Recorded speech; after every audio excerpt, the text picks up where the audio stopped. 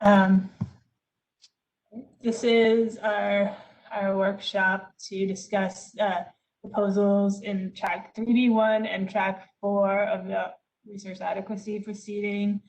No, there's some confusion about the distinction between them. I'll say in my mind, I think of 3B1 and 4 as the same thing, although it's more just a, there was some confusion about things being proposed in 3B that maybe should really have been in 4, so now we have 2, but they're basically everything will be addressed as one. So I don't think you need to worry too much.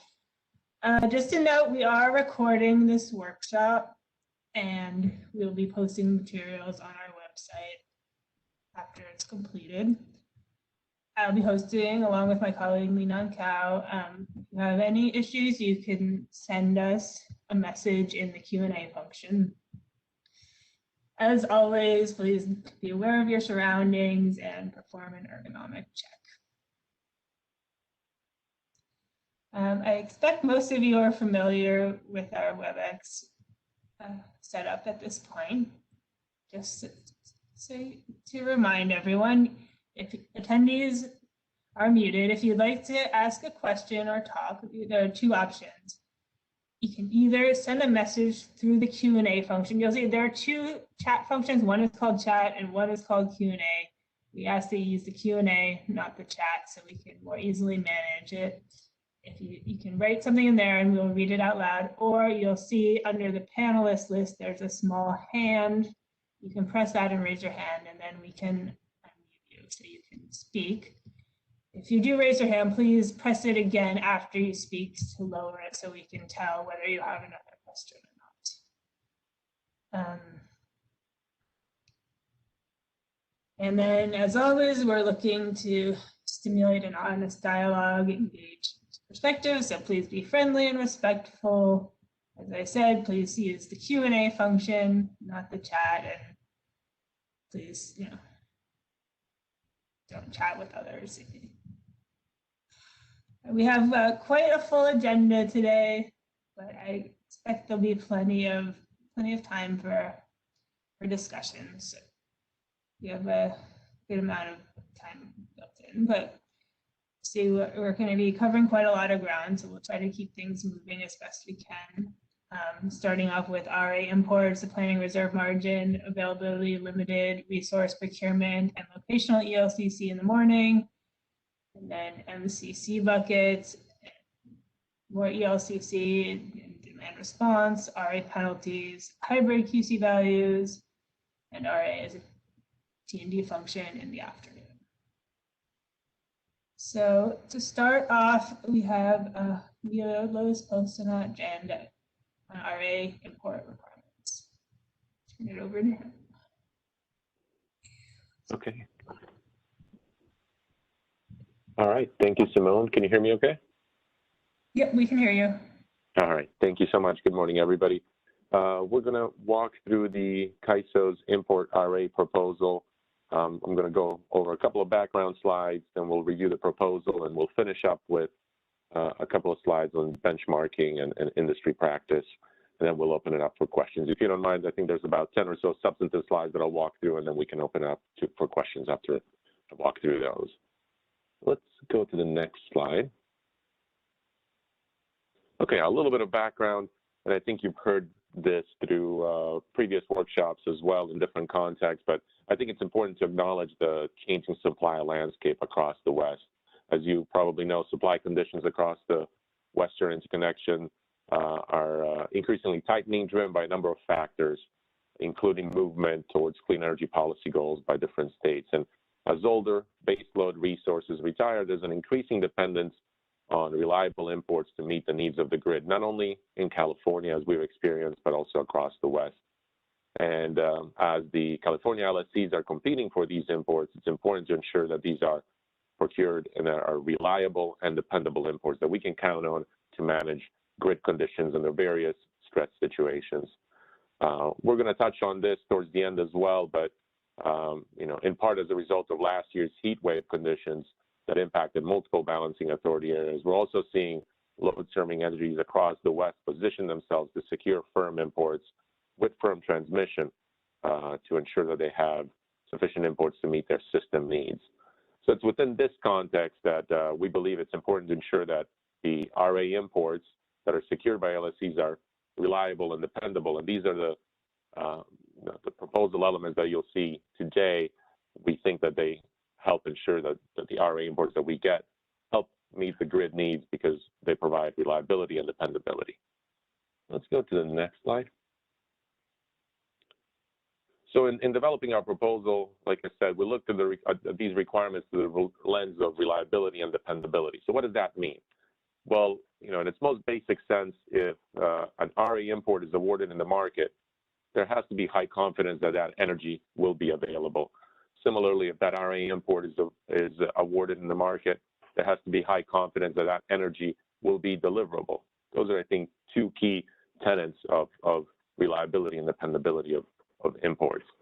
And accordingly, RA import rules that we set should ultimately ensure that these RA imports are not consistent of, do not consist of speculative supply.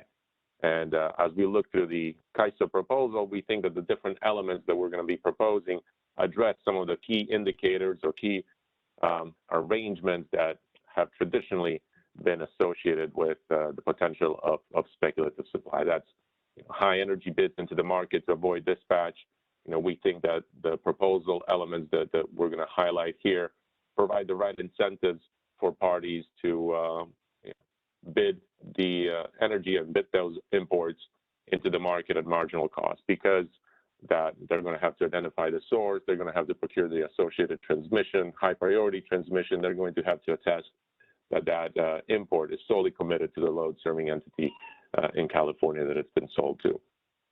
And similarly, to the extent that supply consists of spot market transactions, we think that the elements that we're going to propose or we're proposing address some of the concerns that are associated with speculative supply of spot market purchases, because again, source, we're proposing that RA imports identify the source of the generation and attest that there are different elements, but attest that that supply has not been committed anywhere else and is surplus of any obligations that they may have in the host BA or towards other contracts.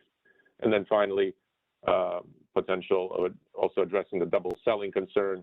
We think that our proposal will also eliminate or should eliminate any imports that are double sold, because again, the source will be identified and there will be an attestation that ensures that that supply has only been committed to the singular California LSC. And so we'll walk through that in the next few slides. Let's get to the next slide, please. One more. Okay, so this is an overview of the proposal. In the next few slides, we'll get into each one of the elements. But at its core, we're proposing a set of minimum quality requirements that RA imports have to meet that we believe ensure that the RA import is reliable and dependable. And it's a consistent set of quality requirements that requires essentially that all LSCs procuring imports meet those same quality requirements. And those minimum requirements are that the RA import must be source and or balancing authority area specific, and we'll talk about on the next slide what that means. That RA import has to meet the certain attestation requirements that ensure that the import is committed to the LSC. It has to be delivered on high priority transmission that ensures deliverability during tight system conditions. And a fourth element that we're introducing here, it's been part of our initiative in the CAISO initiative process, but we wanted to highlight it here as well, looking at availability of imports to ensure that these can be offered into the market on a 24/7 basis consistent with today's requirements. We're also proposing that these minimum requirements for RA imports be effective for the RA year 2023. And as you may know, in our stakeholder initiative, we've pushed out the timeline a little bit to go to the board after the CPUC track 3.B.1 decision on RA imports so that we can better coordinate our processes between the Commission and the California ISO's RA imports or RA enhancements initiative. So we think that these minimum requirements, these are prudent requirements that identify certain qualities that RA imports have to have to provide that reliability and dependability. And we believe that these are consistent with industry practices we'll talk about towards the end. Let's go to the next slide. Okay, so the first element is the source requirement. So we've covered this in our past presentations, but under our proposal, the eligible RA imports will consist of pseudo-tie and dynamically scheduled resources similar to today. And then there will be this new kind of resource, non-dynamic resource-specific RA import that has to meet some of these informational requirements that we've been talking about: source, transmission, and attestation. And those non-dynamic resource-specific RA imports could be individual resources, a specific physical individual resource located in a particular balancing authority area. It could be an aggregation of resources in a single balancing authority area, or it could be a balancing authority area's system resource, a system sale, similar to what I think some of the RA imports consist of today. And by source specification, what do we mean by that? Well, to the extent you have an RA import, you would need to identify the name of the resource and the associated E-tag identifier in the BA where that resource is located, and then would need to identify the source balancing authority area where that resource is located. And this primarily applies to the extent you have an individual resource or an aggregation of multiple resources in a single balancing authority area. But to the extent that the RA import consists of a balancing authority area system resources, we're proposing that you would only be required to identify the source balancing authority area. We recognize that a system sale can consist of a significant amount of generators depending on how that contract is structured, so we wouldn't require that each one necessarily be identified, but the balancing authority area where that system sale is originating from should be identified. And this identification of the source, again, will help us ensure that the supply is known ahead of time and is consistent throughout that showing period. If we look at the scenario where there's a supply shortage across the West and different balancing authority areas, the load serving entities are scrambling for energy, absent identification of the source or the source of the firm energy that has been contracted, suppliers could potentially rely on the supply market here. And there are inherent concerns with relying on the spot market for purchases because in tight supply conditions, it may or may not be there. If it is there, it could be sold to the highest bidder, not necessarily to the California LSC that's procured it under contract. And to the extent it is there on the spot market, we don't know the quality of that energy. For example, if you may have secured it on the spot market, but ultimately when it comes time to delivering in real time, if that ultimate source of that spot market purchase has other commitments, either is part of a reserve sharing program or has committed to providing operating reserves in the host balancing authority area. If that balancing authority area is going through their own supply shortage, they may call upon that supply if it may not be available to the RA import. So it's important to highlight this need for the source ahead of time and that source to be stable throughout the showing period, because when combined with the next element, which is the attestation, it provides that assurance that that supply is going to be available and committed solely to that load serving entity. So let's go to the next slide. Okay, so this is the attestation requirement, and it's I think in the appendix I've copied the proposed attestation language that would go into the CAISO tariff at this stage. You can take a look at that separately, but it's there for you. I'm going to try to summarize it here, but the attestation component is really intended to ensure that the import is committed to the load serving entity in California that's procured it. And under this attestation requirements, there are a number of components, but I'll highlight the key ones, which is that that import has not been committed to any other parties or uses, and it does not depend upon procurement of that import closer to real time, meaning that that import, if it's been procured, for example, under a firm energy contract, it's secured ahead of time. It doesn't depend on procurement on the spot market. that import is surplus of the obligations of that supplier or importer that they may have in the host DA or any other contractual obligations that they may have. Also, that it cannot be interrupted for non-reliability reasons. And the last attestation element is that the transmission arrangements supporting delivery of that import have been secured by the time of the showing. And what we're proposing is that this attestation requirement would need to be met both in the annual showing timeframe as well as the monthly showing timeframe. The only exception is that last element, that transmission arrangements supporting RA import have been secured by the time of the showing. That only has to be met for the monthly showing. We recognize requiring it on the annual timeframe may be challenging and impractical, but when showing it in the monthly timeframe, that RA import that's put on that supply plan, we need to have the confidence that it's deliverable and has the necessary transmission arrangements to support its delivery to the CAISO system.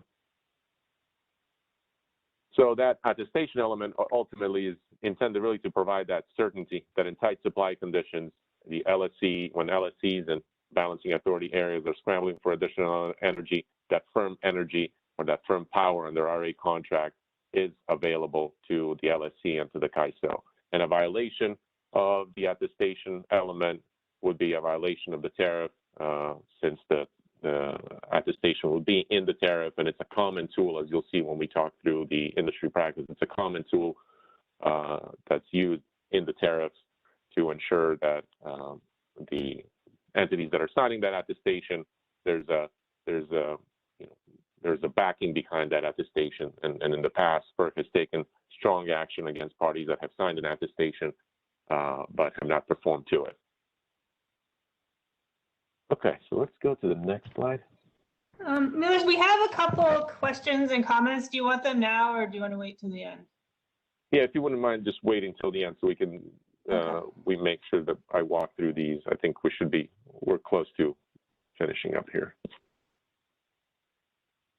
Okay, so this is the third key element of the proposal, is that RA imports have to be delivered on high priority transmission. A firm energy or a firm power contract is only as firm as the transmission that it's being delivered on. You can have a firm power contract, but to the extent that it's delivered on the lowest priority transmission, it can be curtailed by the transmission provider to the extent that any transmission issues on their system.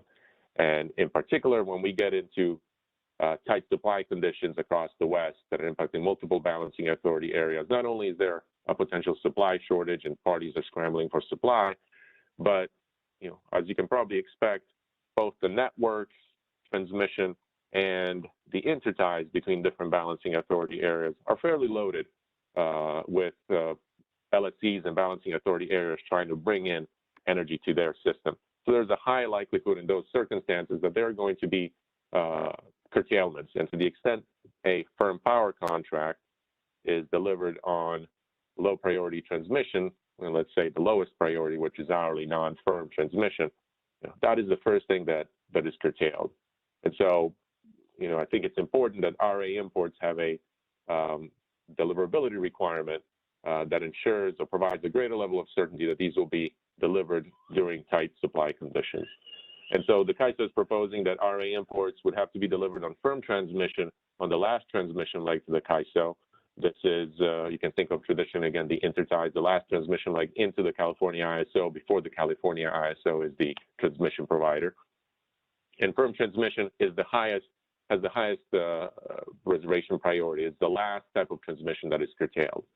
And then on any of the other intervening transmission legs, the CAISO is proposing that the RA import be delivered on firm transmission, conditional firm, or monthly non-firm. This provides a little bit more flexibility to acquire transmission across the different transmission networks, depending on where that resource is coming from. But the priority of these is nevertheless fairly high, that there's a higher level of certainty these will be still deliverable during tight supply conditions and if there's a transmission curtailment event. And as I noted in the attestation section, those transmission arrangements supporting the RA import would have to be in place by the time of the monthly showing in order to meet that attestation requirement. So let's go to the next slide.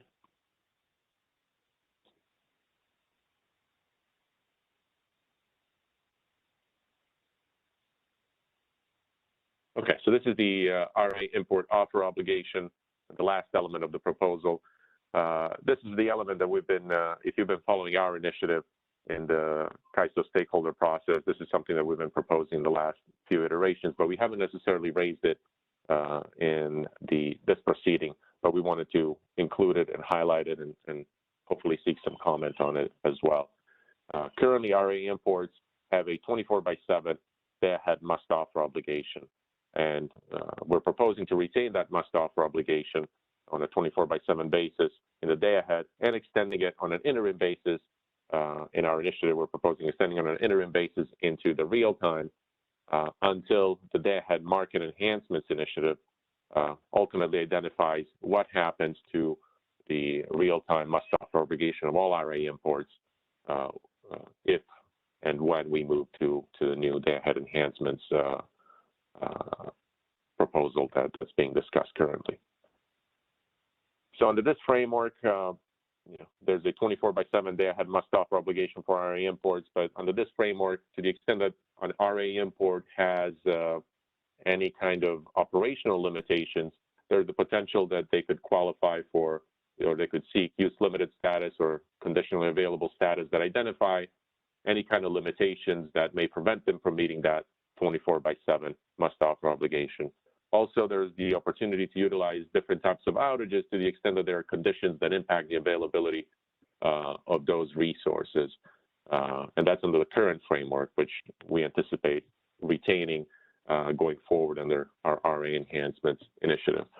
But the one area where there's a concern is that under the Commission's maximum cumulative capacity buckets, MCC buckets, RA imports can be contracted on a 6/16 or lesser availability basis. There are different buckets that indicate different availabilities, but nevertheless, under all those buckets, the imports or the resources that are contracted under those buckets are available during the key timeframes of 4 to 9 p.m. But the concern as well is that under those buckets, resources may not be available on weekends. Some are available on Saturdays. Others don't have to be currently available on the weekends. And in light of last year's events during the heat wave, and particularly over Labor Day weekend, some of these imports may not be available if they're not contracted to cover weekends. They may not be available on Sundays, for example, under today's framework. So our concern is that we're not sure how under these contracting frameworks how those resources could meet that 24/7 day-ahead must-offer obligation that's in place today and that we're proposing in our initiative. That's something I think we want to talk about more and seek stakeholder feedback. But we think that it's critical that RA imports, similar to internal resources, have to have an offer requirement into the market that covers that 24/7 time frame around the clock because of the unpredictable nature of these events of system conditions that could materialize over weekends as well, and could also materialize potentially in late afternoon hours.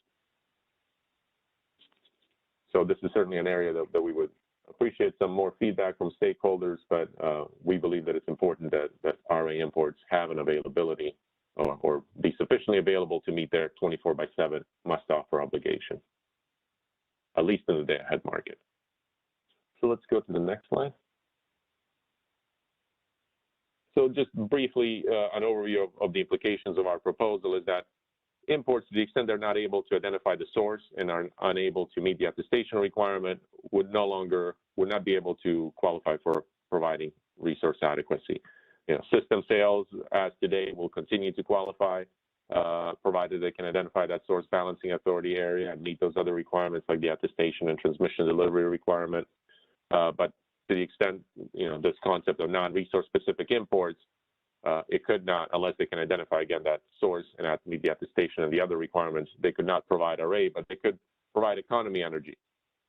Firm energy contracts and other agreements that may be in place today contracting for RA imports, we still believe that they can continue to support procurement of RA imports so long as they can meet these proposed requirements. It may require that some of these contracts be reviewed or additional elements be added to them to ensure that the source can be identified, that there's a transmission delivery requirement, and that the attestation can be met.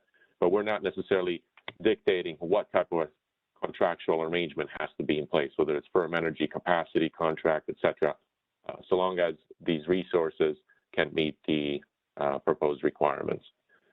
And our proposal also doesn't preclude the Commission imposing or retaining some of their bidding or self-scheduling restrictions that have been recently placed on RA imports. So let's go to the next slide, and I'll go quickly through these. One more. So these next three slides, I'm not going to go into any detail on them. If you can go one more, there you go. We've taken a look at what are the practices of other RTOs and ISOs around the country, and it's fair to say that they have fairly similar requirements to what we're proposing here. In one way or another, whether it's through testing or submission of some offline paperwork, all of them require that import resources identify the source of the generation. It could still be system resources, but to the extent that it's a physical resource, it's an individual resource, that resource be identified as well. All of them also require that the imports be delivered on firm transmission, because that provides that assurance that under different system conditions, that import is going to remain deliverable. And all of them, in one form or another, whether they call it an attestation, certification, or a letter, require that there be a commitment that that import has not been committed to other uses and is solely committed to participation in their capacity market or providing RA to those load-serving entities that they're contracting with. So this is going to remain in the slides, and we'll include it as well in our initiative with citations, but you can take a look at it afterwards if you're interested. Let's go one more slide. And this is looking at the practices under the open access transmission tariffs. This is outside of organized markets, but there are different ways of serving load. The most common way under that OAT framework of serving load is by designating network load that's going to be served by Network Integration Transmission Service, or NIT service. And under that framework, to the extent these load serving entities, including the transmission providers serving their own native load, they have to have sufficient designated resources to serve forecasted load. And to the extent that they're designating an off-system resource, which would be an import, to serve load, there are certain requirements of the FERC pro forma tariff requires that you identify the source balancing authority area, that you identify the transmission arrangements to the border of that balancing authority area, which has to be on firm or conditional firm transmission, and that there's also an attestation component that import or that off-system resource hasn't been sold to any other third parties. This is the pro forma tariff. Western balancing authority areas generally adopt the pro forma tariff. There may be some tweaks from transmission provider to transmission provider, but they retain substantially similar requirements in their tariff for the designation of off-system resources, which again is the most common way of serving network load or native load. And let's go one more slide, which is the last substantive slide here, just to give you a sense of what we're seeing across the West, particularly as a result of last year's conditions that again affected multiple balancing authority areas during the heat wave, which were scrambling to acquire additional import energy. We're seeing a greater emphasis looking at some of the requests for proposal from LSCs across the West that are now imposing some higher import requirements for their import resources, including procurement of firm energy with firm transmission across the applicable transmission systems and firm energy from an identified resource or set of resources. And the other interesting nuance is that, at least the RFPs that we've looked at, they're limiting the sources that they cannot come from California. So this is some of the landscape that we're seeing in the West and across the industry. I think it's fair to say that the requirements are fairly similar to what the CAISO is proposing, but also we're seeing movement across the West to secure some of these higher quality imports as they prepare for next summer and the future. So I think that's the last slide. The next couple of slides are just appendices if you want to take a look at that, but let's pause for questions. All right, thanks, Milos. Let's start off with Eric Little. You're unmuted, Eric. Thank you. Hey, Milos, it's Eric Little. Appreciate the presentation and certainly appreciate that you guys are now proposing to not implement this until 2023. That said, I think there's still an awful lot to work on this one. And I think it would be, since this is in the track 4 proceeding or 3B1 with a decision scheduled for the middle of next year, I think it's premature to do that. So let me kind of explain the way I'm seeing this and why. There is a lot going on about imports right now throughout WEC. As you're well aware, the ISO made a proposal about the priority of wheel-throughs that has received a lot of concerns from a lot of different entities who were trying to buy resources to satisfy their own needs. We also have very different systems here where most of the West does indeed have firm transmission rights as to where the ISO only allows transmission to be allocated by its market. There is no such thing as a firm transmission right with the exception of ETCs and TORs, and there are no new ones of those. I'd also note that from a West-wide integration standpoint, that there are efforts already going on in that. It's within the scope of the IEPR.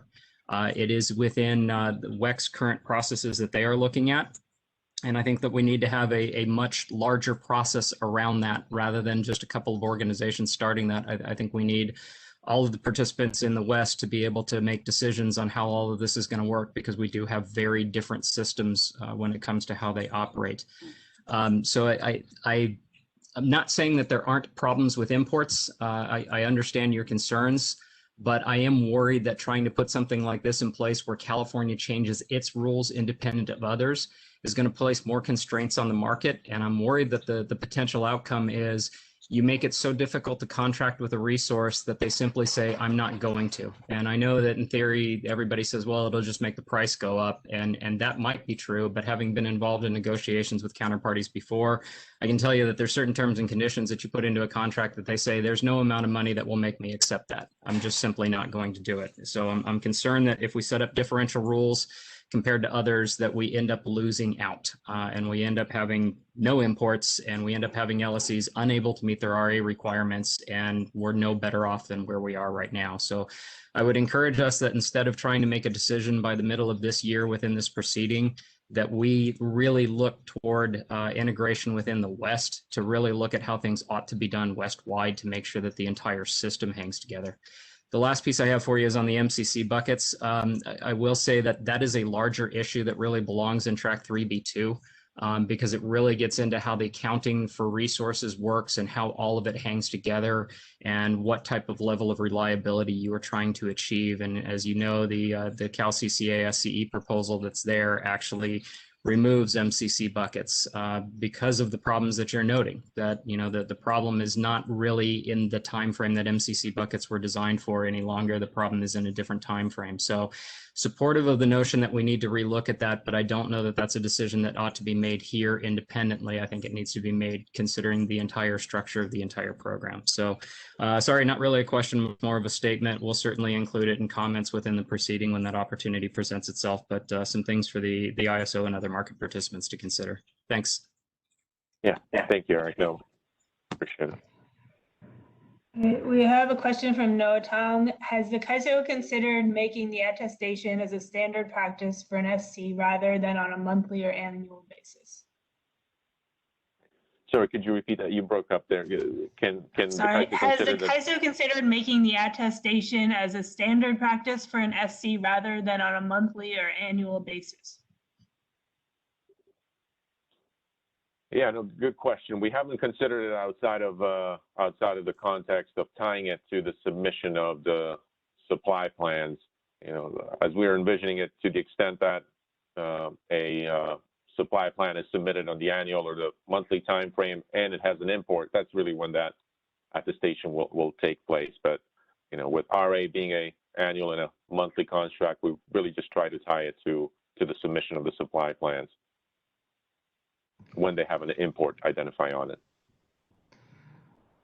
He also is asking, to the extent that CAISO adopts the same rules as part of the tariff, is there a specific rule for the commission to adopt that would not be in the tariff? Can you repeat that one more time? Sorry. He may have to clarify, but to the extent that CAISO adopts the same rules as part of the tariff, is there a specific rule for the commission to adopt that would not be in the tariff? Well, so what I think we're asking for is that the contracts that the LSCs execute with the counterparties, the commission jurisdictional LSCs execute with the counterparties, require the source identification, require the transmission delivery requirement, and not necessarily that those include the proposed attestation language, but it could be a general statement that the supply that's being contracted can meet the tariff attestation requirements that are imposed on imports. So, if I understood the question right, I don't think we're expecting that the attestation language will necessarily be something that the commission require be part of the contract, but the simpler way could be that they ensure that the contracts can meet the tariff laid out requirements for RA imports, including that attestation that's going to be laid out in our tariff. And but if I didn't understand the question correctly, you can open it up. Simone, can you hear me? Yeah, we can hear you. Okay, thank you. If I understood the question, maybe a little differently, I think that the PUC rules and our RA import rules can coexist with minor change. I think the minor change is more around the non-resource specific, where we're requiring an attestation, and BA specific. But if I understand the question, I think that given that sort of separation between the PUC and ISO rules, I think that PUC can still impose, energy requirements that it has for its LSCs, things like that, that don't have to be in the ISO tariff. But the PUC may want to have these stricter requirements. And I think that that's something that can coexist and doesn't have to be in the tariff, the ISO tariff specifically. Hey, this is Michelle Keto. I have a couple of questions. Will CPMs have to have firm transmission if they're imports? Yes. Okay. Just one question. Milos, you talked about, or actually a couple of questions. You talked about imports having incentives to bid marginal cost. And if they bid marginal cost and they get to the border because you want it to be reliable,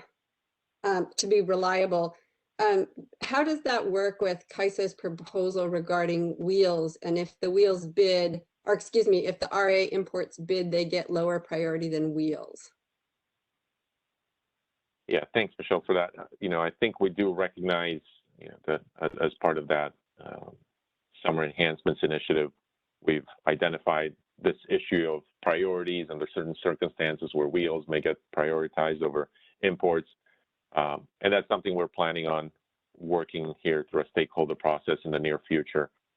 We're getting geared up to look at this issue here in the coming weeks through a stakeholder process. But, I think we see these, a little bit as separate issues in that what we're proposing here is a specific set of qualities and that make RA imports reliable and dependable. And then that's separate from the question of how does the market, taking into account the different bids of wheels and imports, economic imports, RA imports, and other uses of the system, how does it prioritize essentially awarding those? We do recognize both are important. If we want RA to be dependable, it has to be deliverable, right? So if you don't prioritize it, then it's not dependable nor deliverable. And Michelle, that's I think what Milos is saying is why we're going to take up this effort this year to address the priority relative to RA imports and try to make that a more rational policy so that they can coexist. But we don't know the outcome of that, right? That would have to, I mean. Yeah, we don't, but we understand the fundamental nature of the problem and concern, because we're rightly concerned about it as well. Okay, thank you. Okay, let's go to Justin Pano. You've been unmuted. Hi. To what extent are the benchmarks that CAISO uses are implemented by, say, those Eastern ISOs are a result of getting day-ahead priority rather than those ISOs dismissing firm LD contracts as inadequate? In fact, firm the most are to the most extent inapplicable. Sorry, I think you're Yeah, breaking you're up. fading in and out. Oh, sorry. So I said, to what extent are the benchmarks that CAISO uses are implemented by, say, those Eastern ISOs as a result of getting day-ahead priority rather than those ISOs dismissing firm LD contracts as inadequate? You know, I guess to the most extent, those firm LD and WSPP Schedule C firm contracts are almost inapplicable in those regions. Yeah, I'm not sure I understood exactly the question, but I think one of the things that we looked at when we and we looked at their practices as well and spoke to not necessarily all of them, but a few of them is they still nevertheless for participation in their capacity markets, for example, they have long lead times in order to enable you to participate in that capacity market. It's not necessarily something that you can jump in from one day to the next, and through those processes and that have long lead times, they require that you specify the source ultimately of the resource that's going to be participating in that capacity market, that you commit that you're going to have the firm transmission to support the participation of that resource in that capacity market, and that you either sign an attestation, a letter, or certify that the import hasn't been committed to anybody else outside of that capacity market. So, it's not something that they submit, the day before, based on the nature of the contract that they might have executed the day or the hour before, but it's got long lead times. In order to enable their participation in those capacity markets, they have to meet those requirements ahead of time. Okay. So I apologize if I didn't understand the question. Yeah, I mean, I think, what I'm trying to say is that I think they may have implemented those requirements because they're trying to get a day-ahead priority in an organized market. So, for example, on your slide 19, where you say, similar BAs require similar arrangements to the ones we're discussing or requirements that you're discussing. In fact, we our company uses firm LD contracts to designate network resource, and it is allowed by the balancing control areas up in the Northwest without having to specify the transmission legs, the firmness of the transmission legs. So that it's just a nuance that I wanted to point out. I'm wondering if those benchmarks were unfair to point out, because there might have been a different reason for it. Well, whether you're talking about your contract having a liquidated damages provision, but He's saying, Milos, LD contracts aren't allowed under the PUC to serve as RA imports. So that's talking about LD contracts in the context of RA is sort of non sequitur.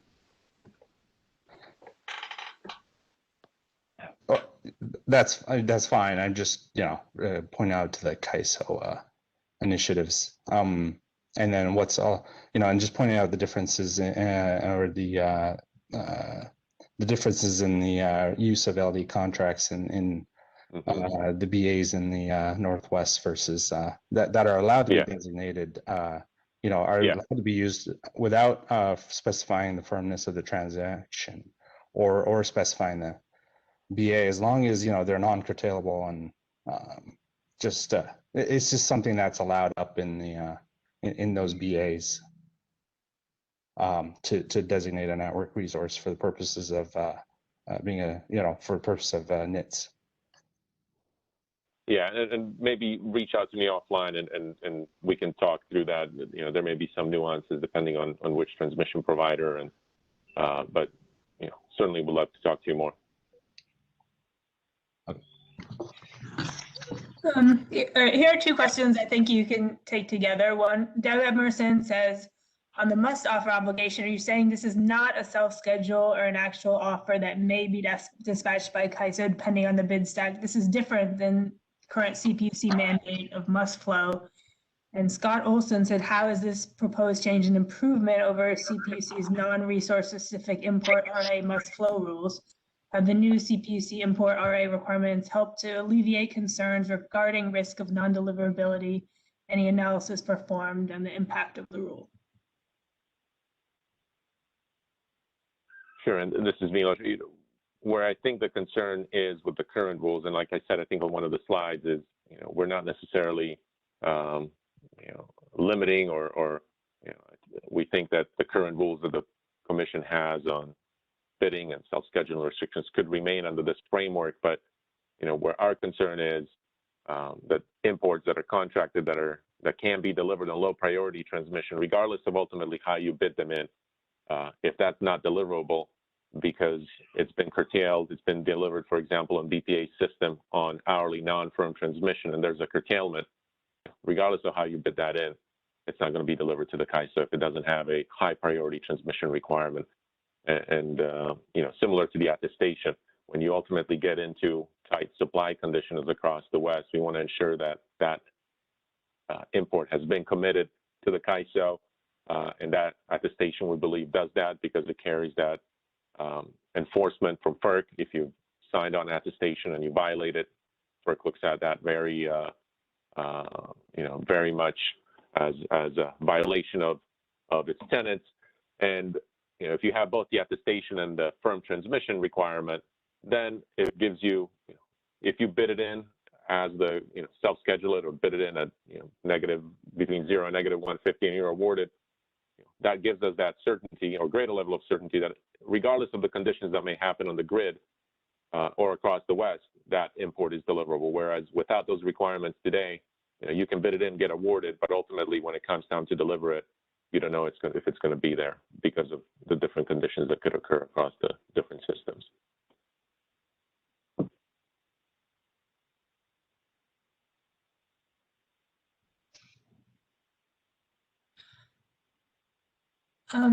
We have a question a little bit more for Michelle, I think.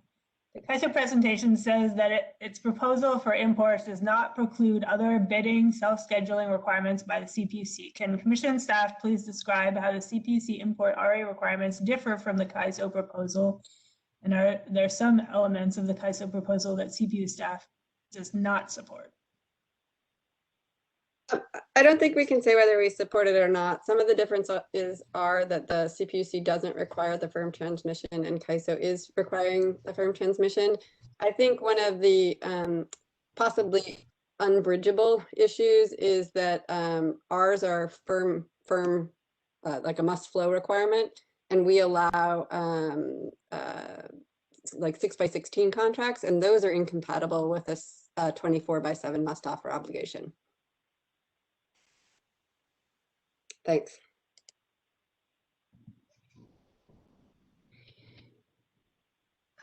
How are CAISO and the CPUC thinking about the trade-off that is the requirements for showing RA imports become more stringent, the amount of imports shown for RA will go down, and then the share of imports under contractual obligations will, I guess, also go down?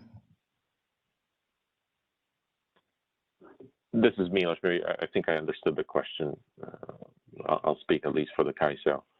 I don't know that that's necessarily true that the amount of imports will go down. Like I said, we've, across the West, there's this common concept of imposing certain requirements for designations and procurement of off-system resources, but we're also seeing RFPs around the West impose similar requirements on resources. But ultimately, we think that if imports can meet the requirements that the CAISO is proposing, the firm transmission and the attestation, as well as the source identification in particular, we think that is going to give us a more reliable and dependable product that we know, or we have a greater level of certainty that it's going to be available during tough tight supply conditions across the West, where transmission may be constrained, entities are scrambling for energy, knowing that import is committed to the CAISO, knowing that it's deliverable on high priority transmission, gives us that greater level of confidence it's going to be available to us and that we can manage those grid conditions and we can expect the imports to actually come through. To the extent that, Go ahead. Sorry. I think that, you know, we can't just make a blanket statement and say that, you know, imports are going to dry up. There's no proof of that. Just as saying that, and what we're concerned about is sort of the opposite, that there's sort of a gold rush now to lock up any excess capacity in the West. We're seeing that in these RFPs with firm transmission and ensuring that this capacity is excess and surplus. And so if we don't do this, then I'm concerned that our RA imports will dry up because others will have possession of them. I'd like to address this. This is Michelle from the CPUC Energy Division.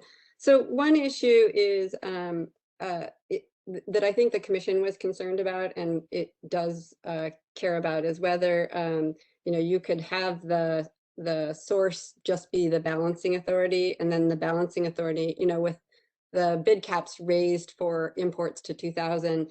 That you could have the source BA sort of bidding themselves out of an obligation. So I think the Commission is concerned about whether this type of product will provide the sort of reliability that we expect. And, you know, I would note that it's true that people are buying up contracts, firm import contracts throughout the West, but I would note that those aren't necessarily capacity contracts. And I think in most cases that I've seen, they're actually firm energy contracts. And so that is, you know, this is something that we're going to have to struggle with. And I think the Commission is concerned about ensuring that the imports deliver. And you know, I think people have different views about which way is the best way to ensure that the energy shows up. So I'll just say that. Thanks. Yeah, thanks, Michelle. And I totally agree. And I think that's what gives me greater pause, is that these are energy contracts. There's only so much energy in the system. Because all capacity ultimately translates to energy. And so it's not like we have capacity without energy. It's the energy we're ultimately concerned about. And if people are locking that up, then we should be very concerned.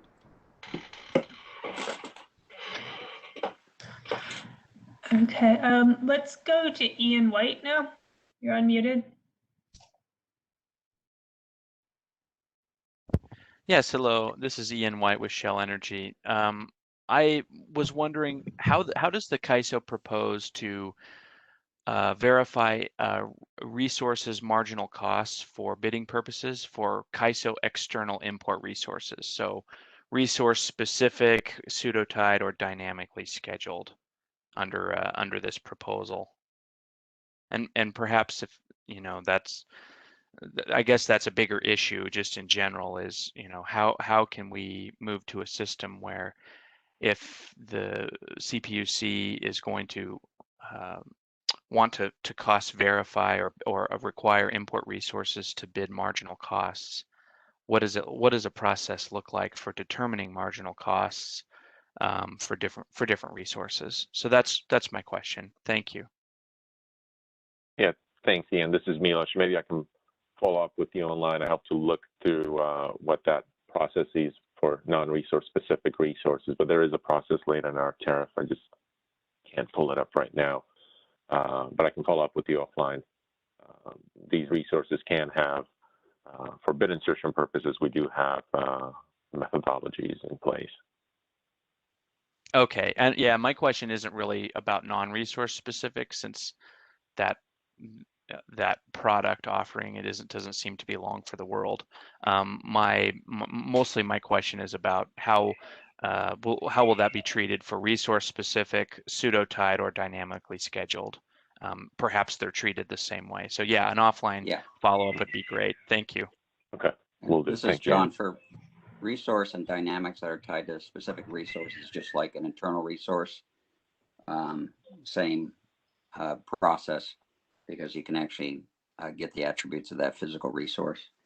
The non-resource specific, I would just say that I wouldn't say it's not long for the world. It's just saying that we're going to have an attestation that there's excess or surplus capacity behind that, because we can still allow for system offtake or slice the system. So that's still going to be possible. And I think that's where Milos is saying there is a process to determine those values. And we use those for bid insertion for those non-resource specific, and we would continue to use those for like system resources. Yeah, Ian, and I can follow up with you offline. I think there's a price taker approach, there's an LMP-based approach, and a negotiated price option that we can walk you through. Okay, yeah, that's great. Thank you so much.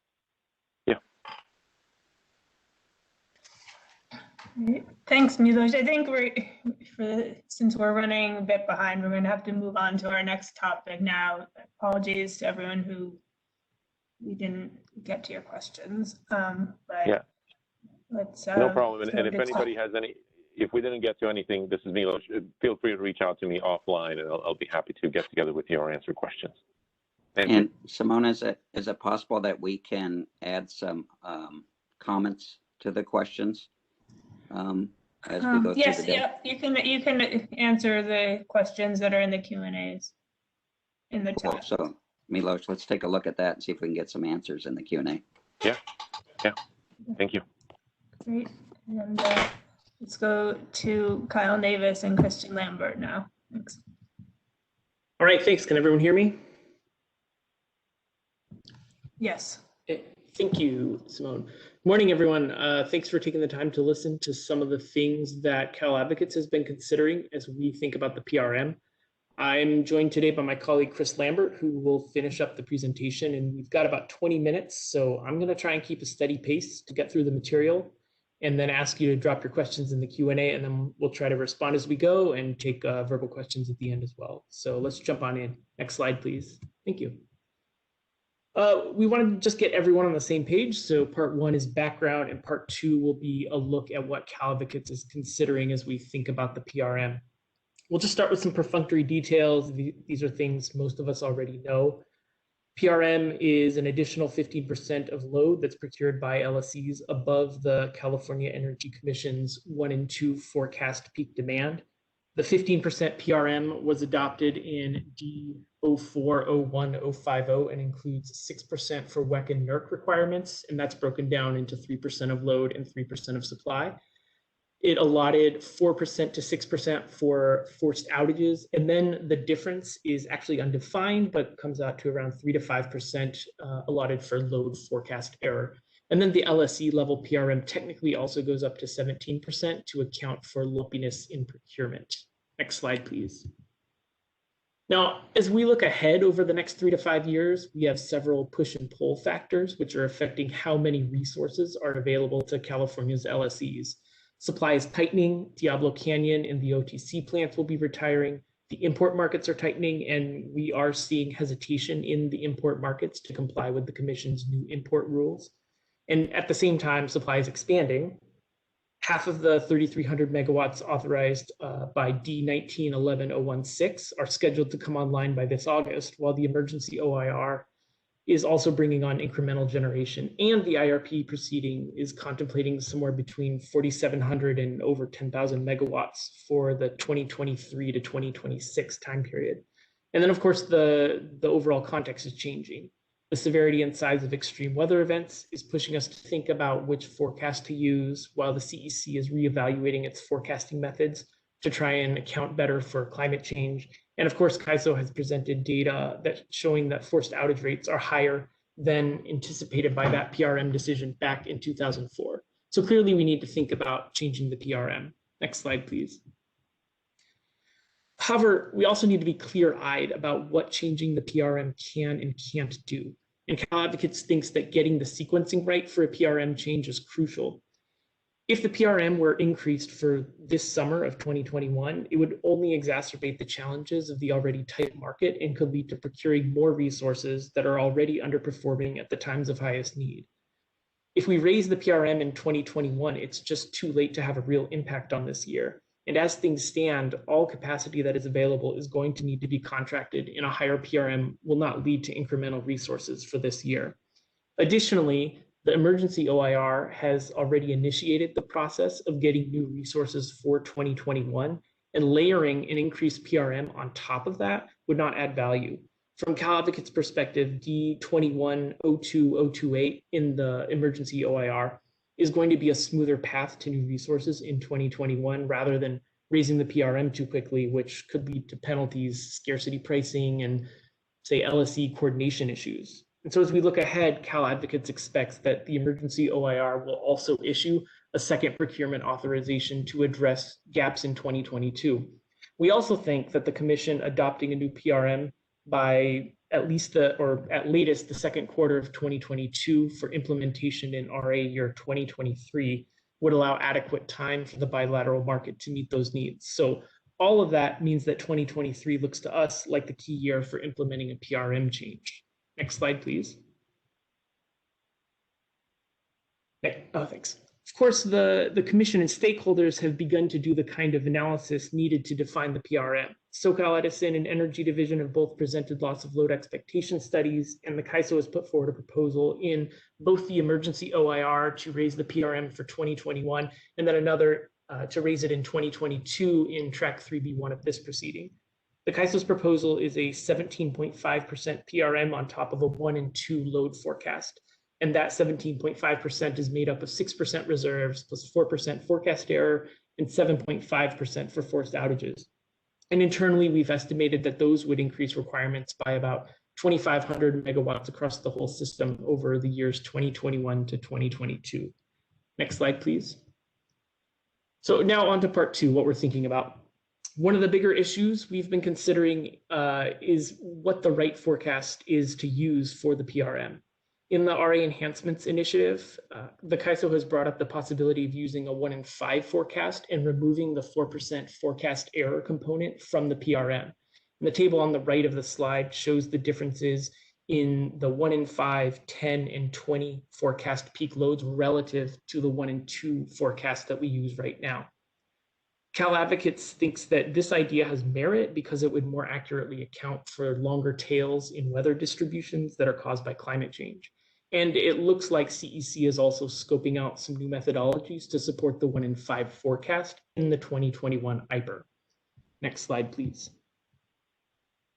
And as we think about adjusting the PRM, we've been prioritizing a 1 in 5 forecast with a 13% PRM, which would consist of 6% for reserves and 7% for forced outages based on the data that CAISO has presented.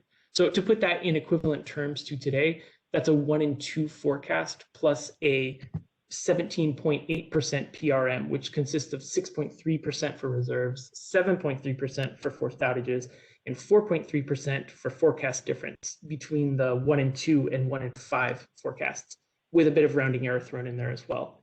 The additional, I just note the additional 3/10 in the 1 in 2 forecast PRM components are a result of using a lower denominator in the 1 in 2 forecast compared to the 1 in 5. And then we would also want to bring this PRM into alignment with the IRP procurement that was envisioned by the IRP ruling from this week. Next slide, please. So this slide shows what Cal Advocates thinks would be a good timeline for phasing in a new PRM. Essentially, 2021 and 2022 would have no change to the existing 15% PRM because the emergency OIR is already authorizing adequate incremental resource procurement that should push the contracted RA fleet above 15% by 2022. Now, one small caveat on 2022. If procurement authorized by R 2011-003 is allowed to count, so the emergency OIR, if that procurement is allowed to count towards an LSE's RA obligations, in that case, Cal Advocates would consider a first stepwise increase to the PRM beginning in 2022 to ensure adequate capacity, but we're not right now. Moving on to 2023, the phase-in of a higher PRM would begin. The PRM would increase by some transitional margin. Here we're suggesting 16.5% towards its permanent level that would exceed the procurement authorized in the emergency OIR. And then by 2024, the RA program would switch to a 1 in 5 forecast peak plus a 13% PRM, which again is equivalent to today's 1 in 2 forecast plus a 17.8% PRM. And we acknowledge that 2024 would be the heaviest lift year, considering especially the retirements of the OTC units. Next slide, please. This table here lines up our considerations with the CAISO's proposals. Again, Cal Advocate's idea is to maintain the current PRM through this year and next, relying on the procurement that's already been ordered or will be ordered in the emergency OIR to increase capacity rather than using a PRM to do that. 2023 is the year where things diverge significantly. The CAISO has proposed switching to a 1 in 5 forecast as well as implementing unforced capacity or UCAP counting beginning in 2023, which would remove forced outages from the PRM. So while this would look initially like a 6% PRM for reserves only, the way that UCAP counts resources would end up implying a PRM that we've estimated internally to be about 23.5% on top of a 1 in 2 forecast. So this slide is just trying to get a sense of how these compare. Next slide, please. So there's 3 other items that Cal Advocates has been considering as we think around the PRM. I'm going to do one, and then Chris is going to step in and do the next 2. First, the CAISO has also proposed a net load peak requirement in track 3B1 and the emergency OIR, roughly for around 8 p.m. Now, under that construct, solar would not count towards the net load peak requirement, but the gross load peak requirement should still include all resources. This approach would then need to reevaluate solar RA for gross load peak because ELCC at the moment creates RA value to account for solar's 24-hour contribution. Cal Advocates thinks this approach has merit, although it would require more feasibility studies to flesh out. And now I'm going to turn the presentation over to Chris to discuss our last couple thoughts. Thanks, Kyle, and thank you everyone for letting me join you for a break from the IRP world where I live. I just have 2 additional complementary suggestions, and again, these aren't really proposals, it's sort of what we're thinking through at Cal Advocates. So the slide here about derating thermal resources, I want to provide just a little background, which is, as Kyle explained, the current PRM starts with the 1 in 2 forecast and then has somewhere in the range of 3 to 5% in its allowance for load above that forecast. So in effect, it is capturing basically the 1 in 5. And then the question would be, okay, well, how does that PRM allow for potentially even higher load above the 1 in 5? And the answer is that we're leaning on forced outages to be lower than the allowance in the PRM on those days when load is highest. That's what makes the PRM effective right now. The status quo is that the structure, particularly penalties for lack of RA availability, is what we're relying on to create a distance in the correlation between the part of the PRM that is supposed to provide for forced outages and the part that is supposed to provide for load above forecast. What we are thinking with this additional idea is that there is actually part of that forced outage allowance, which is highly correlated with days when we can expect load to be above the forecast. And that's the portion that's due to ambient temperature derating. We also think our idea here may be, seen as part of this pattern where the RA ecosystem has looked to imports into hydro and through ELCC adjustments to solar and wind as well, in terms of tightening down some of the RA conventions. If you were to look at the final root cause analysis on the days when we had outages last August, ambient temperature derating was a significant part, and we think on those days it was actually between 1.5% to 2% of the effective PRM that was needed those days. So this is quite significant. What we're thinking is that the PRM need not provide for ambient derating outages, and instead those should be addressed through the other RA conventions. Perhaps it could be an adjustment to thermal resource NQCs, perhaps it could be requirements for when and how PMAX testing is accomplished. We're still working on some of those details.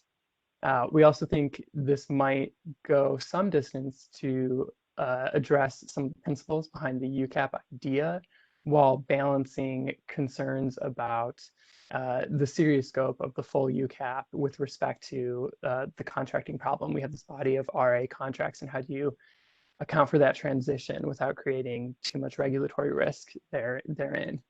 Next slide, please. And as a final note, and I think there is a question about this, we did want to acknowledge in that IRP ruling that came out this Monday, there is a PRM for IRP planning purposes that the Energy Division staff on that case are recommending at 20.7%. So here, we're just going to lay out how Cal Advocates is thinking about that. And to clarify for everyone, up until this ruling, what the IRP has had instead is a 15% PRM that constrains its capacity expansion model to bring resources online sufficient to allow for the RA PRM and the system RA obligation. In addition, there was a reliability calibration, which is the phrase you would find in the IRP modeling. And that is an additional 2 gigawatts of resources that the IRP found to be needed above and beyond the 15% PRM to meet the LOLE target of 0.1. LOLE is loss of load expectation. So that's the annual incident of outages, and 0.1 corresponds to 1 in 10 years, essentially. So when we see this 20.7% PRM in the IRP ruling, we read that as effectively 16.5% to allow resources for the RA PRM. And that's the initial 15% plus Energy Division staff recommend adding 1.5% for the reserves, because the IRP actually initially assumed only 4.5% instead of 6. And then the remainder of this IRP PRM is 4.2%, and that's the 2 gigawatts that are needed above and beyond the RA PRM to reach that LOLE target, and that's primarily associated with the latter half of this decade. The original planning years for that 2 gigawatts were 2026 and 2030. So this is not an immediate future where we have those 2 gigawatts. It's only because the IRP window has now moved into the middle of the 2020s. We spent a lot of time trying to figure out, okay, what in the portfolio changes is driving this 2 gigawatts. I acknowledge, there are a bunch of hypotheses floating around. Our working hypothesis, and we're putting this forward today because it is the one that drives potentially a need for more capacity, is that what we're seeing is by the middle of the decade, the penetration of storage in particular becomes so high that on certain days, we are potentially going to have trouble ensuring that that storage is charged. The capacity expansion model resolve, it does not have a constraint that really captures this. It is constrained to meet the RA PRM. It is constrained for GHG emissions, for RPS. So we do suspect this is at least a sizable portion of what's going on with that need for 2 gigawatts. If we're right about that, what we want parties to be thinking about is that really the same capacity product as system RA, which is basically how it is modeled in the IRP right now. And this is a concern because in much the same way that parties are turning our attention in the RA proceeding to the net peak, which by definition would not include solar, we would have sort of the inverse problem with this 2 gigawatts of extra capacity that's needed. It's basically, if this is needed to charge storage, then solar is potentially valuable for that capacity. But if you model it as an additional PRM need in the IRP, you might actually produce a build out of additional storage to charge the storage that you're already building out. So we think that's actually a worrisome conflation of 2 distinct capacity products, the system RA and what we might think of as resources needed for minimum state of charge requirements. We do see this primarily as an IRP issue because it is a basic question of bringing resources online, but it is going to work its way into the RA proceeding. And I'll just end by noting, I think our concerns here have been echoed in the way the CAISO is turning towards minimum state of charge recommendations. We do expect, based on what the CAISO has been saying in the RA Enhancements Initiative and in the Summer Readiness Initiative, that we'll have an interim minimum state of charge proposal for 2021 and 2022, followed by a more robust stakeholder initiative that will provide for future years. And with that, I think we can turn to questions. Thanks. Let's start with Matt Barmack. No, not. Can you hear me? Yes. Okay, thanks. Yeah, I just had a couple of questions. So the studies that you cite are, I think they're annual LOE studies. And I'm just wondering whether you think if we keep a monthly RA program, whether the planning reserve margin should be the same in every month. That's one question. I have a few more. I can just rattle them off first, maybe. Yeah, why don't I just do that? That's fine. Okay, the other thing I was wondering is, and I'm sorry, I'm not familiar with all your 3B2 advocacy, but it seems like there's some pretty significant structural changes to RA that are being contemplated that might either obviate the need for a planning reserve margin or require sort of a planning reserve margin calculated in a different way. And I'm just wondering whether you're, sort of the schedule that you sketched out, ultimately depends on what proposal is adopted in 3B2. And then, just, sort of related to the final point that you made about why some of the IRP modeling seems to identify this capacity hole in the back half of the decade. I'm just, related to your conjecture about storage, I'm just wondering whether that's something that could be addressed by applying ELCC to storage, because I think even, that analysis exists. The analysis that Astrape did in IRP shows that, that at a certain saturation, 4-hour storage isn't providing 100% of its nameplate capacity it's not providing that reliability. And so, that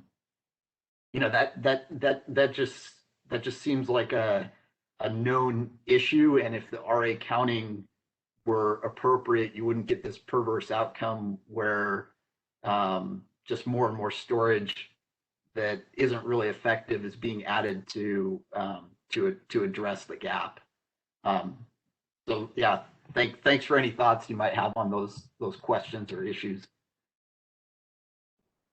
I can say that we've certainly read the ASTRP report with interest. There may be some misalignment in the way the IRP has handled this. That's certainly exactly why we put this slide up. I would add, maybe it really is to us a concern in the second half of the decade. And I think that's important because we have been seeing a lot of co-located and hybrid storage coming online and a bit less standalone storage, whereas the IRP doesn't really make that distinction in the modeling. And so, there is maybe some overstatement, or maybe it's a question of timing in the years in which we see this problem from the modeling. And that's because when you have the co-location, you have the hybridity, you have a little bit more certainty about what that charging profile is going to look like for those storage resources. And that's driven by the tax credits, right? With respect to the RA question about our advocacy to date, Kyle, do you have anything to add to that? Yeah, a couple things. I think, well, just to address your questions in order, the first one about citing annual loss of load expectation studies and should we keep a monthly RA program? I think that that's a really good question and indicates the degree of analysis that we're going to need to have in order to define the PRM. Which is why we think it's important to put a good amount of study into it. Because you're right that there are different implications of the loss of load expectation studies. There are ways to change the PRM risk and allocate it differently at different seasons or times of the year. And those are things that ought to be considered as we go through that. In terms of the Trek 3B2 issues, we haven't thought through how that would interact with each of the possible outcomes, in large part because they're so divergent. And so I think that that's a good question and an open one that once there's a little more clarity as to which direction it seems like that track is heading, would make more sense to then revisit the PRM idea and get that settled. And then, Yeah. actually, could I go ahead and address some of the questions in the chat preemptively? I'm just going to go ahead and do that to save Simone the effort. Peter Griffiths asks, to what degree has Public Advocate's Office proposal taken into account changes in resource counting to meet RA requirements? I think we'd say we have not yet taken those changes in resource counting into account yet, but we don't believe that the PRM should be adjusted with respect to RA counting unless forced outage counting goes into the resource counting. So that's one question. Another comes from Mark Specht. Would the 1 in 5 forecast still be developed using historical data, or would this forecast actually incorporate anticipated changes in weather due to climate change? I think we'd say that the 1 in 5 forecast would use the California Energy Commission's IPER data, which is subject to their ultimate design. And then let me jump in on that. So Mark, if you look at the 2020 IPER update, I think it's volume 3, the materials came out on January 29th, I believe, and the CEC's phrasing for how they incorporate climate change, they use the word robustly with respect to the 1 and 2 forecast and say they're really going to be focusing on improvements for the 1 in 5 and higher forecasts moving forward. We obviously continue to think it makes sense for the sister agencies to continue using the same load forecast bases. So that would be the IPER moving forward. But I do think we have optimism that future IPERs will show more climate change modeling or methodological improvements.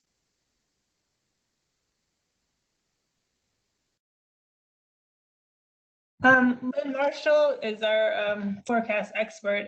Says she can make some clarifications on the 1 in 5. Hi, Simone. Can you hear me? Yep. Okay, yes. So currently we incorporate climate change effects in our hourly 1 and 2 forecast by we're using downscaled climate change scenarios, and we capture the effect of climate change on average heating and cooling degree days, but we haven't really modeled the effect on the distribution. So for this next cycle, we're going to work with our research division on the climate change temperature scenarios to better incorporate that. And I would just note, currently our 1 in 5 is only an annual peak, so it's not something that's available now for the RA monthly construct. But as we develop both more of an hourly area forecast and developing a full distribution, we could potentially produce 1 in 5 for all months, but it's not something we've done before.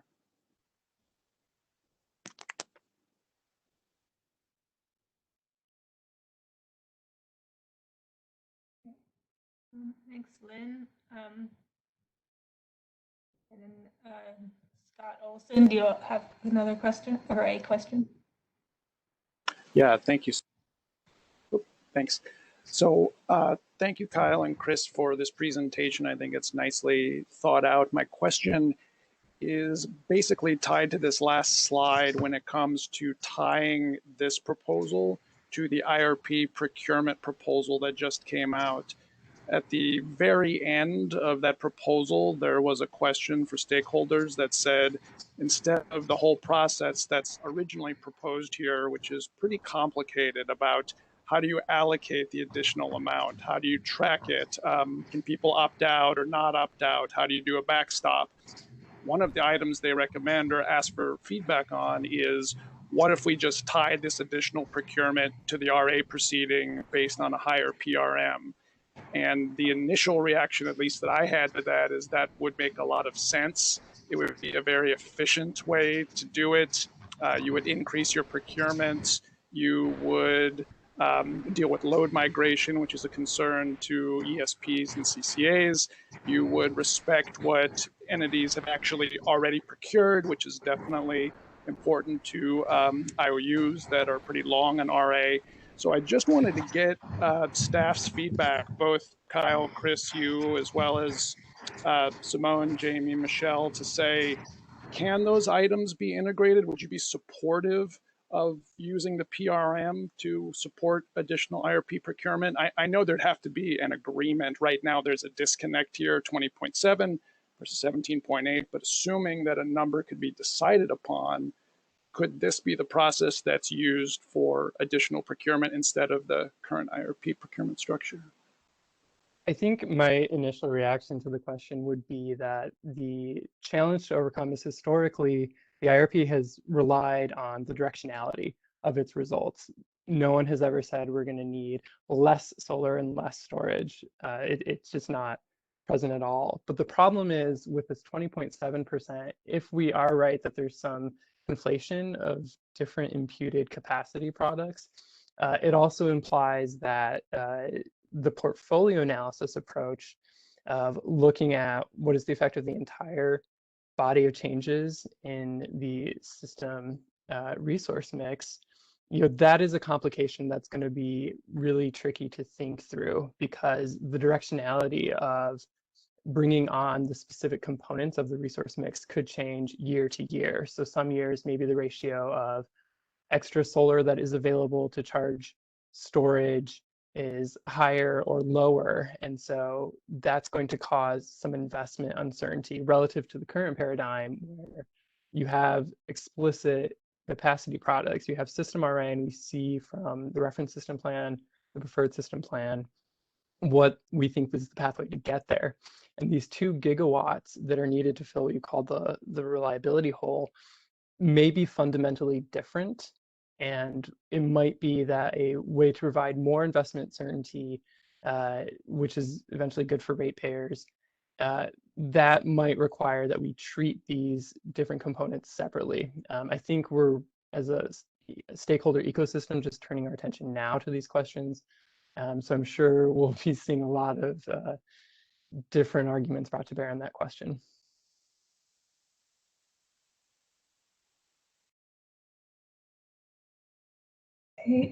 Thank you, Chris and Kyle. I think we're going to have to move on to our next topic now since we're running a bit behind. Maybe if there are any other questions, you can answer them in the chat. And let's turn to Catalin Mixa now. Good morning, everybody. Thank you very much. I'm going to try to make some time, since most of us have seen this presentation at that November 23rd workshop. Next slide, please.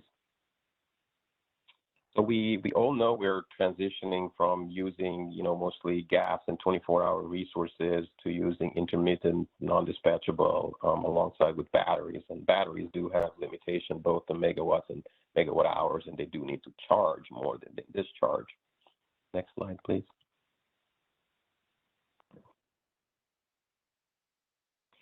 So basically, we still need to maintain reliability 24 hours a day, even though the generation resource mix is changing.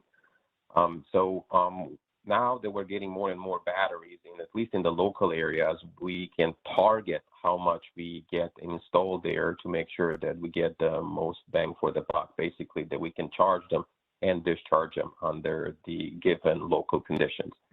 Next slide, please. So the battery storage, the majority of the interest we have today is in 4-hour batteries, and that has to tie with the CPUC accounting rules, but they're mixed expectations. We would like to maximize local and system RA value. On the same time, we'd like to minimize the ISO backstop cost. In the interest of, showing you more information, we are using now a maximum 4-hour limit. I'll talk about it later what that is. It's just basically the idea here is that what can you replace on a 1-for-1 megawatt basis from the existing base loaded resources in that area? That's all that is. Next slide, please. So here are some of our assumptions when we do those battery charts. I'm not going to go through all of them. What you really need to remember is that when we charge these batteries, we are using for any given load shape of that local area in Siberia, we're using the remaining transmission piece to charge those batteries, plus the resources in that local area that are required to meet the LCR. including hydro resources. We assume they're all available and work 24 hours a day to meet load and charge batteries in the off-peak conditions, under contingency conditions. So this graph, it's okay. Can go to the next one. This graph basically represents the new kind of charging graphs you're going to see in our LCR reports. We do have the maximum here that we can actually charge 448 megawatts and 33,248 megawatt hours. This is the maximum that we can charge of batteries for this particular local area or sub area. The 4-hour maximum is 200. What that means is that in order to replace existing resources 1 for 1, we can only use 200 megawatts. If you install more than 200 megawatts, we need more batteries installed that you can get rid of units in that local area. That's all it means. Can we install more than that 4-hour? Yes, we can install more. We can actually use 448 maximum for this local area. Next slide, please. So here I just want to draw that attention to you is that, basically, don't be scared about the four-hour numbers. The 4-hour numbers is just how much a battery can replace 1 for 1 megawatt basis. We can have more than that amount installed in that local area. That's no problem.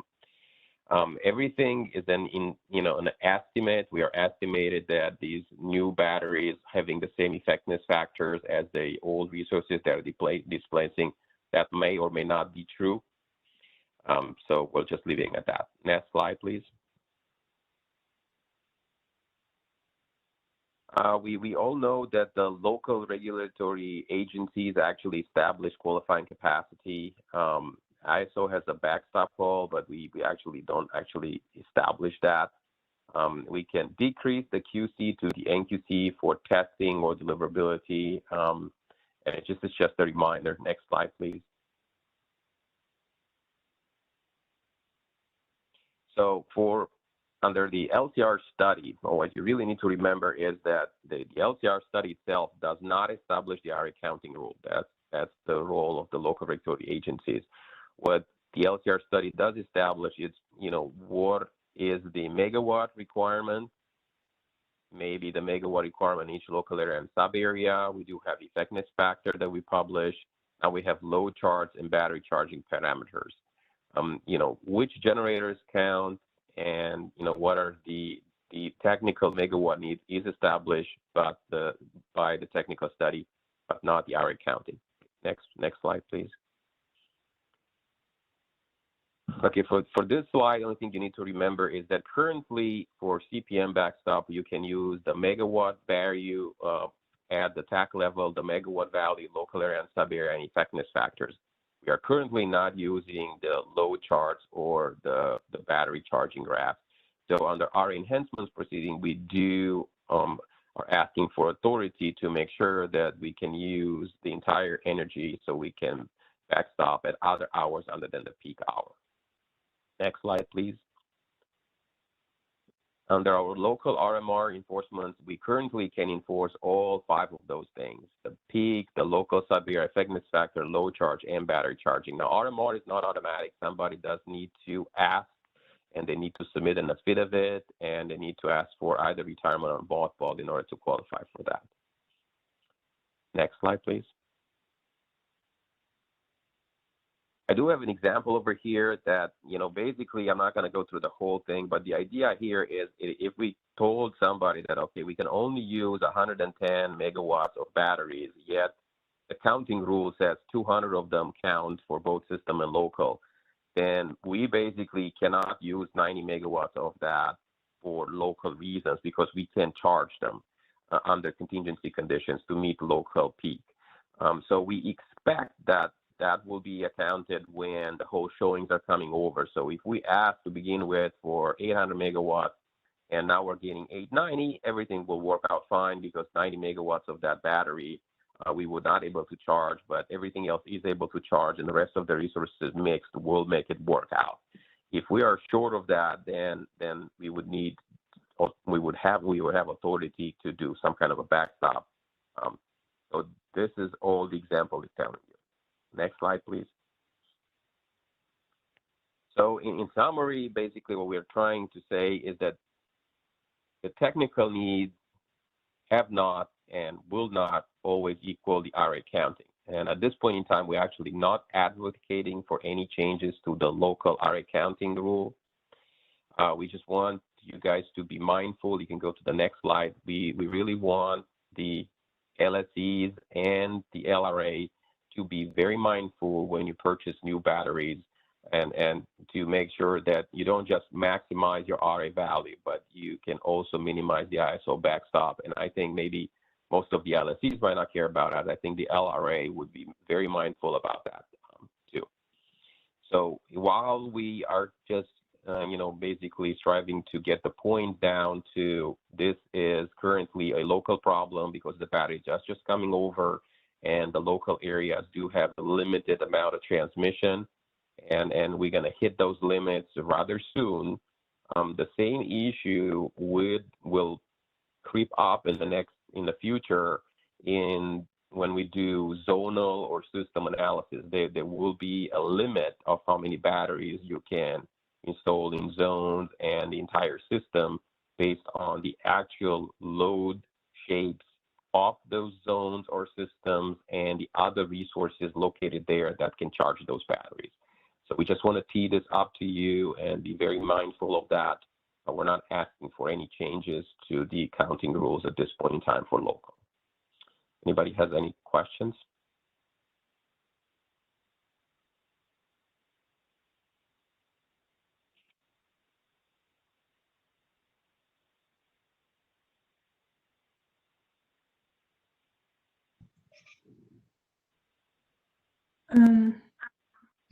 Let's see. Noah Tong says the CAISO's proposal is to require CPE and LSEs to use the CAISO study for procurement purposes. The CAISO's presentation uses the term suggests CPE, LSEs to use the information. Which is it?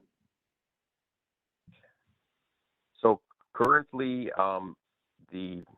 talking mostly about the battery charge, the load charts and the battery charging, those will not be imposed at the LSE by LSE level. Those are overall requirements, just like the way we have effectiveness factor today. The CPE, when the CPE comes along, it can get a much better job done than everybody else. Currently, LSEs have a smaller load share ratio. Even the biggest ones only have maybe 40, 50%, 60% load nowadays. So the CPE might have authority to procure for 90%. They can still not procure for 100%. So they can do a better job, but we don't currently on the ISO tariff. That requirement will not be imposed on any load serving entity, and therefore the CPE, if the CPE is considered just like any other load serving entity, that will not be imposed by the ISO. If the CPUC wants to make that decision to impose some of that to the CPE, that is a CPUC decision. Okay, we have a question from Molly Sturkle. Is this problem going to materialize in 2021 based on expected quantity of new storage coming online?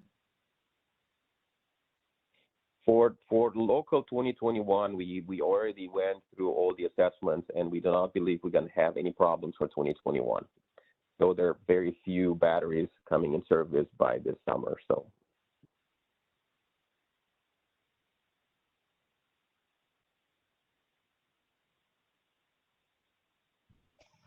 Okay, 1 second. All right, let's go to Chris Devon.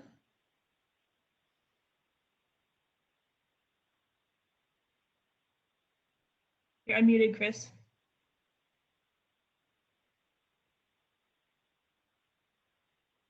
But we can't hear you.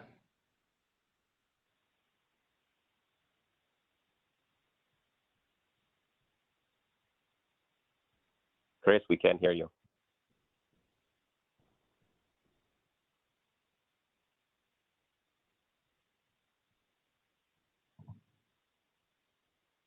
Okay, let's go to the next one.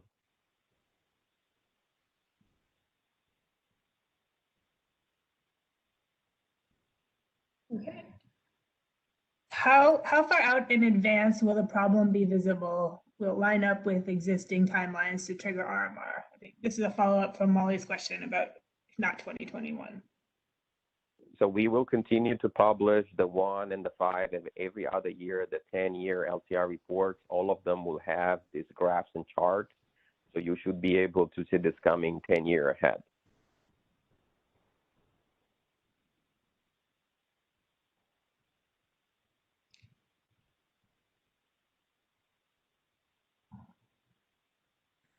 Okay. I don't see any other questions at this time, unless Chris wants to try again.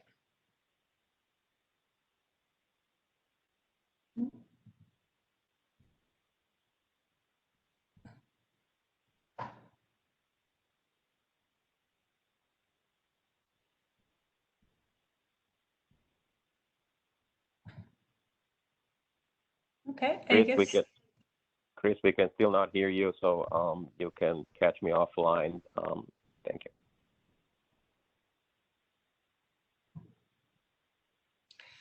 you. Okay, thanks, Catalin. I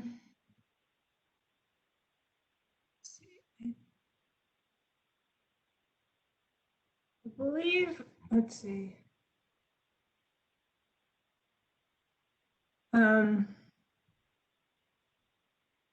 think, yeah, Ravi, who is scheduled to go now, is actually not here anymore since he thought we would not have time for it in the morning. Actually, I'm here now. Oh, you are here. Okay, so then let's go to you now. I didn't think we'd be back on track. So, but yeah, thanks for getting us back on track. So yeah, this presentation is on locational wind QC ELCC, and it's very similar to what we presented before in November. So I can probably cover it briefly and just cover the highlights. There's some new content, so I'll focus on that. I'll still explain the basic proposal for those who are not familiar with it, but it's basically a proposal to modify the QC counting rules for wind in particular to account for the locational diversity, because we currently have uniform values, and wind, among other technologies, has greater need for locational accounting for the diversity because of the diversity of wind regimes we have delivering to California. And so this is clearly, it's a bridge solution. So it's one of those short-term fixes, and so that's why it's in this 3B1 track. Go ahead, next slide. There we are. So yeah, Southwest Power Group, real quickly, we're an independent developer of utility scale generation and transmission in the Desert Southwest, and we're probably best known as being the project manager and developer of the SunZia Southwest Transmission Project to deliver up to 3 gigawatts of New Mexico wind to California and Western power markets. You can go to the next slide. And so the background, as I said, currently the NQC for all wind projects are based on these uniform monthly values for all locations, which sends misleading price signals to load serving entities and also limits the confidence we have in RA values. And so the same is true for solar, for geothermal, for all the technologies. No matter where they are, they all have the same uniform monthly values assigned. And our proposal here is specific to the wind because we would argue that wind has the greatest need for the locational diversity compared to solar, geothermal. There is some locational variance, but not nearly as much. And so our proposal would use the capacity factors that are already in Resolve. Resolve has a number of capacity factors for the different candidate wind resource areas, and so would use existing data. And we initially proposed this in the Track 3 comments in August. Then we refined it. Well, then we presented a more refined version in November at the workshops, and then a more detailed proposal in the January 3B1 window.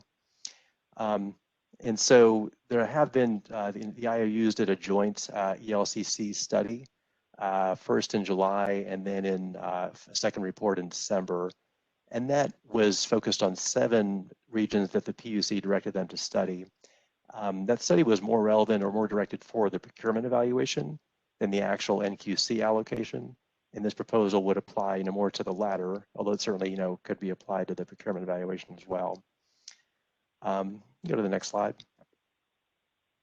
And so these are the current wind ELCC factors. So they apply to every wind project that's delivering to the ISO. And so that's what we currently have. Next slide, please. And then this is the new material, which was in our January filing, but we didn't have this data at the November workshop. But these are just an example of the consequences of the current uniform wind ELCC. And so there's a quote on the left from the final root cause analysis from the mid-August heat waves.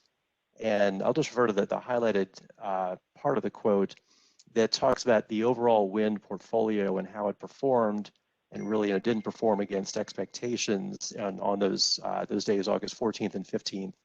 And so on those days, during the net peak demand hour, that's 6 to 7 p.m., that's when net peak demand occurred those days, the overall wind portfolio underperformed the RA value, the August RA value, by 57% on the 14th and 20% on the 15th.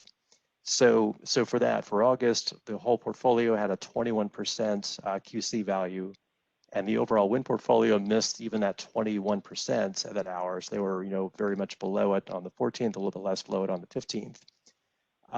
The chart there takes the blue bar on the chart is just taking that quote and just putting it into a graph. But the orange shows you we picked out the New Mexico wind that was delivering at that hour. There's currently about 840 megawatts of New Mexico wind projects that are delivering to the ISO currently, with a lot more in construction and development. But that portfolio, that segment of it, was over its RA target by 244% on the 14th and 305% on the 15th. And so that just shows you how much diversity, how much what the disparity, I guess, in production and meeting these RA targets. So it just shows us that the RA targets themselves need to be modified. That if the overall portfolio is missing it, and then you have one segment of the portfolio that's overshooting it by almost 3 times on the second day, then we really need to change this paradigm. And so in that graph, that's actually what happened on those days. So that's not a forecast, that's not hypothetical. That's actually what did come in. The report didn't break it down by region because there's only so much granularity they could accommodate. But yeah, if you do break it down, that's how different the different wind regimes were producing on those days. Next slide, please. And then this just shows you the 7 regions that were in the joint IOU Astrape study. And so these 7 regions, that was definitely, help provide some diversity, but the granularity really could go much further. And I think the way they studied it, some of those regions even had the same values just, among themselves. So let's go to the next slide. So what we did was we took these 31 candidate resource areas, and this is straight from the Resolve the Inputs and Assumptions document. And so it's table 48. And just looking at those regions, you can see there's already some overlap. There's a couple Imperials, a couple Solanos. So you can quite easily consolidate them from 31 into 12. And that'll go to the next slide. And so here's just a graphic representation of those 12 consolidated regions with really negligible loss in granularity, because like I said, you have multiple areas that were very close and had very similar capacity factors. And so you have it down to 12 wind regions with these average capacity factors. And now because this is a simplistic approach, it's again a near-term fix. We're just basing the scaling off of the annual capacity factors, even though that doesn't take into account necessarily the diurnal differences. But this does give you some scaling of the representative value you get from these different regions. And so let's go to the next slide. And so what we did was we took those 12 regions, and the median capacity factor of those 12 is 31%. And so inside the red box, we came up with multipliers based on their difference above or below that 31% median. And several regions were right at the median. So, they're right at the 1.0 level. And then you have the lowest one was the Southern Nevada was at 0.9. And then the New Mexico and Wyoming are 1.42. And so we just took the current ELCC by month and just multiplied them by those factors. And so now you have, different schedules for each one. And you can see how easily this could be implemented, because where you have that table, in the the NQC spreadsheet that the CAISO produces, you would just add these columns to that for the different regions, and every project can easily be fit into one of these 12 regions. And so if I guess we had another, well, we will have another August, of course, and hopefully not quite as extreme, but in August, you can see instead of the 21%, they would vary from 19% up to 30%. Now, anecdotally, in those graphs I showed, during that 6 to 7 p.m. hour, we really graphed like 6 to 9 in our own data. The New Mexico part of the portfolio was producing in the average right around 80% output. And so we're not suggesting an 80% capacity factor value, of course, because it's just those few hours, but we think it's definitely warranted to have this much disparity in these adjustments. Next slide, please. And so just the summary here is that there's an urgent need to modify the WIN QC values and add the locational granularity to improve confidence in the QC allocations, so we have better confidence going into August to know what we'll expect, and to send the appropriate procurement signals. So currently for the LSCs who are procuring wind, if they evaluate what kind of capacity values they'll get, they're not seeing these disparate values, and so they're not getting that signal, basically like a price signal in terms of the value they'll get from the resource, so they can accommodate for that in their procurement behaviors. And the urgent need is because of, like I say, these extreme weather events that we've been experiencing and will likely experience more of. Some of the benefits of the solution is that it uses the NREL resource data that's already in Resolve and aligned with SERVM. It covers all the major wind resource areas that are currently serving the California market. Very simple, can just be bolted onto the existing QC schedule, as I explained. And it's a good near-term solution that can be basically like a stopgap, a bridge solution until we have some of the more major overhauls. And it can be, it's compatible with either a static or a marginal evolving ELCC methodology. And I think that's all. So, so I can just pause here and take questions. I see one question from Judith E. Clay. She said when she checked the CAISO outage report for the beginning of the February 14th, 2021 Western Freeze New Mexico wind was on outage. How did New Mexico wind perform in February 2021? As in right now? Yeah. I don't know, actually. So that was, yeah, so I guess I'd have to get more information if it's a particular like resource ID or if it's multiple resource IDs. So yeah, so that's news to me, but I'm happy if I get more information, I could look into it.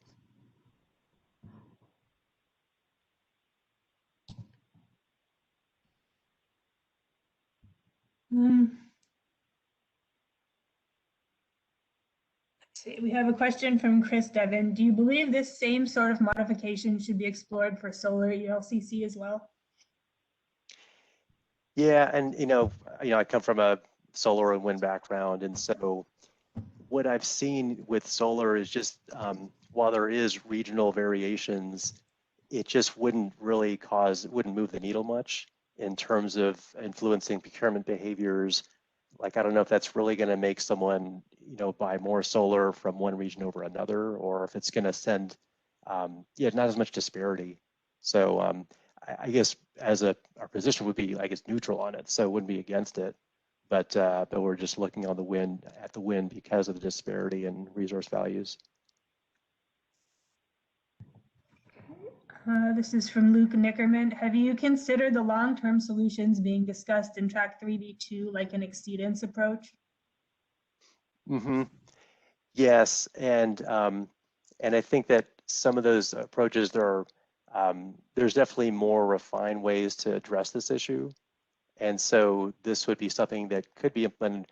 We're advocating for this to be implemented as early as next year, just because it wouldn't require additional analysis. And yeah, it may be the simplest solution that we're going to hear today.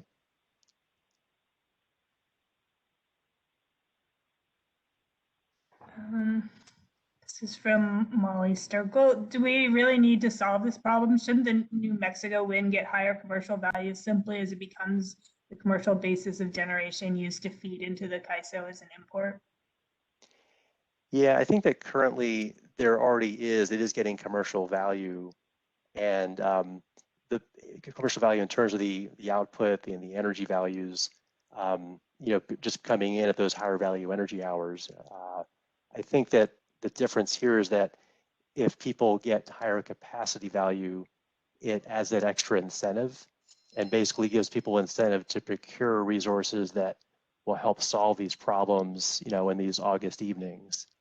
And so, yeah, there is already, I guess, an intrinsic commercial value would be attributed to these resources, but we're proposing this because it's not reflected in the QC. And so we think that the disparity should also be reflected in the QC values. And along with that, it goes with the question on solar. In principle, yes, it should apply to solar. We just don't know if there's going to be a whole lot of change if that were implemented. That's all.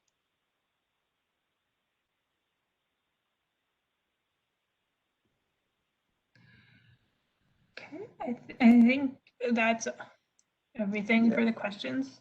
Thanks, Yeah. Bobby. And just I guess one closing comment is that what's driving, I guess, the proposal is not so much that, hey, we need to sell more of this wind from this region. It's more the bigger picture that, we need to help it solve these problems. And so here's one adjustment that could be made that would contribute towards solving these problems, like these August heat waves.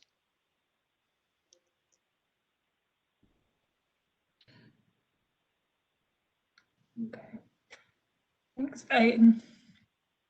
Now we can head off to lunch. We're a few minutes early, so I guess we might as well just stick to our schedule and come back and start promptly at 1:15. Thanks, everyone. We'll enjoy your lunch.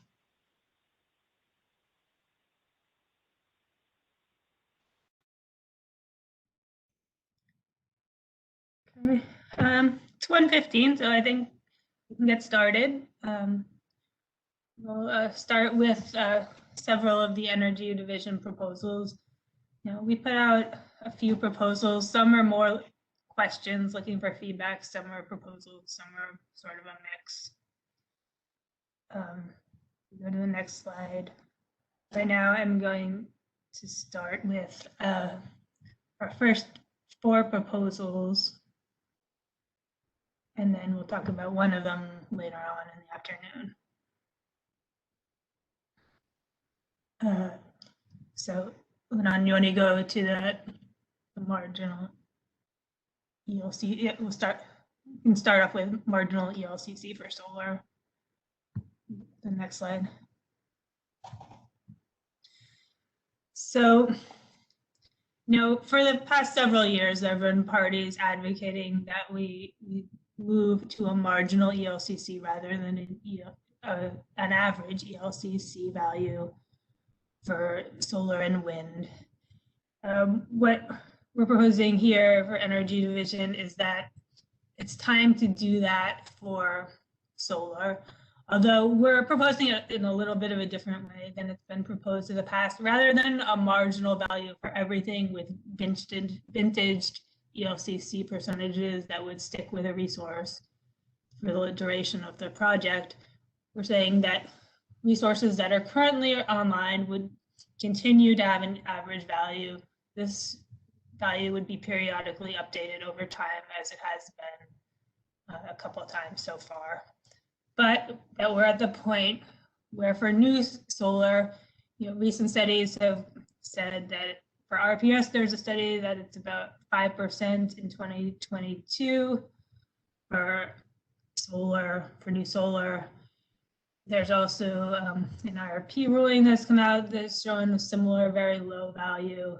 Everything is looking towards it's, already 5% or lower and getting lower until it's less than 1% by 2030.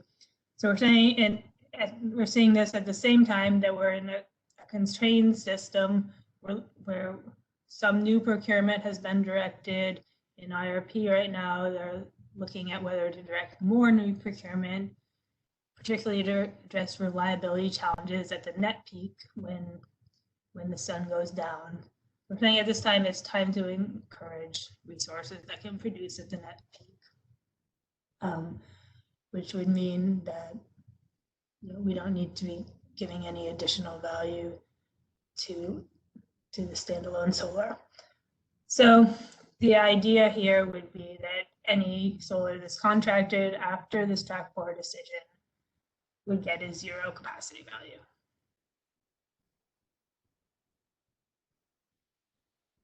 Our next couple of proposals address the MCC buckets. Last year, there were some updates made to the buckets, but here we have a couple more ideas.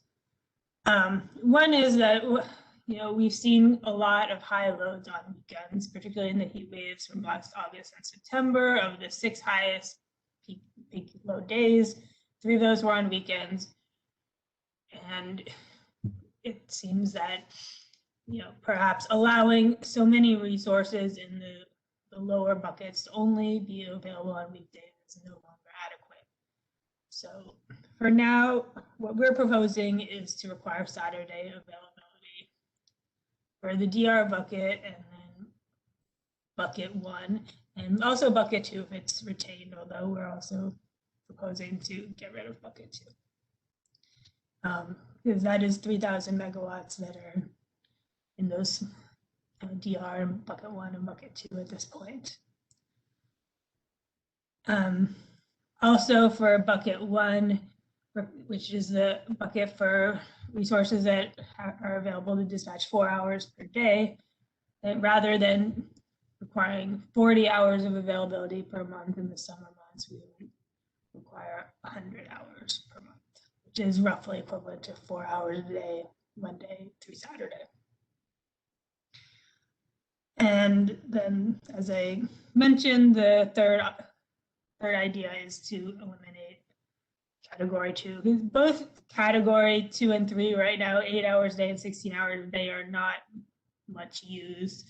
So the question is whether we need both of them. So, or could we simplify and get rid of one of them? So on the next slide, we have what the new buckets would be with these proposals. The DR bucket would stay the same except for requiring Saturday availability. Bucket 1 would require Saturday availability and then 100 hours. And the percentage therefore increases a bit from 16% now to 17.4%. And then buckets 3 and 4 stay the same, but if bucket 2 is eliminated, then they just move up to and become 2 and 3.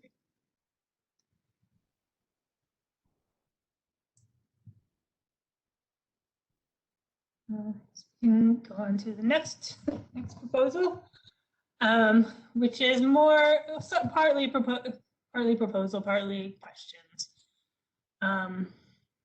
There have been quite a few issues outlined in the root cause analysis and DMM's reporting about performance of DR resources.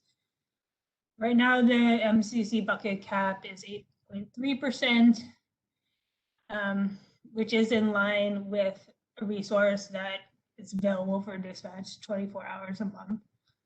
But we know that many resources not actually dispatched anywhere near that amount. So considering performance issues, considering that they don't provide that energy,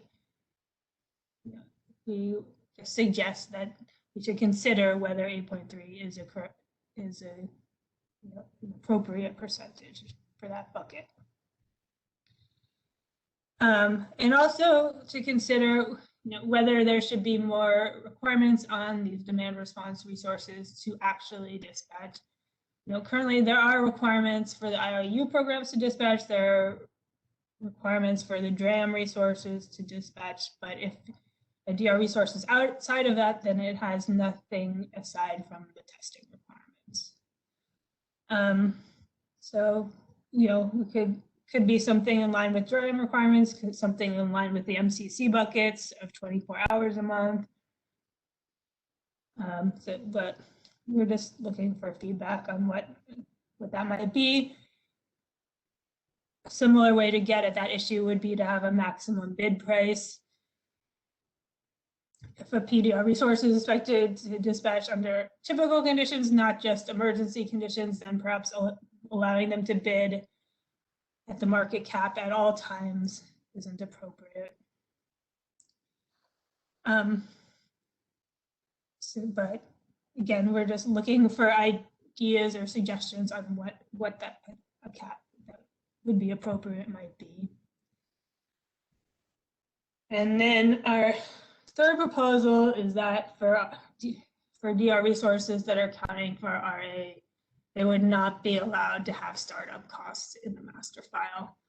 Most demand response has 0 startup costs. Generally, these costs are more associated with a fossil plant that has costs associated with turning on. But what we see is that there are resources that have extremely high startup costs, much higher than what you see for a thermal plant for very, very small fractions of a megawatt.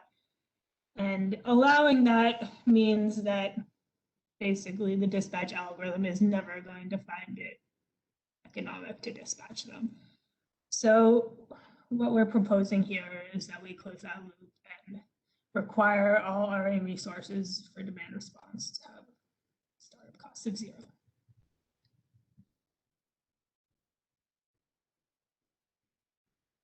I think we have one more.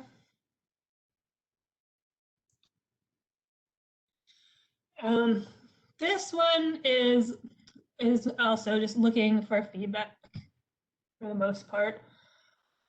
We're in a situation where historically both the IOU demand response has not been listed on supply plans.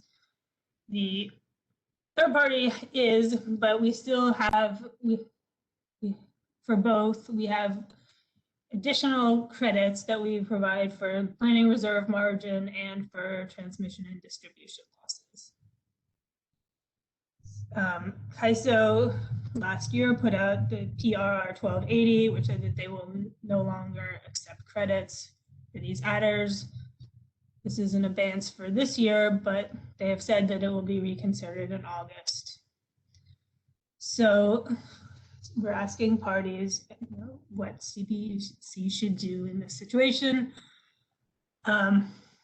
First of all, should the IOU demand response be required to go on the supply plans? What are the barriers that would be associated with this? Sorry, can you go back? What are the barriers that are associated with this? Are there other things that we need to be addressed to make this happen? Of course, we want to continue to allocate the credit, or we need to continue to allocate the credits to all the LSEs and ensure that everyone is receiving the credit for these programs that we're paying for.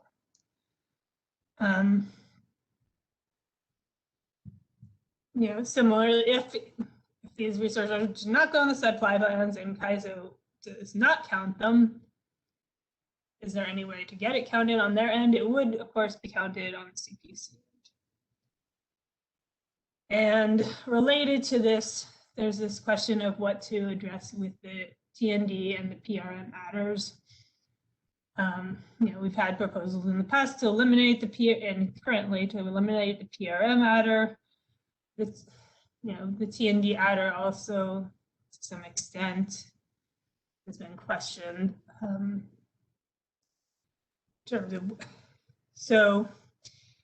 We're looking for feedback on whether those now should be eliminated.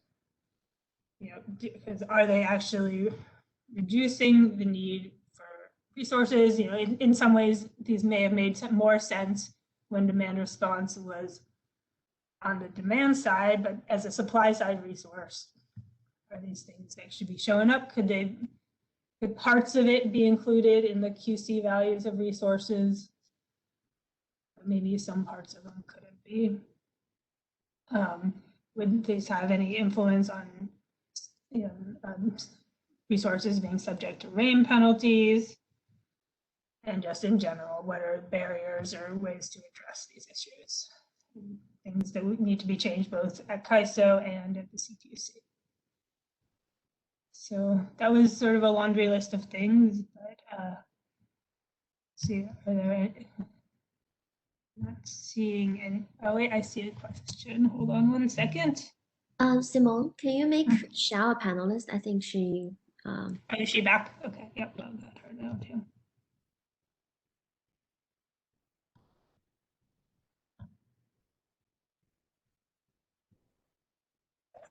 And Eric, you're unmuted if you want to ask your question. Thanks, Simone. Eric Little from Southern California Edison. So I've got actually questions on your first slide and your last slide. On the first one, you talked about the ELCC methodology change. And I have a question about this because when I read it, I didn't understand it this way. You said that you'll go to marginal for new resources, but still recalculate periodically an average for existing. And I'm not a study person, but I don't fundamentally understand how that would work. The reason you have ELCCs change over time is because of diversity benefit and load growth. But if you're accounting for that diversity benefit and the load growth when you do the marginal studies, then the average for the existing shouldn't change. So I guess I'm struggling with how that would make a difference. Eric, this is Michelle. Also, you might want to think about behind the meter solar could have an effect on all the in front of the meter solar as well. Yeah, it can. And again, if you're including that within the study, how do you parse that out to what affects the incremental versus what affects the average? So it's my impression that when you do the study, you account for whatever the newest conditions on the grid are. And if there's additional behind the meter solar and there's been changes in load and there's diversity benefits, that all gets baked in. And so the new marginal comes out with a value to account for all of those things, which means that the average hasn't changed. So that's what I'm struggling with is if the study for the marginal accounts for all of those changes, then what does the new average study do? Because once you take all that back out, it looks like the conditions that you had when you calculated the average to begin with. Yeah, I can see your point. I think the idea, though, is that we wanted to have a point in time so that the RA program is aligned with the IRP program. So I believe the IRP is proposing to use marginal for any IRP procurement. And it also would make sense for the RA program to be aligned with that. So how you treat existing solar, if you have comments on that and you see it not changing, then definitely put that in your comments. Okay, I'll talk to our ELCC folks because they know this better than I do, but that's my general understanding. Thank you. Sure. So then, I mean, Eric, I think we'd have to think about, currently when we take the average value, we're looking at the fleet as a whole, and I guess we'll have to say, like, will all those new resources with a zero value, will they still be affecting the value of the fleet as a whole, so that it would also could lower I think, the average? sorry, yeah, I think his point is that if you give it zero, then the average for the others would stay the same. So I see your point, Eric, but I would think about the behind the meter, and we have to think about it as well. So I can see your point, but I would just want to make sure that there are not other factors that are changing on the system as well. Thank you. We'll take it back and think about it a bit more. And then on your last slide on the DR adders, just to kind of give you what our thinking at Edison on this has been so far. T and D adders to us continue to make sense. And the reason is that the RA is based upon at generation. My understanding is that when we do the load forecast, that load forecast gets grossed up to generation. A megawatt of generation installed at generation is very different than a megawatt of load reduction at the customer site, because the megawatt of load reduction at the customer site does not have transmission and distribution losses on it. So if anything, then if you fail to include that adder within that, you're treating it as if the resource doesn't have the capability to serve as much load as it does. And I don't necessarily think that that's an issue about whether it's on the supply plan or not, There is an issue if it's on the supply plan about what the expectation is from a dispatch standpoint and what the must offer obligation is. That certainly needs to be addressed. For the PRM adders, I think we need to kind of parse through the pieces that are there. And I know that there was a presentation earlier about the 3 elements that are in there, and I generally agree that those are the 3 elements. It seems to me that the ancillary services, I think that 6% as an adder is the one that probably makes the least sense to me, because from a quantity standpoint, I think most of the DR, from a megawatt quantity standpoint, I think most of the DR is dispatchable in real time. The ISO procures a lot of the ancillary services day ahead. So a megawatt of DR doesn't really prevent you from buying the ancillary services associated with that. So including that in a PRM adder doesn't make a whole lot of sense to me. The other 2, though, load forecast error and resource outage rates, there is actually an argument there as to how those are indeed reduced by having DR, and I don't want to bore everybody right now with them. I'll bore everybody in the comments in writing on those, but that's our initial thoughts on it. Is it may not be an all or nothing. There may be a middle ground in here that makes sense, and then we need to go through and understand what the must offer obligations are based upon how those adders get applied. So that was it. Just wanted to share those thoughts with you and ask the question about the ELCC. So thank you. Thanks, Eric. And this is Michelle. I just wanted to make one point as well. When people are looking at the MCC buckets, we'd like to note that staff has also thought that the availability assessment hours should probably be changed. So we think it probably should include weekends. And so the question is whether we have 6 or 7 days in those buckets. We were aware that a standard product traded throughout the West is the 6x16.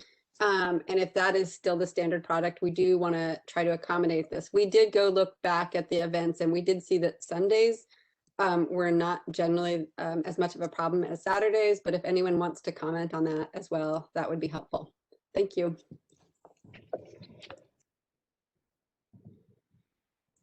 Okay, next we'll go to Nancy Rader. Hi there. I just wanted to make a comment on the marginal ELCC proposal. CalWIA had proposed that the commission adopt marginal ELCCs based on Edison's previous proposal, which was to calculate solar and wind marginal ELCCs on a twice annual basis. That approach would recognize the rising marginal values for wind as well as declining solar values. But we can nevertheless support Energy Division's solar only proposal because of its simplicity, assuming that simplicity enables implementation for the next RA year, because it's just really important that LSEs get procurement signals for the higher relative value of wind if we're going to realize even the limited resource diversity in the current IRP portfolio. So I just want to make that comment. Thanks. Thanks, Nancy. Next, Paul Nelson.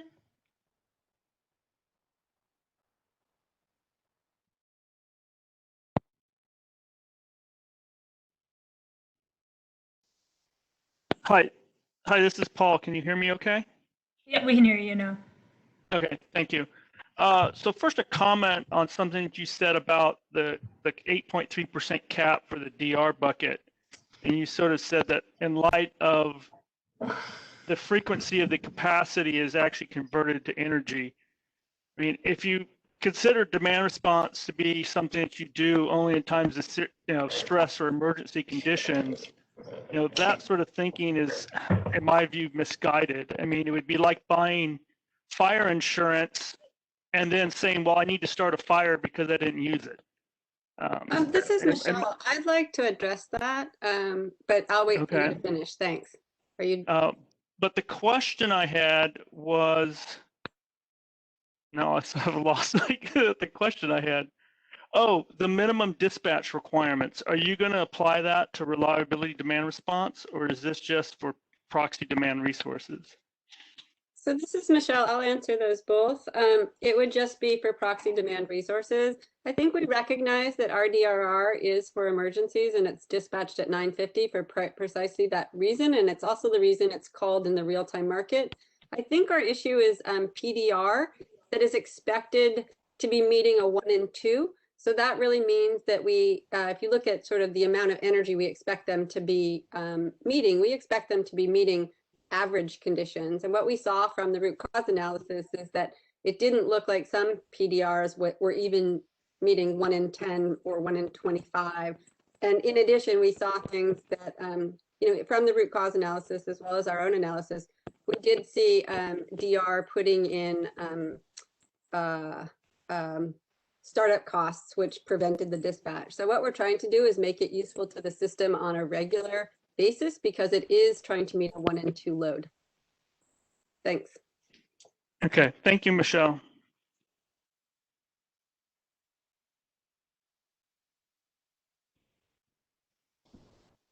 Noah, Tom? Hey, this is Noah from San Diego. Just following up on Eric's comments or question about the ELCC piece. I would have thought that, you know, as for the average ELCC for solar and wind, at least as load changes, as behind the meter, you know, rooftop solar increases, and potentially as well as other supply mix that's on the grid, right? That you would tend to still see changes to the average ELCC of the existing solar fleet over time.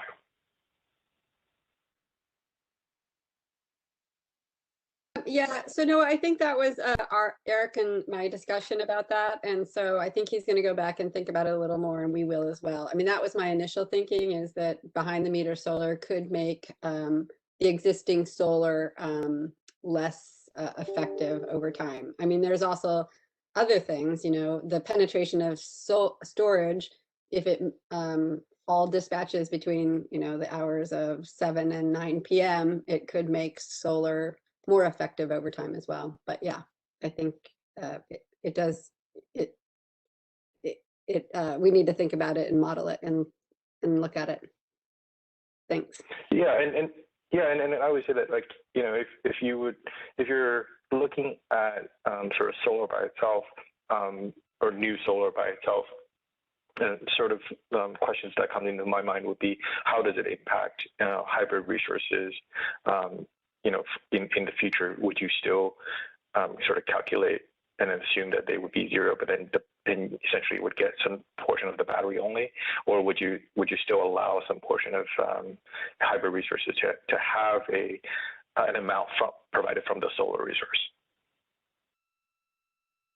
That's a good question. I don't think we'd gotten that far. I think that they would definitely get the full solar. It's not clear to me that they would get the full, or excuse me, they'd get the full storage, but I'm not sure that they would get the solar. It might still be zero, but we'll take that back and think about it.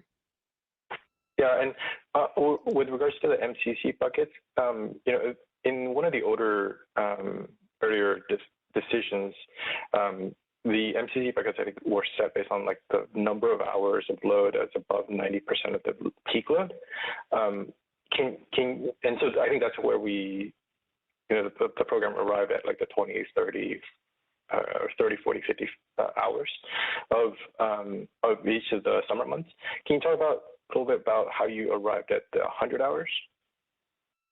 Well, so let me just address the first issue, is that what we're seeing with regard to that bucket, the 2040, is that people aren't necessarily delivering on the peak hours. So we just think that they're, you know, trying to get possibly the least expensive product, and then it just bids in and it's not available. And even if we did want it available, it wouldn't necessarily show up on the days we wanted it. So we're kind of concerned about misuse of that bucket, which we're seeing. So this is an attempt to address the misuse of that bucket.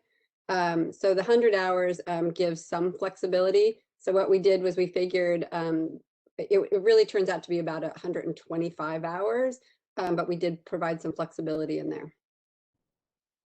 And then I think it's also just thinking, if this is a 4-hour battery, it should be able to dispatch every day, basically, during the month. Yeah, I guess, you know, sort of looking at the history with MCC and so forth, I'm wondering whether or not looking, we need to be looking at sort of two different standards or criteria. That's one sort of for imports versus one that's for non-imports. In the sense that you have sort of standard products that are sold on the market for imports, as you said, Michelle, the 6x16 and such. But then you actually have more concern about other types of resources like energy storage that is maybe internal to the ISO, and you have a different level, and so maybe you need to be thinking about different standards in that sense. Yeah, I mean, if you recall the development of the MCC buckets, the issue was the MCC buckets, you can see just by the hours, were designed around, sort of standard import products. And those were firm energy contracts. So there was never any question that they wouldn't deliver. They were generally energy contracts.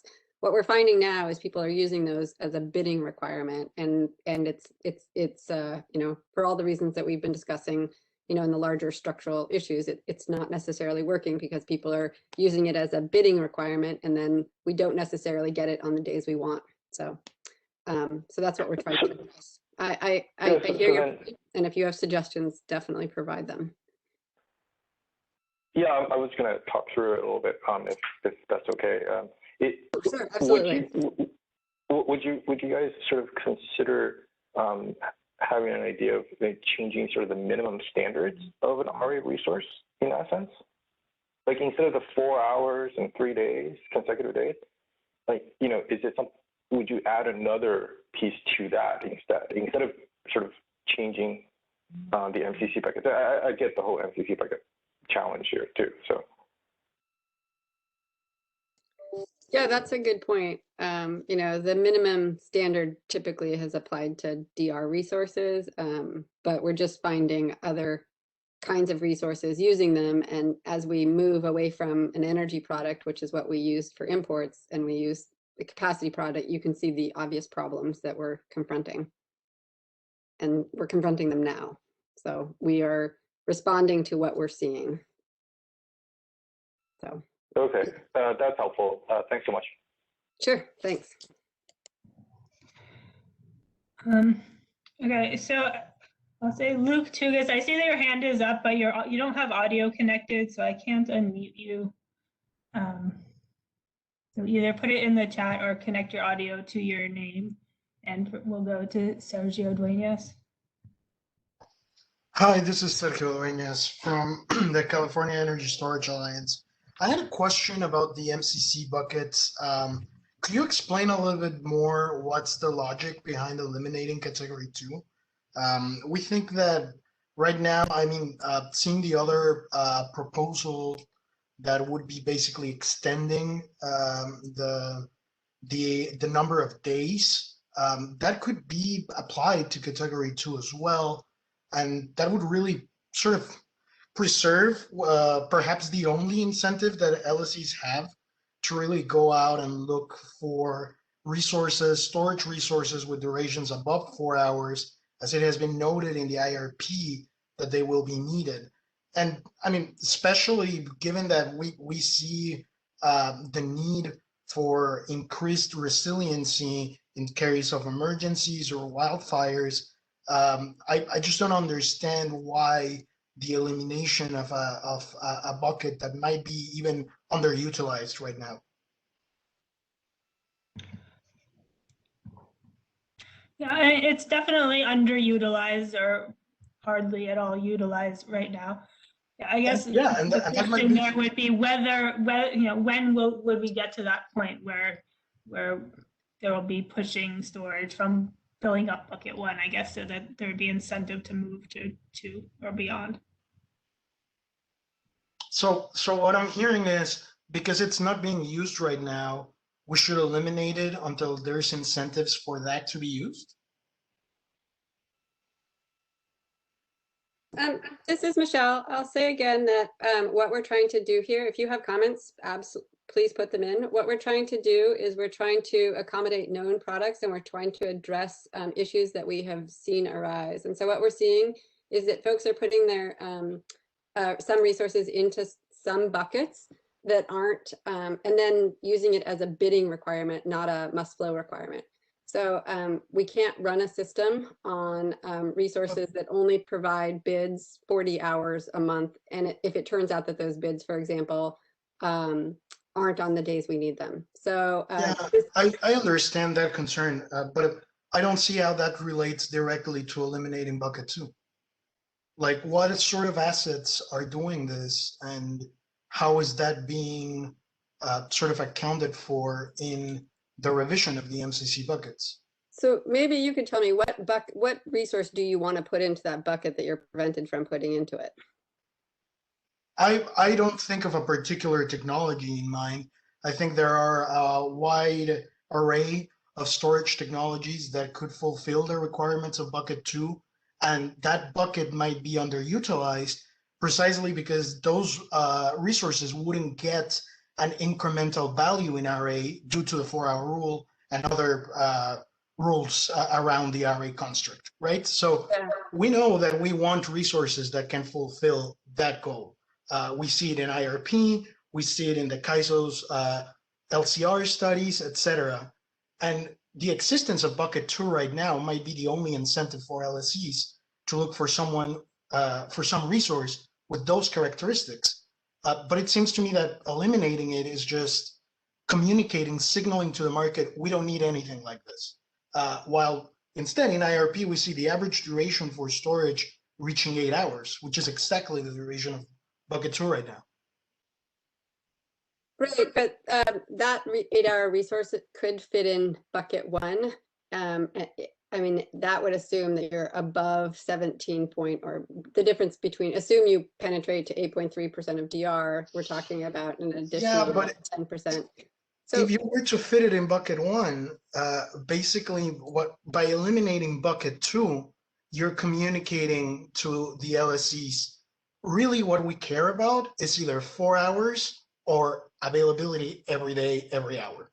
And we are not moving really towards that, neither in the track 3B2 proposals or in the IRP. So it seems to me that this is more like a near-term fix. That's something that is aligned with the longer, scope of reforms.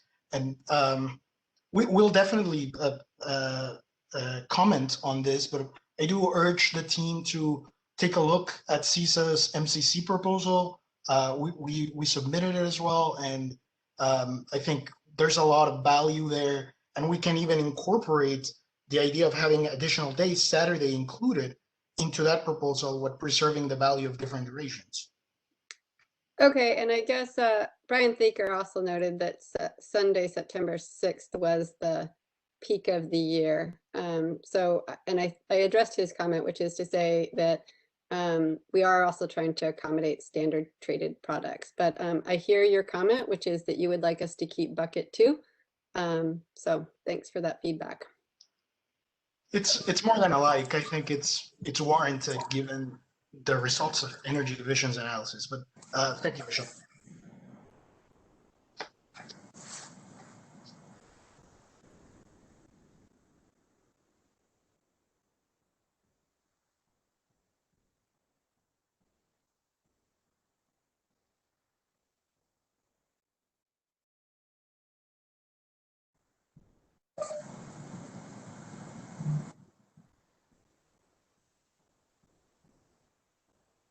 Hey there, so if there is an opening, and if you can hear me, 2 comments and questions on the DR adders from PG&E. So for the T&D adders, we're not necessarily seeing consistency for what's done for demand response as compared to what's done for other distribution connected resources. And then second, for the DR PRM adders, if CAISO isn't including DR in its day-ahead load forecast, I think an open question is, does it serve the intended purpose of reducing the operating reserves? And I'm sorry I missed the morning presentation on the different kind of categories of what goes into that, but I am curious if CAISO can speak to that in terms of Eric Little's comments on maybe parts of it might apply and parts of it may not. Thanks. Thanks, Anya.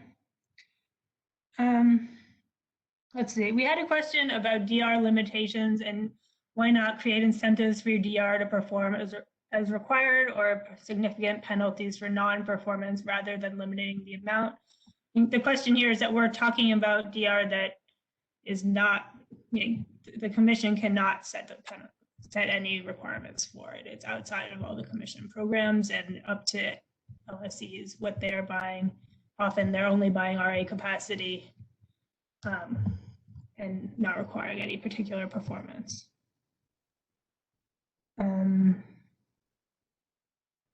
And then let's see, for the DR categories, the proposed revision contemplating a weekend QC versus a weekday QC. I think yeah, there would have to be consideration of how, a resource can only have one QC value. So but yes, it would be a question for DR, how that would vary, how the change would affect the value.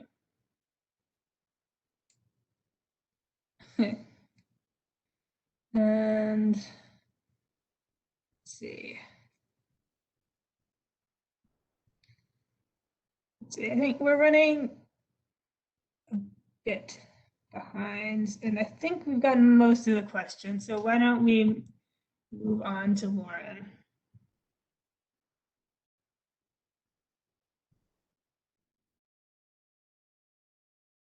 Okay, thanks, Simone. Can you hear me okay? Yes, we can.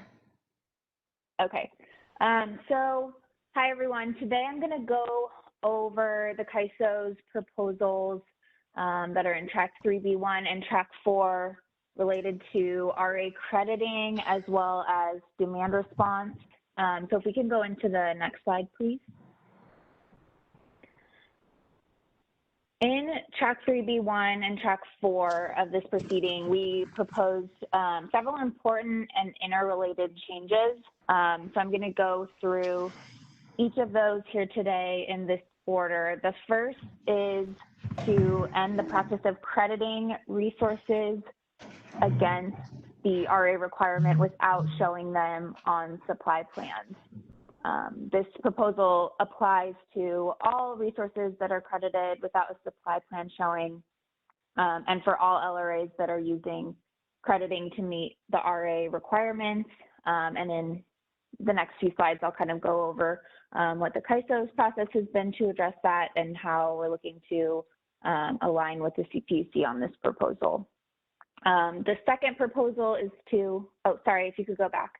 To adopt an effective load carrying capability methodology for determining the QC value for variable output demand response resources.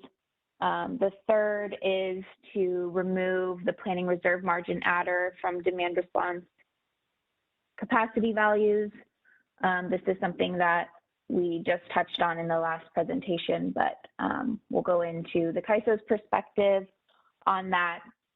And then the final proposal is something that remained open from the CAISO's flow demand response proposal that was deferred to track 4 that will align local area accounting rules between the CPUC and the CAISO's local requirements for reliability demand response resources. So let's go into the next slide, please. And here we'll go into our first proposal. The Commission should end the practice of crediting resources against the RA requirement without showing them on supply plans. Today, the CPUC and other LRAs provide credits to the CAISO that reduce the RA obligation without identifying the resources behind the credit through a supply plan showing.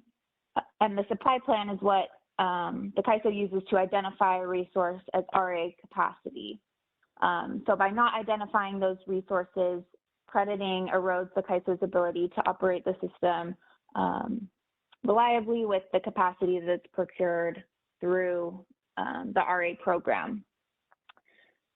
The CAISO committed to finding solutions to address the issues that led to the crediting practices to begin with, and the proposals within this presentation attempt to find solutions to those issues, but it's necessary to end the practice of crediting now in order to preserve the integrity of the RA program and the resources procured for RA that the CAISO relies on to maintain reliability day to day.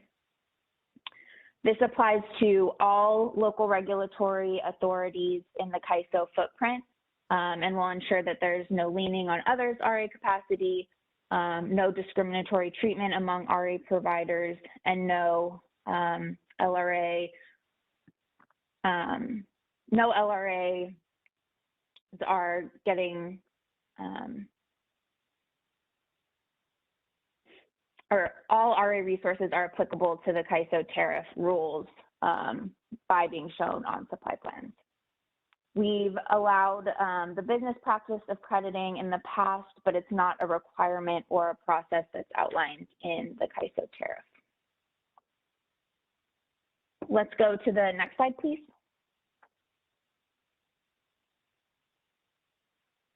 Okay, so because credited resources are not shown on the RA supply plan, the CAISO systems don't have any linkage to the actual resources that are supporting the credit. And even if these resources are registered in the CAISO's master file, they aren't subject to the RA must offer obligation, substitute capacity obligations, or the RAIM incentives. Additionally, if credited resources are not backed by actual participating resources on the CAISO grid, they're not subject to exceptional dispatch, and they aren't visible to the CAISO's resource adequacy related systems. So the practice of crediting without a supply plan showing really undermines the RA program's efficacy and jeopardizes reliability because we don't have visibility into which resources are supporting the credit as an RA resource. Next slide, please.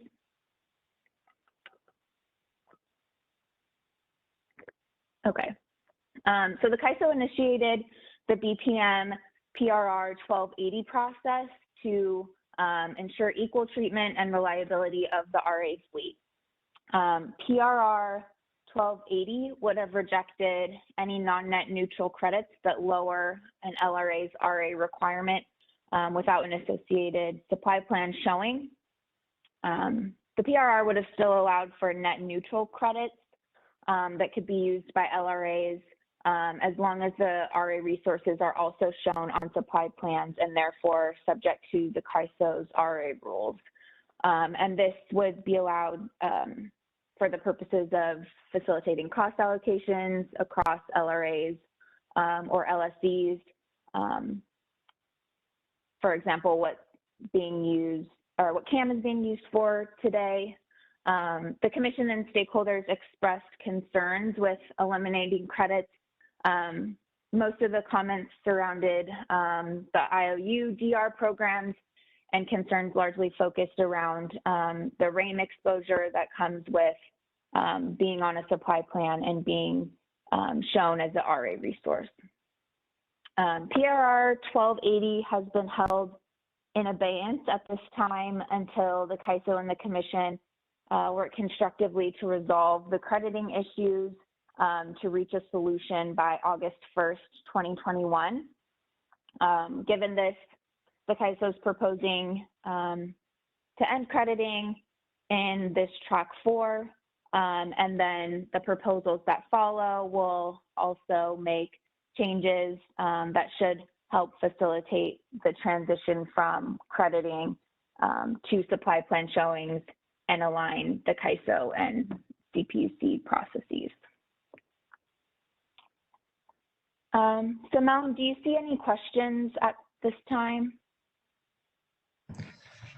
I don't. Okay, I'll this go is ahead Michelle. and Actually, I have a couple of questions. So I wanted to make sure I understood. So are you saying that non-jurisdictionals now cannot use DR unless it's on a supply plan? Is that what your proposal is? Yeah, so we are looking to adopt these rules for all LRAs, CPUC, and other LRAs. We want to move away from the practice of crediting and require all RA resources to be shown on a supply plan. Okay, so if it's not shown on a supply plan, it would not be addressed. And are you also, I note that DMM has a report out today on DR, and are you considering making some of the changes that they've recommended? Like, for example, you don't consider long start DR in the rec process. Are you guys proposing to change that as well?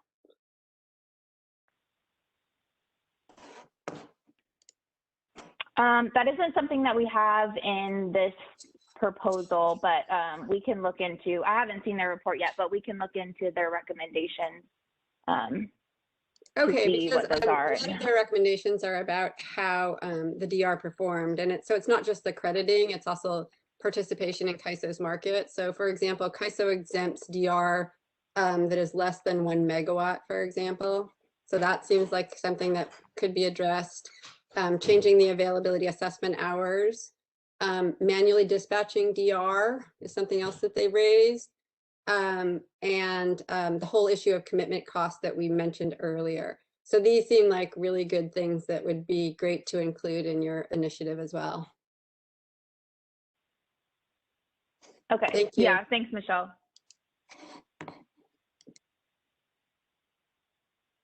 I think we may have a question from Paul Nelson.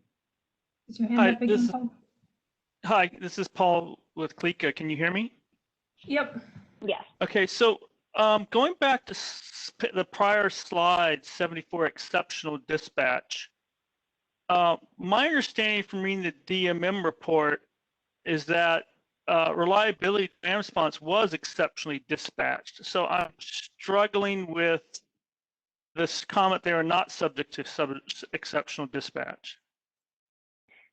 Yeah, so there's kind of two different types of credited resources, I guess, is the way you could think about it. Some are registered with the CAISO. They do have a resource ID. They're just not identified as an RA resource because they get the credit.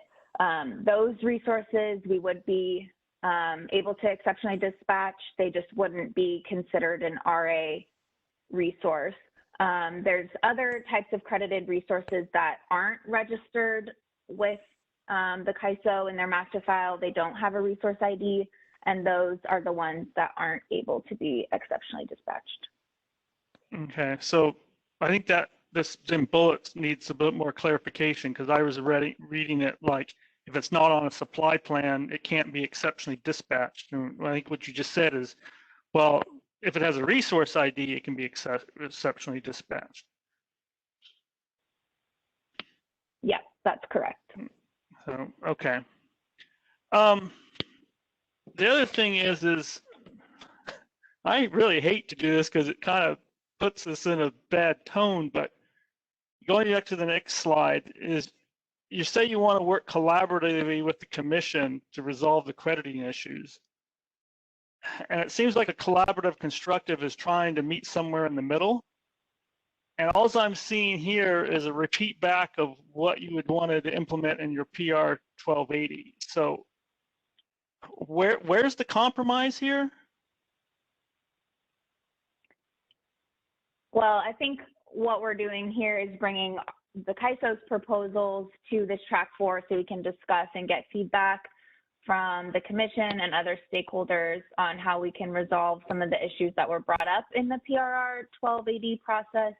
And, you know, these are our proposals that we're presenting here. But of course, we're open to feedback from stakeholders and others to see how we can implement our proposal to stop crediting. So, you know, these are our proposals, and we're looking for feedback from folks on how we can get this resolved. So these are supposed to be finalized. I'm trying to look at the schedule here. I'm sorry, Simone, if you could maybe reach in. Is there an opportunity to revise these proposals in the schedule before they have to be finalized? What's the process? No, I mean, at this point, we have comments and reply comments and a decision. Certainly, in comments there could be revisions or made if CAISO puts something in their comments, but there isn't a formal round of proposals coming. So what you're saying is if CAISO wants to change what they presented here for commission review, they could do that in their comments that are due. Now I'm finally pulled up the calendar here. I guess March 12th and March 26th, either in opening or reply comments. That's sort of the process if CAISO feels like they can modify this. That's correct. And so, Lauren, is that something that the CAISO's, I guess my question is, if comments are due on the 12th, then you've got then between the 12th and the 16th to make changes. Is that something that the CAISO is committed to looking at? Yeah, we'll look at the comments that come in and consider, if we need to make changes in our replies. But I think we've offered a proposal that we think benefits reliability, that maintains the integrity of the RA program by eliminating the credits. We initiated this proposal in PRR 1280, and in order to get, additional feedback and offer more time for collaboration, we're bringing it in this forum as well. You got massive amounts of feedback in your PRR 1280 process to make adjustments to what you wanted to do. Yet, from what I'm seeing here, nothing's changed from the initial PR 1280. I mean, you had a lot of people submit comments, you had comments done to the board members, and what I'm seeing here hasn't changed at all. So you've sort of seen what the reaction of the parties are. But I'm just trying to see where's this collaboration to sort of get compromised going to happen. Say, Paul, this is John Gooden. We are in discussions with the commission. This is our proposal, and this is a reliability concern for us. This is not necessarily split the baby, but there is time to try to things organize, get LRAs positioned and prepared for this change.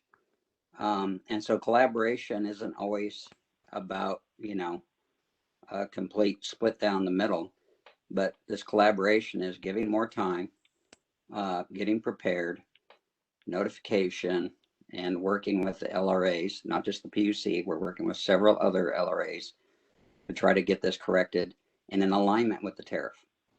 So. Yeah.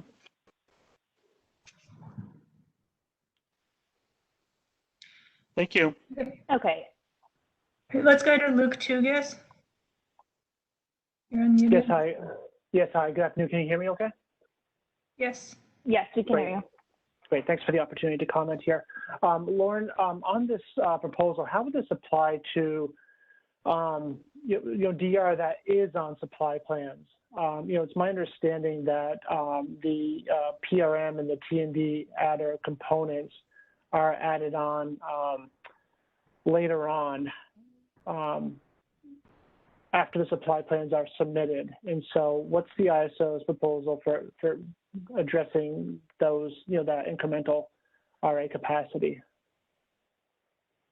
Yeah, so we'll go into our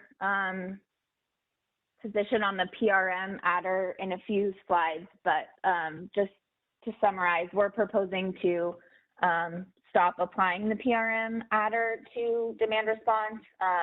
And then on the T&D side, I think we're still considering if and how that should be incorporated into the value that's on the supply plan, which portion should be included or shouldn't be included. So we're still thinking that through, but in terms of the PRM adder, we're proposing to remove that, and we'll get into some of the reasons why in the next few slides. But for for DR that is already on the supply plans, I guess those adders would be the only thing that's open that would need to potentially be modified in order to facilitate this proposal. Got it. So it sounds like you'd be removing those adders, or you would not recognize those adders because they were not included in the supply plan, right? Yeah. Got it. Okay, thanks. Okay. Let's go ahead and move on. I think if you could go back one slide. I haven't covered this one yet, but so some of the concerns that we heard through the PRR 1280 process illuminate some of the issues that we're seeing around the current counting methodology for demand response resources. The current qualifying capacity counting methodology doesn't reflect demand response resources variability. We think that a lot of DR has variable load reduction capability throughout the course of the RA month due to factors such as the time of day, the weather, production schedules, et cetera. So it makes sense to us that demand response wouldn't be able to provide, or most demand response resources wouldn't be able to provide a static fixed amount all hours of the day. But the current QC counting methodology really doesn't reflect that. So if DR programs are incapable of delivering their capacity value as currently established, then it makes sense to us that they should be recognized and valued as a variable energy RA resource. And if DR were to be evaluated like other variable resources under an ELCC methodology, like the CAISO is proposing, or something similar, then it would be appropriate to exempt them from RAME like we do for other variable energy resources. And until that time, as is done today, DR is treated as a fixed capacity resource and subject to RAME like other similarly situated RA resources. Let's move to the next slide, please. So given that DR really is more similar to a variable resource, the CAISO believes it's appropriate to adjust the QC methodology for DR. And we've come up with the following principles that we feel must be incorporated into that capacity evaluation. The first is that it must assess DR's contribution to reliability across the year or seasons. So it should be able to evaluate how DR contributes to system reliability beyond the monthly peak day during peak hours, because that's not what it can provide in all other hours that it may be needed. Secondly, it must be able to assess DR's capacity value as a variable resource. Today, they're treated like they can provide a fixed amount in all hours, but most actually have variable load curtailment, like we've mentioned.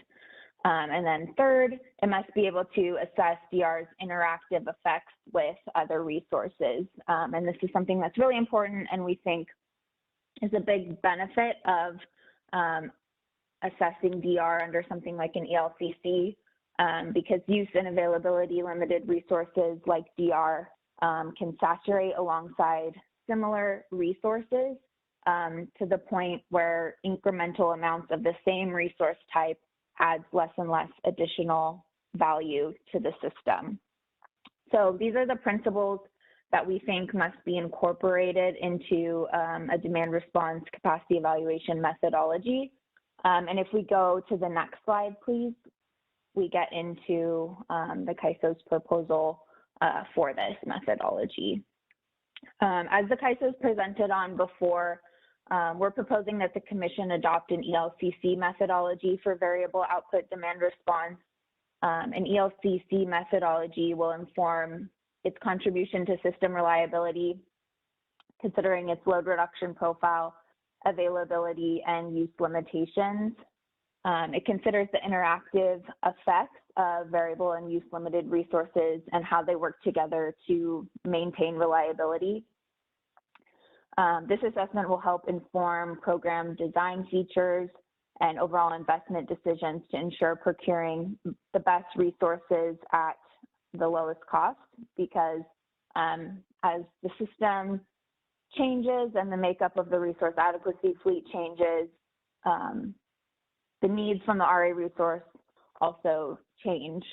For example, the CAISO worked with E3. They performed a study for us on the DR ELCC, and they showed that in today's world, the loss of load expectation hours are generally aligned with the 4 to 9 p.m. hours, but as we get more and more storage and other use limited resources on the system, those hours start to shift later and later. So this assessment will help inform kind of when those needs are, and do the resource adequacy resources and the use limited resources meet those needs.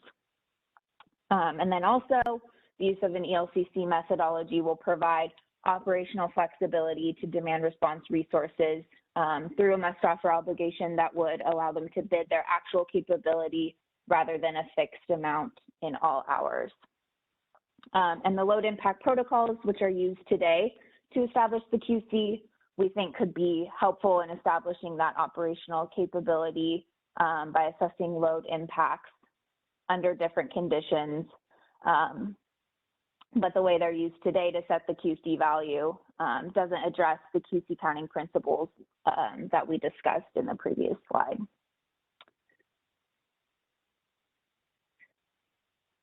So as I mentioned, E3 performed a study in our energy storage and distributed energy resource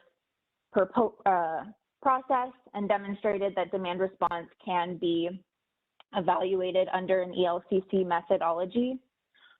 They used bids from PG&E and SCE programs to form an 8760 availability profile for demand response, and also captured the interactive effects of demand response with other energy limited resources, looking at the 2019 resource mix as well as 2030 to demonstrate how that changing resource mix affects DR ELCC values. They also demonstrated a methodology for allocating ELCC to different programs based on energy availability. This is something that we heard from stakeholders that was really important to them. If different DR programs have different levels of availability, that should be captured in the ELCC value. And then again, we think that the work performed in the ESDR process by E3 should be used as a springboard for developing ELCC values for DR, because ultimately this is the most appropriate methodology to capture variability, use limitations, and interactive effects.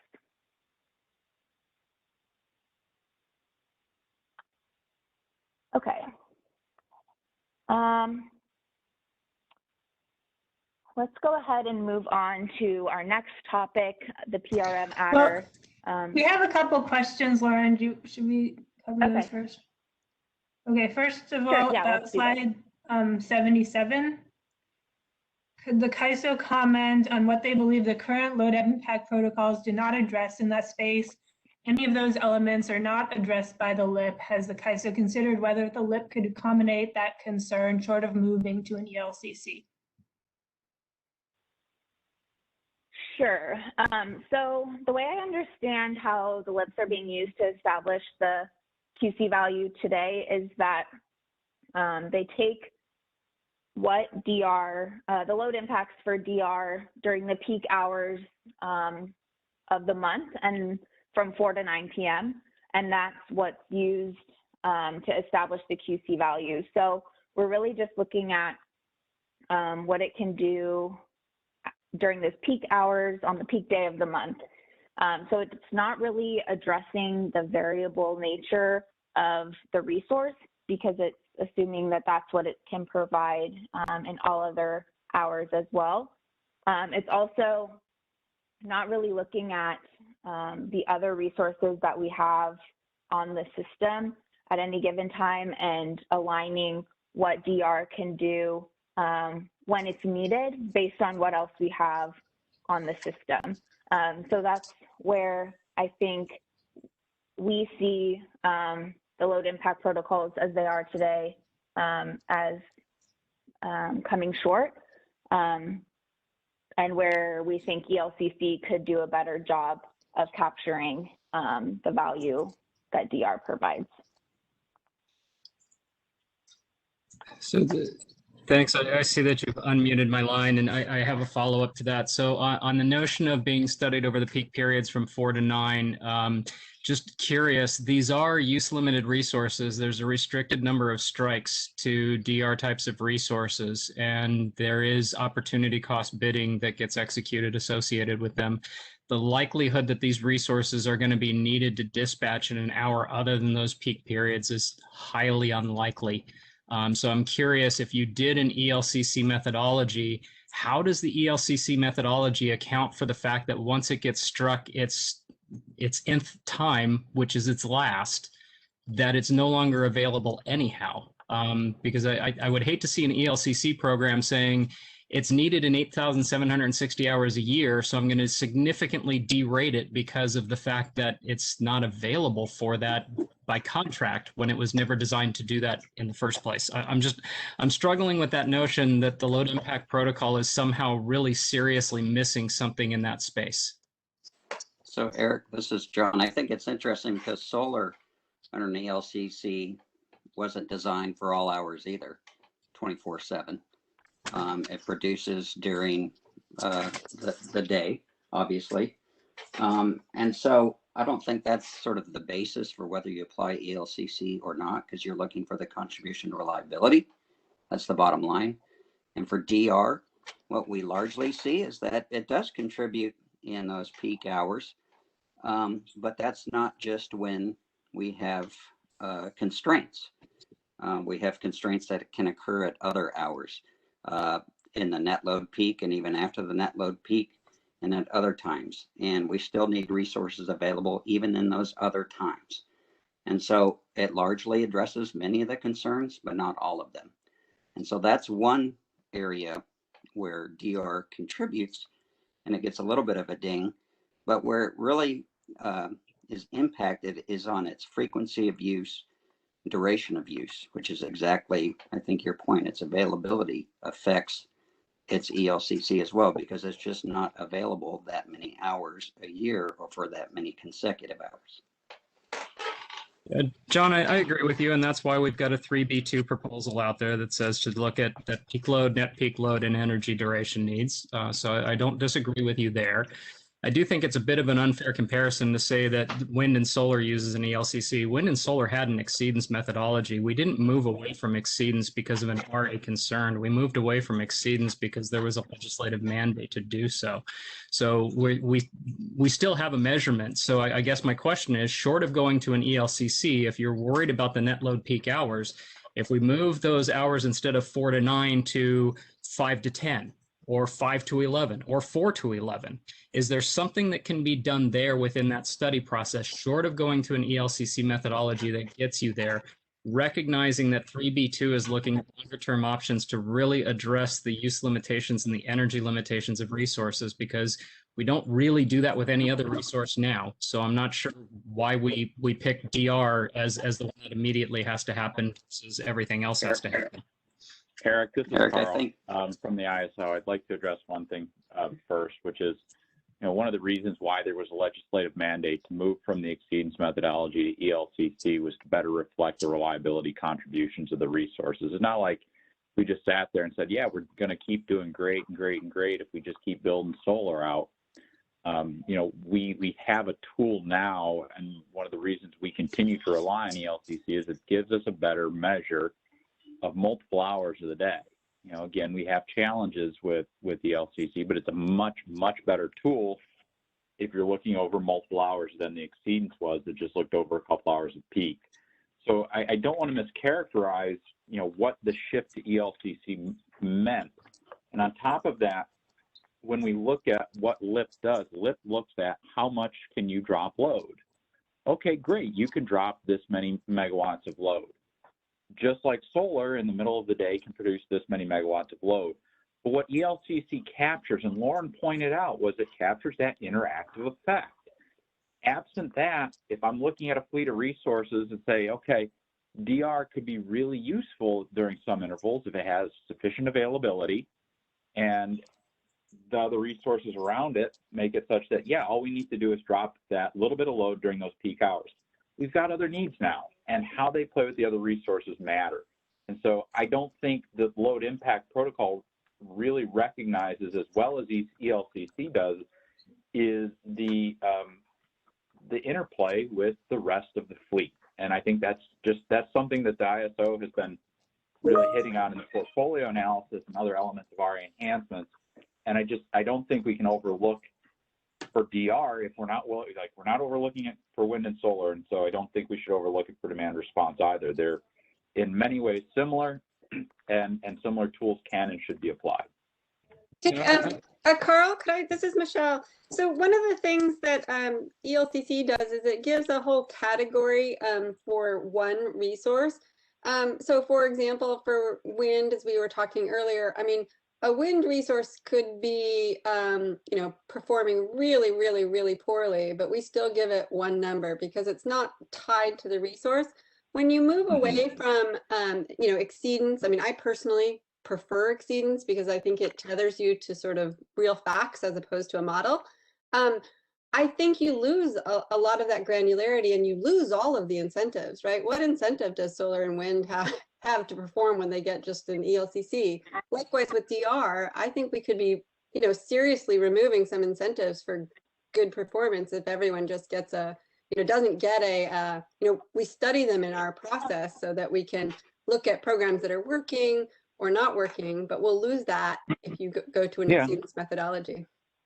I think you meant ELCC at the end there, but I think, Michelle, Carl, let me jump in here for a second, because Michelle, I think I understand that concern, but we did address that through the E3 methodology, how you can allocate to different programs based on their contribution over others.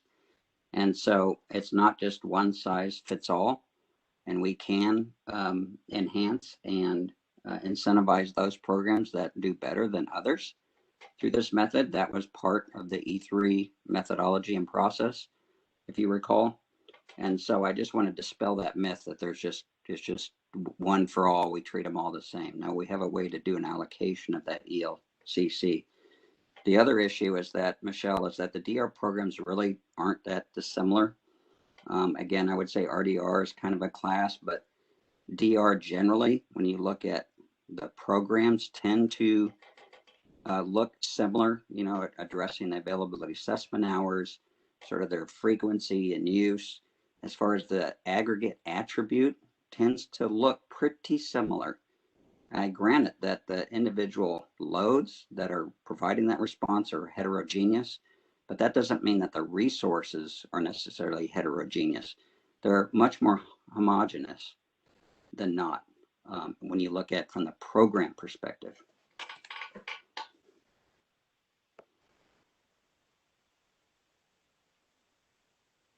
Hi, it's Jennifer Chamberlain. I think I just got unmuted.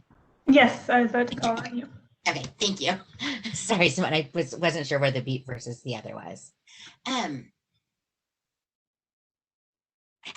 We talk about this application a lot, and one thing, and maybe this has been presented to the DRUMIC, which DRPs still aren't part of, and we haven't seen this from the E3 models, but we're talking about ELCC, and John, I've heard you say many times how similar DR is.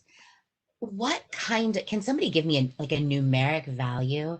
If you are a megawatt of a DR resource under your methodology, what percentage value of what I'll call in generation terms, the nameplate of a resource. So if I build one that from an engineering standpoint is a megawatt, how much would that count under this scenario? I've never actually seen that number presented.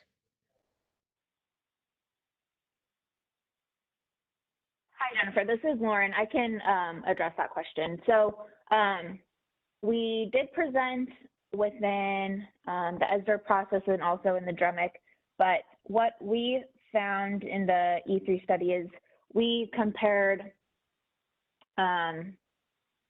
what they're getting under the load impact protocols with what we found the ELCC to be. And what we found is when comparing the ELCC to the load impact protocols is that the ELCC is about 20 to 30% less than what the resources being studied were currently given under the load impact protocols.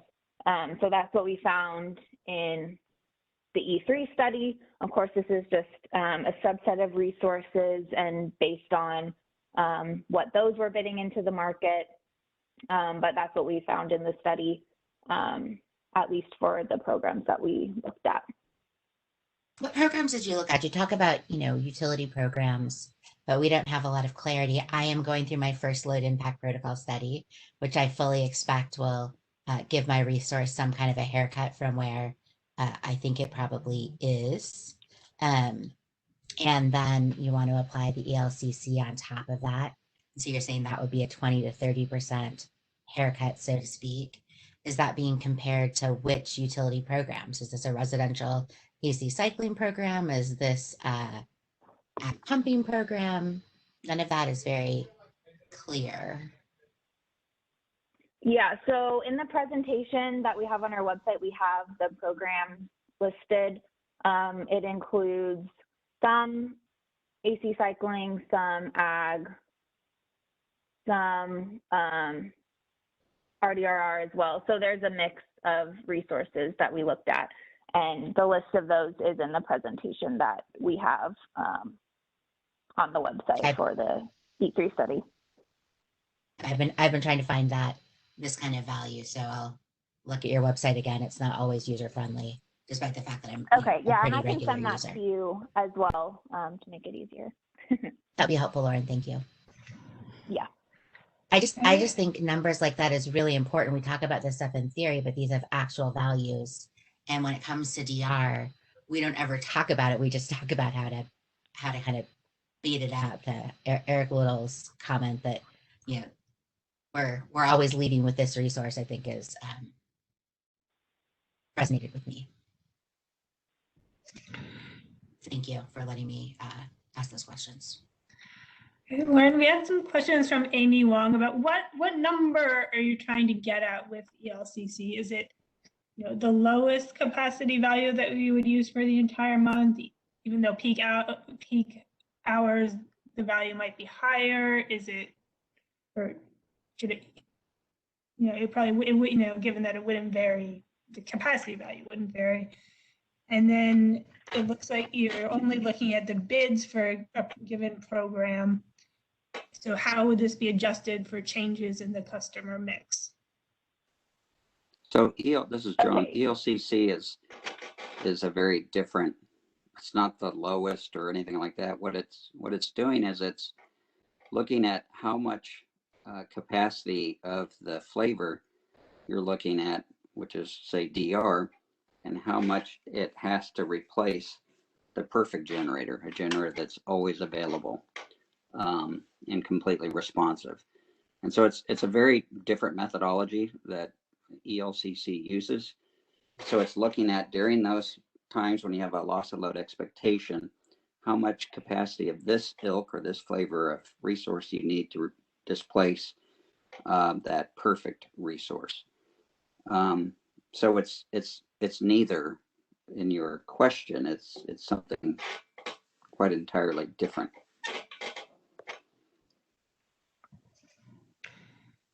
And then from Michael Perry, could Kaizo expand on what they mean by the LIP can be used for operational capabilities on slide 78? Sure. So the load impact protocols, like we mentioned, kind of establishes how much load a resource can drop. The way it's being used to establish the QC values today is just looking at those 4 to 9 hours on the peak day. But as I understand it, there's more information in the LIP that could be used to inform the load reduction capability in other hours as well, sort of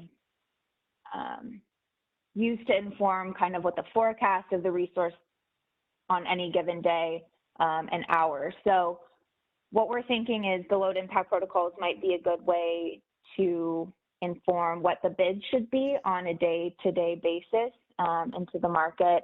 And then those would then be used as more of an input into the ELCC as the availability profile, really what the resource was able to do operationally day to day.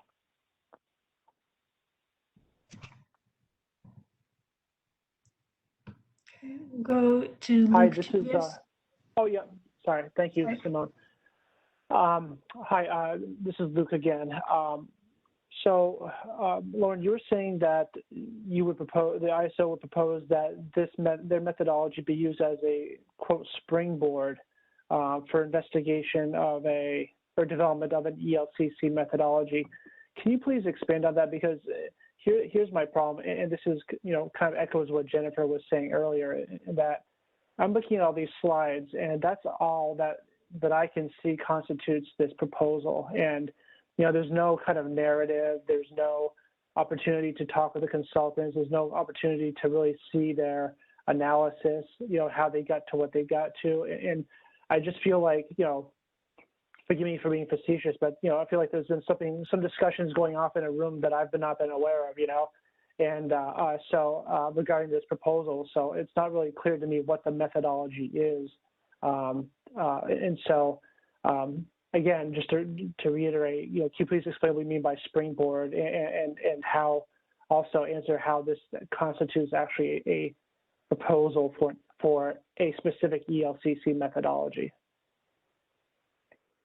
Sure. So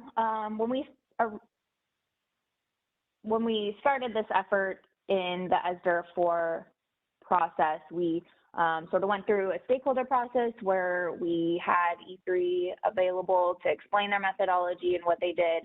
And really the purpose of that was to demonstrate that an ELCC could be done for demand response. Not that these were the numbers that need to be adopted, just to show that it can be done.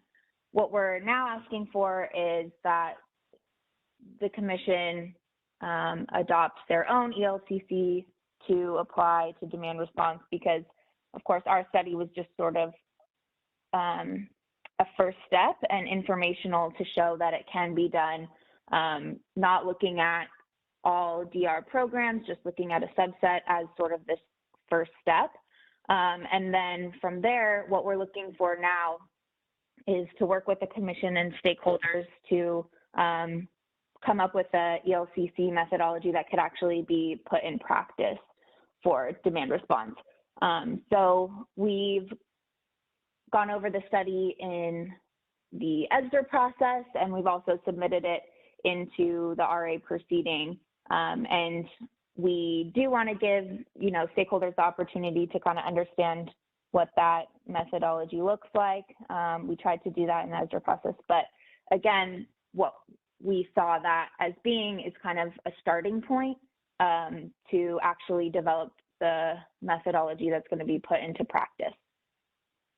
Right, and I appreciate that, and I apologize for belaboring the point, but I sat in on all those ESDR calls, and what ISO has filed in the RA proceeding is basically the slides that they use from their ESDR, and the concerns I had in ESDR that the council submitted in their written comments have not been addressed, and obviously we're not the only ones out there with concerns, but so I'll just reiterate, it's just not clear what's being proposed here, and there's nothing to it other than some slides and some pictures, and forgive me for saying that, because I know a lot of work, a lot of work went into this, but it's just not clear what is being proposed here. And I'm concerned that if, the Commission goes ahead and approves this, then they might not know what they are approving. And certainly I don't know what they're going to be approving if they do approve it, Say, Luke, this is John. So the ELCC methodology is not an unknown or unfamiliar technique. The PUC does ELCC calculations today for solar and wind resources. Our expectation is that they could do the same for DR. And again, John? the ELCC, yep. So I totally get all that, but what I'm trying to clarify is that if the ISO is, you're saying one of two things. Either one, the commission should adopt an ELCC methodology that is to be determined, or B, the ISO is proposing that the commission adopt the ISO's ELCC methodology. If it's B, if that's what you're proposing, then what I'm trying to express to you is that I don't know exactly what you are proposing. That's all. Yeah, and thanks, Luke. I think if you read our past filings, you'll see it's clearly A, it's not B. We've been very express and explicit that it's the PUC's ELCC methodology. That is exactly Lauren's point why this E3 is a springboard. It can help inform the PUC's ELCC calculation methodology to apply to DR, but it is wholly a PUC process and determination. So I appreciate the question, because I think that if that wasn't clear, hopefully this makes it clear. We are not saying adopt this black box E3 ELCC methodology PUC. Now we're saying use this as leverage and leverage it to inform your ELCC calculation and process that you currently do for other resources. And let's figure out and work through how to apply this to DR and use some of the lessons we learned from the E3 process, and in particular, how to allocate to different programs. So I hope that's clear, Luke. It is. Thanks so much, John. John, just like to clarify, are you proposing that this would be implemented for next year or any particular time? No, I think that, yeah, no, not good question. Thank you. No, not next year, but I think we would like to see this like in 2023 would be great. Paul Nelson?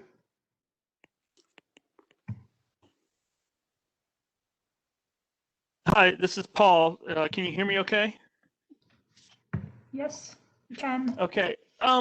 So John, you had mentioned concern about what you called other hours, which are outside of presumably the 4 to 9 p.m. range on a peak day. And so what is the amount of relative loss of load expectation of these other hours, and when does it occur? So Simone, can you unmute Carl? He doesn't seem to be able to join in, or Bridget. They've done much more deeper dives into these hours. And the reason I'm asking is the base interruptible program is available 180 hours. And so yes. If that 180 hours can't cover your loss of load expectation, I mean, is that means that it can't cover all the peak times between? I mean, where is it? Let's let Carl Can you hear me now? Yes. Okay. So Paul, I guess my challenge is if you think that the BIP is going to do that, then there shouldn't really be a challenge or concern or question. Your ELCC should come out at about your lip, and we'll all have great confidence in it. But I think that's the point of the model, isn't it? Is to find out how well it does work with what else is in the system. I guess I'm really struggling to find out what the concern with the incremental test to see how that load reduction works relative to the other resources is. Well, it's a test of, in the model, garbage in, garbage out. And if you're getting a bunch of loss of load expectation that's not from 4 to 9 p.m. on peak days, and it's, I don't know, at noon, or, I mean, I'm just putting out a wild example, at noon, then you have to go and look and go, wait a minute, why am I seeing loss of load expectation outside of the peak hours? So the question is, but you haven't published to that. You keep saying we have. you're worried Yes, about we have. non-peak We have hours, so published that, publish Paul. those times. We have published that. In Well, the every time enhancements, I've that was looked at published. loss of load expectations graphs that have been produced by the CAISO, they generally show peak conditions in the 4 to 9 p.m. range. Right, and we're falling short 4 through 9 and sometimes as late as 10 p.m. So we have published all that information. Sometimes I think some of the earliest we saw in at least the RE enhancement study, I think was at 2. I don't recall immediately off the top of my head. But again, if that's when we're seeing them and that's when the resources are available, then you're going to come out fine, Paul. You're going to come out right at your load impact protocol if it's doing what it needs to do in conjunction with the other resources. So again, if this is a test that verifies that you know the program is doing what we need it to do, that's great. We're okay with that. If on the other hand, what we find out is we've got a program that's contracted for, as I think Eric was bringing up, it wasn't meant to be contracted for 10 days a month. That's fine, but we find out that's what we need, then that should be tested too. And yes, it should have a ding for its load impact protocols because it doesn't provide the reliability. We need a resource that has more availability to it. So again, it may be a function of, you know, a little bit earlier or a little bit later than what the availability assessment hours are. It may also be a function of we just need it more often than the programs are available to us. And again, plugging those into production simulation, if you want to call it garbage in, garbage out, that's an academic dispute and debate that people are going to have. If you don't like the model, there's no convincing you. But, you know, that's the whole purpose of it, is to try and simulate those responses and to see how useful it is. But when Lauren says it's a cut of 20% in a program like base interruptible program that's available 24/7, 87, 60 hours a year, up to 6 hours per call, 180 hours annually. I'm struggling to see then if it can't cover all those lost load expect hours given that program, where are they? And that's the one thing I've been unable to see in the results. I don't want to debate that too much more because we're just going to go in circles. Oh, I agree, the next Paul. question I have is, if the commission adopts the Southern California Edison Cal CCA proposal or PG&E slice a day, where does ELCC, be it for DR, wind, or solar, fit into those proposals? I mean, for the PG&E proposal, Paul, PG&E has been pretty straightforward about that. They view it as they're proposing an exceedance methodology. You know, and I think when you get to slices and you're looking at those smaller portions of the day, you can make an argument that maybe an exceedance is an adequate method. I'm still contemplating that one myself.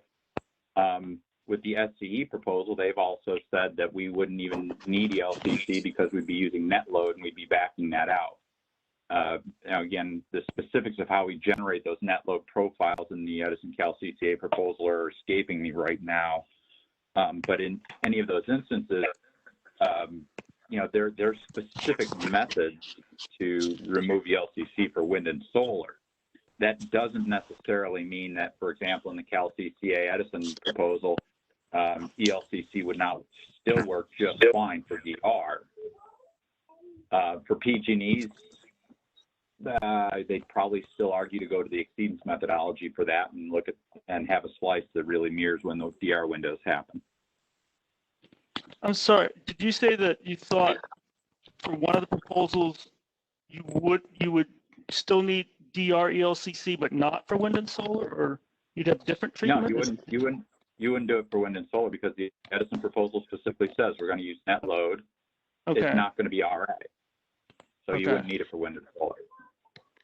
And Paul, I think where there's going to be a challenge under the SCE proposal, any of these proposals that are now delving deeply into energy sufficiency of the RA fleet, this is where it's going to be very interesting, is how much energy do you allocate or contribute to DR, and BIP in particular, that is only available to provide energy in an emergency. And so how do you accommodate and account for the energy production a BIP resource in an energy sort of sufficiency RA construct? So more to discuss on that. Yeah, I agree with you on that one. Yeah, that's going to be a challenge for BIP, I think. Or any other reliability program. Correct. Good point. And lastly, I mean, you said that DR is somewhat homogeneous. I think a lot of us in the DR community would disagree with that conclusion, and I'll just leave it at that. Thank you very much for responding to my questions. Thanks, Paul. Let's go to Maria Belenki. Hi, I'm sorry. I put my hands down earlier. Apologies if that was a question. Someone else already asked my question. Okay. All right. So in your last, before you said that, you weren't necessarily proposing that this would be implemented for 2022. I guess you're saying that the commission would say that it wanted to move towards ELCC for DR and do studies, adopt it maybe in a year or a future year. So, but you're also saying that you would you want all of the DR to be on the supply plans and that it would be exempted from RAIM once it's using ELCC, I believe. So, I mean, how would that timing work? Or if the DR all had to be on the supply plans for 2022, would it be subject to RAIM until there was an ELCC study that was adopted and implemented?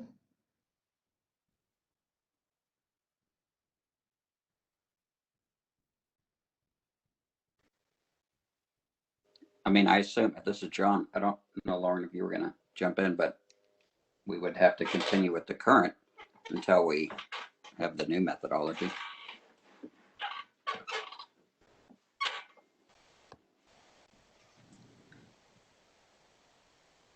So Lauren got muted somehow. Are you back on, Lauren?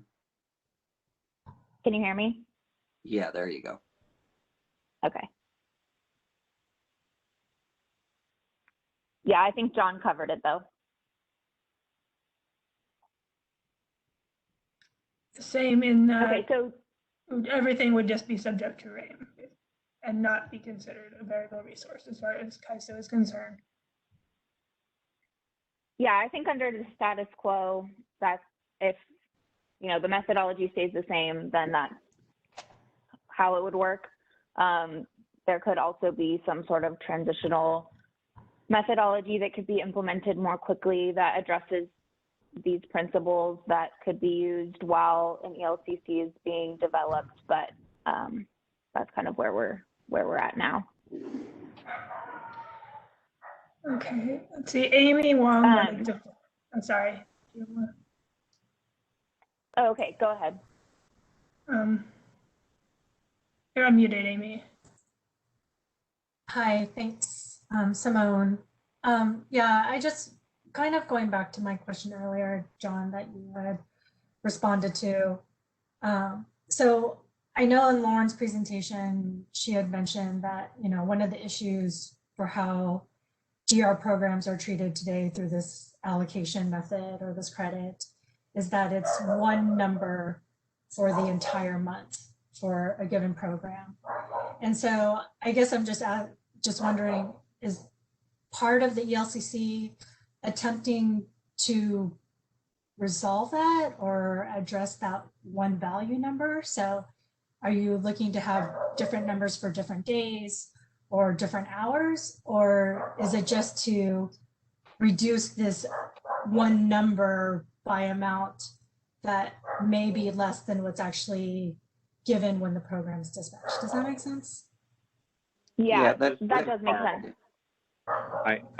So the answer to that one is the ELCC better addresses that single number because it's really looking at all 30 days or some span of time as opposed to one instantaneous point in time or a couple days in time. So it has the ability to look at, just like with wind and solar, Some days solar's producing, you know, a 100 megawatt resource is producing 90 megawatts. Some days it's doing 50. The ELCC study methodology accounts for that. That's part of what it does. And so if we're seeing loss of load expectations when it's low, it gets dinged for that. And so the ELCC has the ability to account, give me a second, kiddo, has the ability to account for different load drops that a variable demand response resource can provide, and it can reflect that into the load drop profiles and give it an ELCC based on that. So it actually does a much better job with what that single number represents than the load impact protocols do. Yeah, so the goal of the ELCC is not like to give it a haircut. It will give it a haircut based on its contribution to reliability, based on that loss of load expectations and its availability to meet those relative to that perfect generator. But it's looking, like Carl says, it's looking across that month. It is a single number for the month, just like RA is today. But what it does allow you to do, Amy, is for the DR provider to actually schedule the forecasted ability of that DR resource for whatever it is in the hours that it's available. So it can be above that number, that RA number for the month, and it can be below that RA number for the month, and that's okay.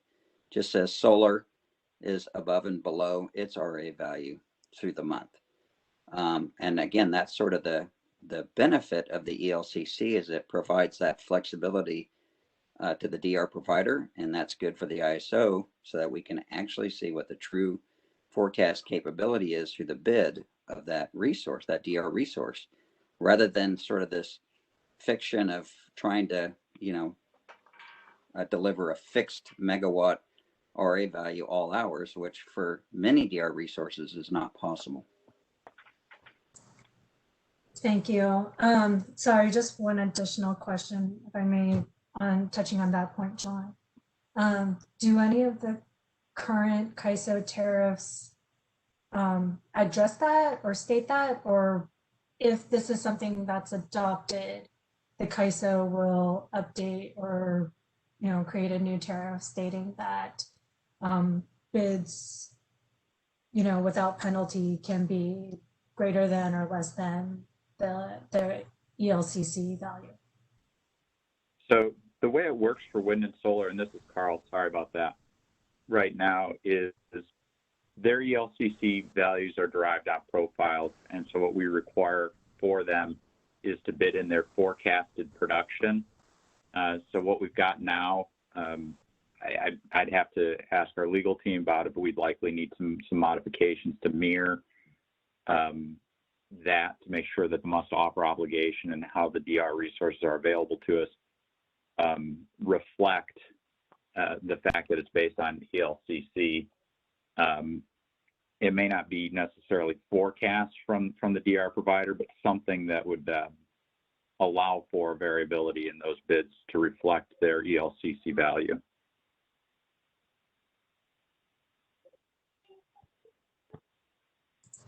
Okay, great. Thank you. Thanks for taking my questions. Thanks, Amy. Simone, do we have any more questions? I think since we're running out of time, it might be good for us to move on at this point and finish up the slides. Yeah, I think we should move on. Okay.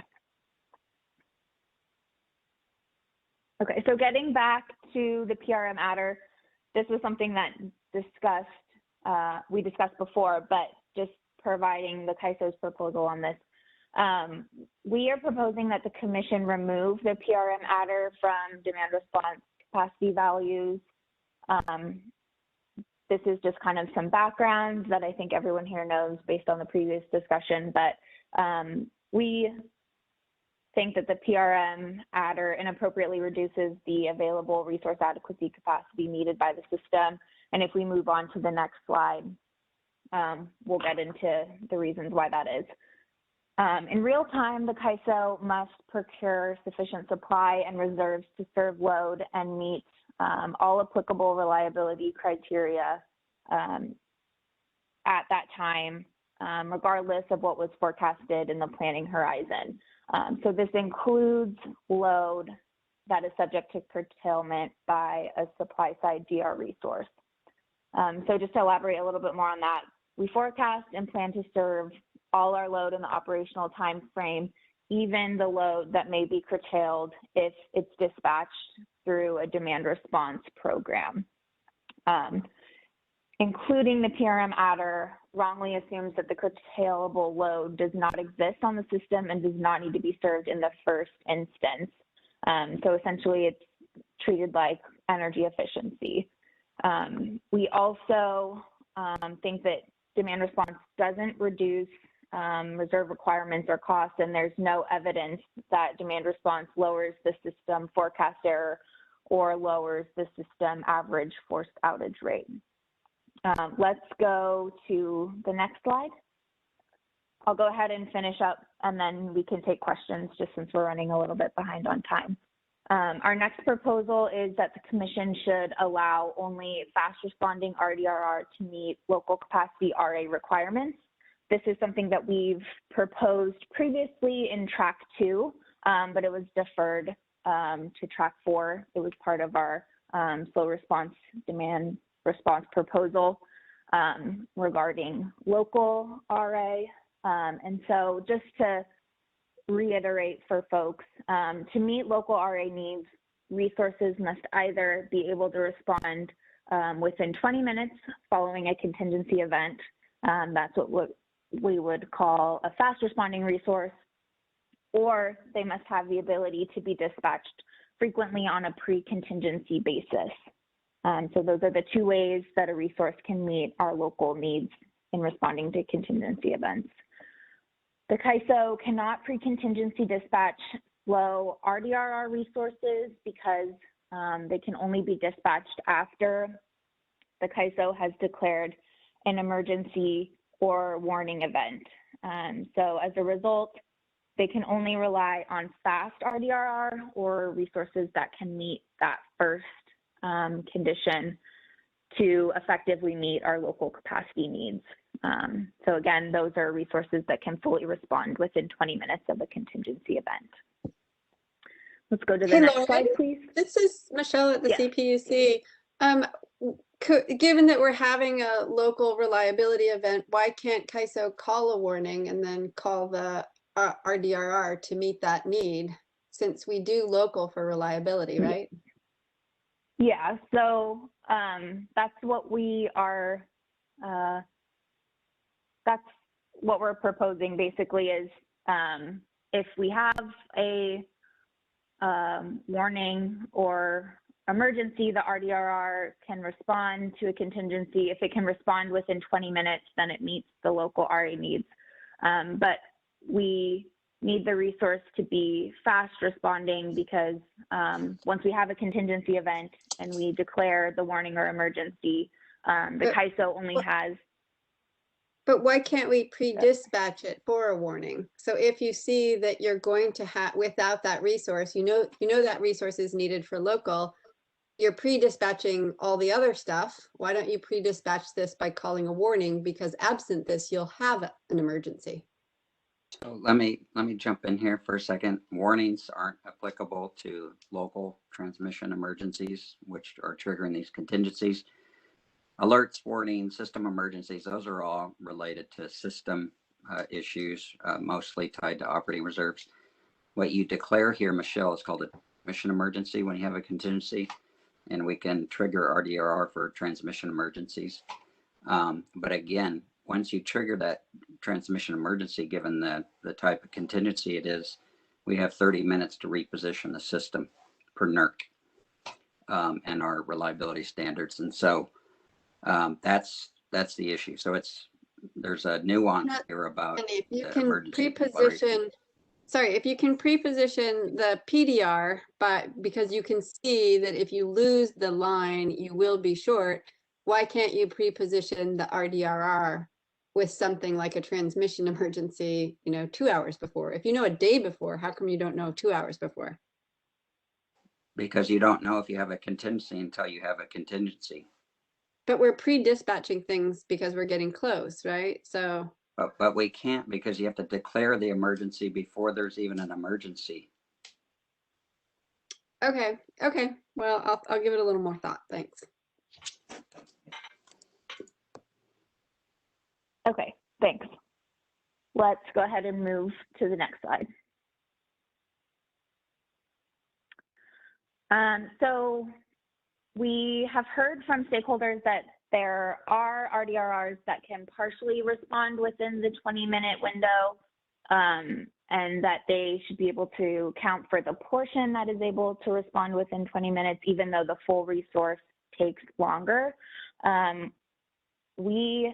The partial counting approach has a couple issues that make it so RDRRs that partially respond within 20 minutes could not count towards meeting local capacity needs.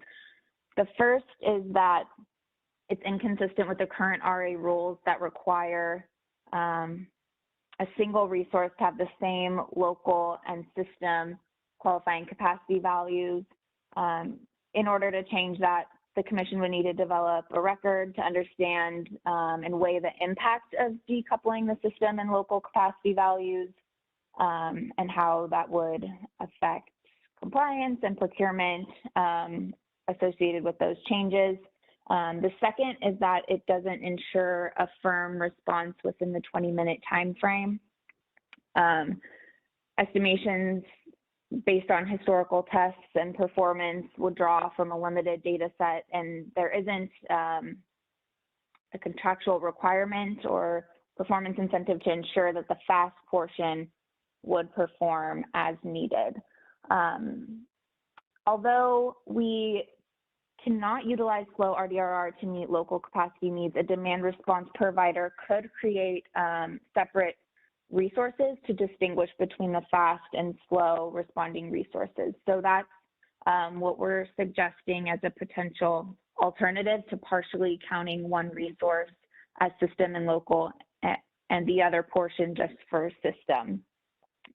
So for example, if there are multiple processes within one resource ID where one can reduce load quickly and the other takes longer, we suggest splitting those into two resource IDs where one is fast and can count for both local and system, and the other is slow responding and only counts for system. My final slide is just to kind of wrap up here.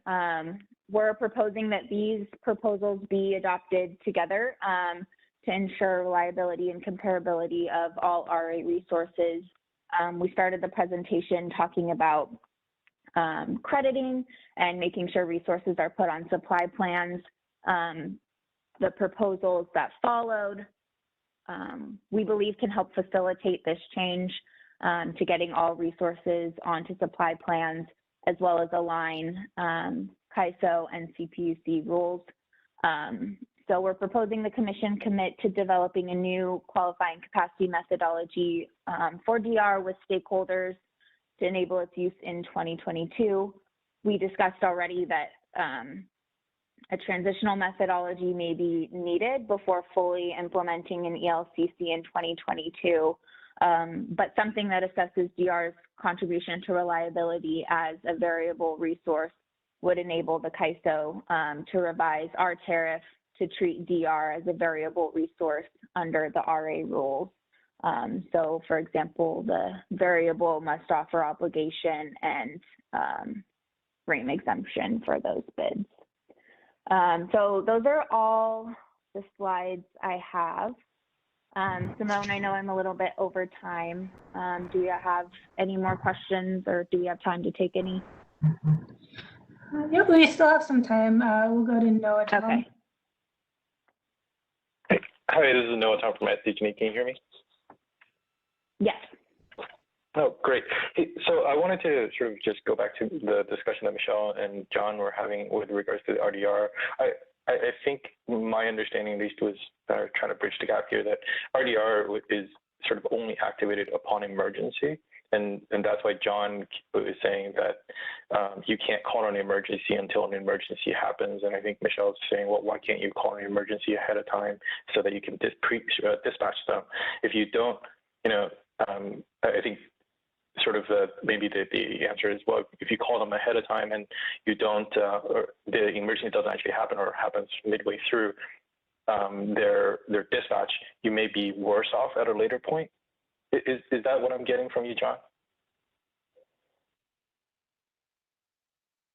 Yeah, thanks, Noah. It's the nature of that resource, that BIP resource, RDR resources, that you can only call them an emergency, and the ISO will not declare an emergency if there's not an emergency. That's a ding against our record. It's a ding against California's record. We just don't willy-nilly declare emergencies just in case we might have an emergency. You declare emergencies if you have an emergency, period. Appreciate that. And I wanted to go back to another discussion you had, I think was Amy. It sounded like you guys were linking the ability to submit forecasts of wind and solar resources to, or resources, I guess, DR in this case, only if there is an ELCC aspect to it, or for accounting purposes. I'm trying to make sure that was expressed correctly, or I understood that correctly.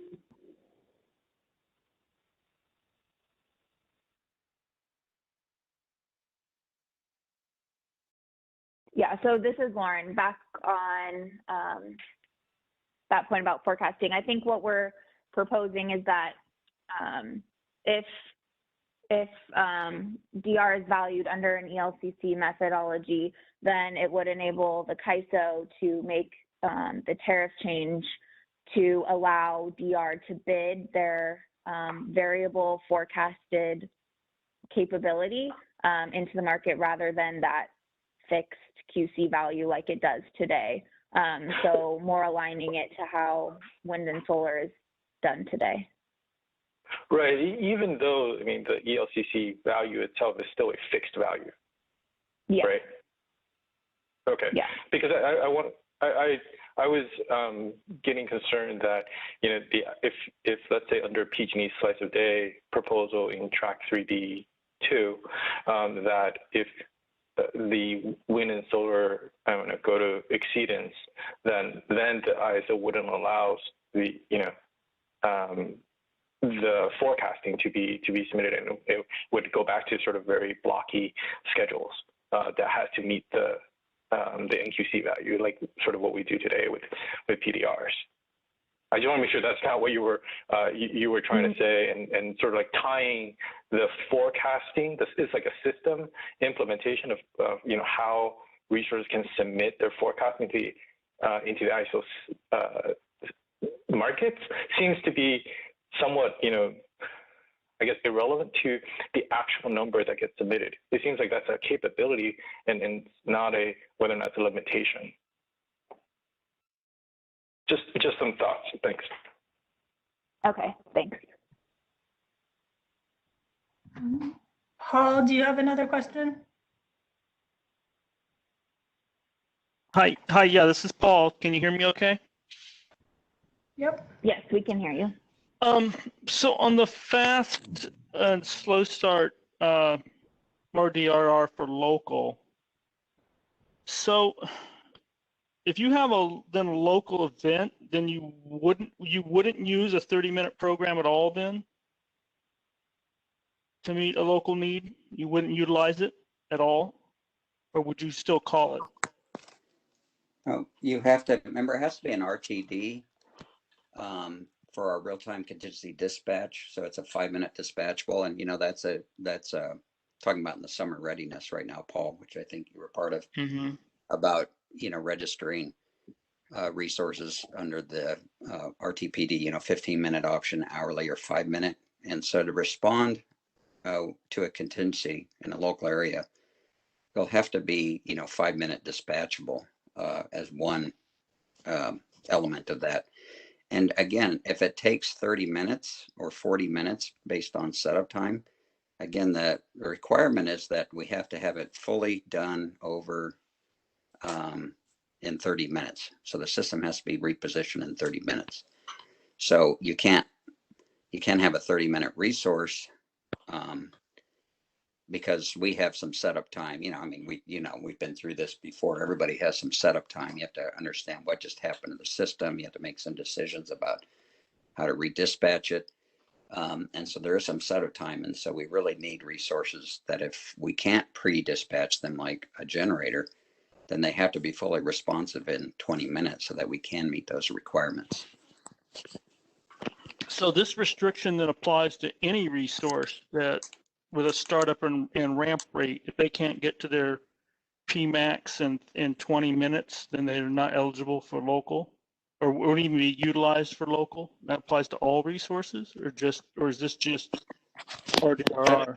Yeah, the problem with RDR is that we can't pre-contingency dispatch it because we have to declare an emergency. No, this isn't a pre-dispatch. I'm just saying that if any resource when you take into account any startup time and ramp rate, if they can't reach their Pmax within, I guess it's actually 20 minutes, sorry, then they would not be utilized at all for local to resolve a local issue. For example, if you had a long start resource that wasn't started, you couldn't use that for local, obviously, because you couldn't even get it started and use it. However, let's say that we anticipated tight conditions. And so we said, oh, let's start that resource just in case. So we can start that resource, have it loaded to its Pmin and ready to ramp if a problem occurs in that area on the grid. And so it's all really dependent, Paul, on the pre-contingency dispatch and preparing resources and positioning resources to be able to respond and ramp if a contingency occurs. And so if you can start them and they're sitting there Pmin hot, ready to go, then that's no problem, even if they're long start, because they're started. And if this resource's ramp rate to Pmax is 30 minutes that you've pre-dispatched, would it be utilized or not utilized? That's a good question as to how much they'll count when they're doing their assessment in the local area. In other words, how many resources do they need to start, for example, if they're going to use gas resource as an example, so that they can ensure that they can get under that requirement. So that's, I don't know the specifics, but that's a good operations question. This is Carl, John. Can you guys hear me? Yep. So Paul, I want to make sure I understand the question. Are you asking about when the ISO is doing its local studies in the year ahead time space, or are you talking about what we're looking at in the day ahead time space? No, this is, a local contingency is real time. I mean, you have an event that occurred. Okay.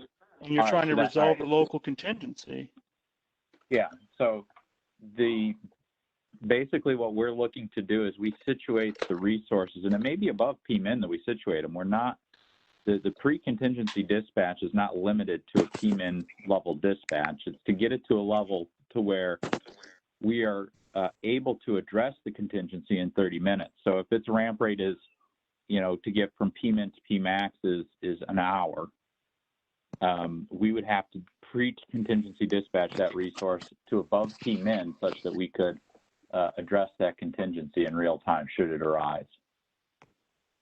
Yeah, that's a great point. That's a great point, Carl. You don't have to, the operator doesn't have to have the resource sit at Pmin. It can sit at a value higher so that they can protect the system. So yes, thank you for that clarification. I'd forgotten about that scenario, but have heard that, yes. So pre-dispatched resource, but has a very slow ramp rate, would then still be utilized. That's right. Could be. It's not tied to their Pmax. They're limited to their Pmax. I mean, they couldn't go to their P all the way. They couldn't go above that, obviously. But again, if we see the contingency coming up, we can situate the resource in such a way we anywhere between Pmin and Pmax to get the ramp rates we need available should a contingency arise.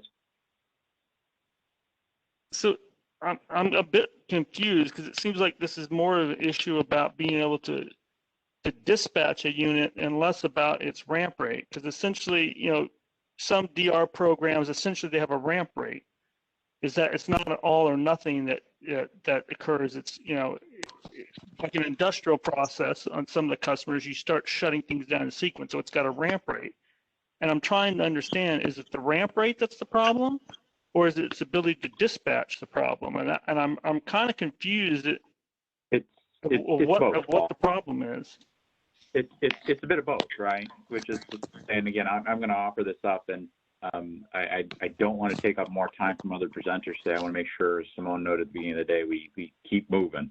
But we have to have the ability to potentially frequently utilize a dispatch on a resource, a local resource, and then once we're utilizing that resource, then we have to figure out where to situate that resource.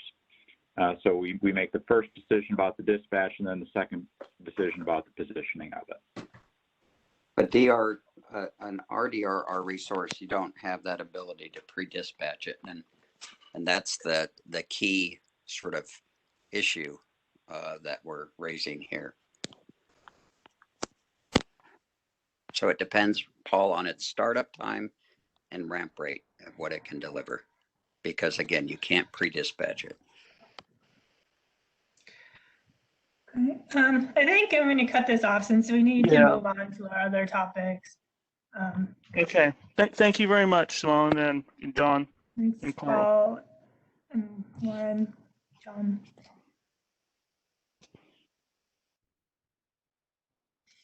All right, now we'll move on to RA penalties. We have one final proposal from Energy Division on the penalty structure, and then a related proposal from PG&E. So in terms of Energy Division's proposals, we can go on to the next slide. In the last year's RA June decision, we adopted a shaped penalty price where the average price monthly penalty is still $6.66, but it was adjusted so that the price was double for summer months as the winter months. But this original $6.60 price, which is still the annual average for a deficiency, has been in place since 2010, although the market has changed significantly over the past few years and prices have risen quite a bit. So, in our proposal, we did some math looking at prevailing prices for capacity and how it compares, and see, as we've seen evidence that LSCs that are just going to be deficient for 1 or 2 summer months, it's in their interest financially to just pay a penalty rather than buy capacity if they had to buy the capacity for the entire year. So we didn't necessarily have a specific proposal, but we thought it's time to consider raising the penalty price. We threw out 2 options of a 10% increase, a 20% increase. 10% would raise the annual average to $733. The double in winter months or summer months and winter months would be $489 for the winter months and $977 in summer. 20% would go up to $8 per kilowatt a month average, or $1067 in the summer and $533 in the winter. And we could go to one or the other of those numbers, could phase in over time. We're up to parties' proposals or comments on that. And then also, last year we raised this question of what should happen to LSCs that continuously have deficiencies or fail to meet their RA requirements. So we put out a few suggestions here. One is that if there is an LSC with an outstanding unpaid penalty or one that has deficiencies of over 10% of its total system requirement, then it may not be allowed to increase load in future years until that's addressed. And then if there is a LSE that is deficient by over 50% of its system requirement for the three summer months, that we would implement a decertification process so that they would no longer be allowed to serve load in the future.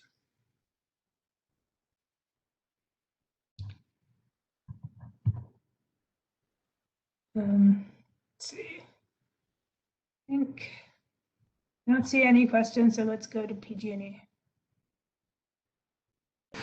Thanks, Simone. Can you hear me? We can. Everyone, I am Maggie Alexander, and I will be presenting PG&E's framework for escalating penalties associated with RA deficiencies. So we can go on to the next slide. At a high level, PG&E believes that the current penalty structure is not adequately incenting LSEs to meet their RA procurement obligations. We have observed instances of repeated deficiencies. And so the objectives behind this structure, before I dive into the details, just wanted to share those. The first being, we were really looking to develop an enhanced structure that would mitigate the economic decision to pay penalties in lieu of procuring sufficient resources. Secondly, we wanted to also prevent repeated non-compliance occurrences by LSEs. As I mentioned, there have been a few instances observed of this. We also wanted to ensure that the framework was simple, implementable, and fit within the existing structure, so really avoiding reinventing the wheel in this case. And then finally, we wanted to develop a structure that encourages procuring sufficient resources over an extended period of time. So ultimately, we view this structure as somewhat of a carrot and a stick approach that both finds non-compliance, but also incentivizes improved performance. And we're hoping this encourages longer-term procurement and dissuades non-compliance, ensuring that everyone is doing their fair share to maintain system reliability. Move on to the next slide.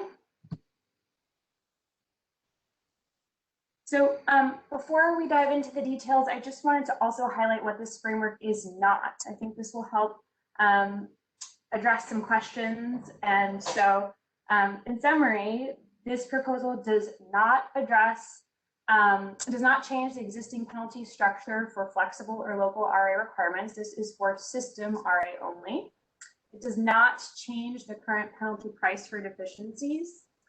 It does not suggest updating CAISO's backstop procurement process. So CAISO continues to serve as backstop through their CPM. We can go on to the next slide. Okay, so again, as I mentioned, PG&E is concerned that the current RA penalty structure is no longer sufficient for incentivizing compliance with the RA program. The evidence for this is we're seeing an increasing number of deficiencies over recent years. You see this, these numbers of deficiencies on your screen. And I'll just also highlight that from 2009 to 2020, 19 of the 31 RA citations were repeat occurrences, which we found looking at publicly accessible data. So I will dive into how this works, but at a high level, our thought is really to create an escalating penalty structure that has varying tiers, which again, I'll discuss in more detail, but really for summer month deficiencies, we propose an up to $26.64 per kilowatt month penalty, which is 3 times the current penalty rate. And then for non-summer months, up to 3-time penalty of $13.32 per kilowatt month. And again, we'll go over a little bit in a little bit more detail how this will look. So we can go on to the next slide. Okay, so again, I just wanted to reiterate that PG&E's primary concern here is that the current structure is not adequately preventing against repeated non-compliance occurrences of an LSE failing to meet their system RA obligations. So this structure really works in stepwise functions. So step 1, an LSE would receive a point or points for each instance of RA deficiency. So that would be each compliance filing, regardless of magnitude if the deficiency is not cured within 5 days. You can think about this a little bit like a Department of Motor Vehicle driving program. So for each deficient filing, an LSE will be assessed 1 point for non-summer months and 2 points for summer months. And the rationale behind those 2 points is that given the critical need for sufficient capacity during the summer, double points will dissuade an LSE from making the choice not to comply. I also wanted to highlight here the year ahead filing. So technically the year ahead filing is 6 filings, and those are 6 summer month filings. So the year ahead penalty structure would be the same as what you see here. It would be 2 points per month, up to 12 points if all months were deficient in that filing. So step 2 then would be, depending on the points an LSE has accrued, it will correlate to a tier designation, and the LSE will then be assessed a penalty price, which comes with an associated multiplier for each RA deficiency. So points accrue over time, and they determine the applicable RA penalty price. You see here 0 to 5 points have an LSE in tier 1. There is no price multiplier, so the penalty price is at its current rate. So that's $4.44 per kilowatt month for a non-summer month, or $8.88 per kilowatt month for a summer month efficiency. As an LSE accrues points, it moves from beyond 5 points to the 6 point or above 6 to 10 point range. It will be in tier 2. Tier 2 comes with a double price multiplier. So really all we did here was double the penalty price for summer and non-summer months. So a summer month efficiency would be $17.76, and a non-summer month would be $8.88. As an LSE accrues more points and gets into tier 3, which is 11 points or more, their penalty price has a triple price multiplier. So for non-summer months, it would be $13.32 per kilowatt month. And for summer months, it would be $26.64. Ultimately, PG&E thinks this revised penalty structure is a fair and balanced approach that ensures that everyone is really doing their fair share to maintain reliability. We can go on to the next slide. There are a couple of additional components here that I wanted to highlight that we would like to include in our framework. The first is that all points are cumulative and roll over to the next compliance year. There would be no trading of points. All accrued points would be removed if an LSE did not have any RA deficiency for 24 consecutive months. So this ties into this incentive mechanism that's a bit more of a carrot than a stick. And then finally, the framework would be effective with the beginning with the 2022 RA compliance year, and then be forward-looking. So prospective and no nothing prior would accrue points. And we can go on to the last slide. And finally, I just have a bit of an illustrative example. We're moving through this quickly, so it might be helpful to think about what this could look like. Again, the framework goal is that repeated RA deficiencies would result in accrued points for an LSE, and it would move into various escalating tiers that incur increasing financial penalties over time. This example that we're going to walk through is somewhat aggressive and a very non-compliant LSE, but let's assume that this LSE is deficient in April. April is a non-summer month, so it would accrue 1 point. It would have a same as current rate status quo price associated with that. It's in tier 1, so no price multiplier. May comes around and this LSE is deficient again. May is a summer month, so it accrues 2 points. However, it is still in tier 1, so its price multiplier is still 1, so it's paying that summer month penalty. Again, the LSE is non-compliant. In June, it accrues 2 more points. It's right on the edge, but still in tier 1, so it's paying that summer month penalty price of $8.88. July, things change because this LSE is deficient again. It accrues 2 more points, so it moves into tier 2. It is now paying a double penalty price of $17.76 per kilowatt month for its deficiency.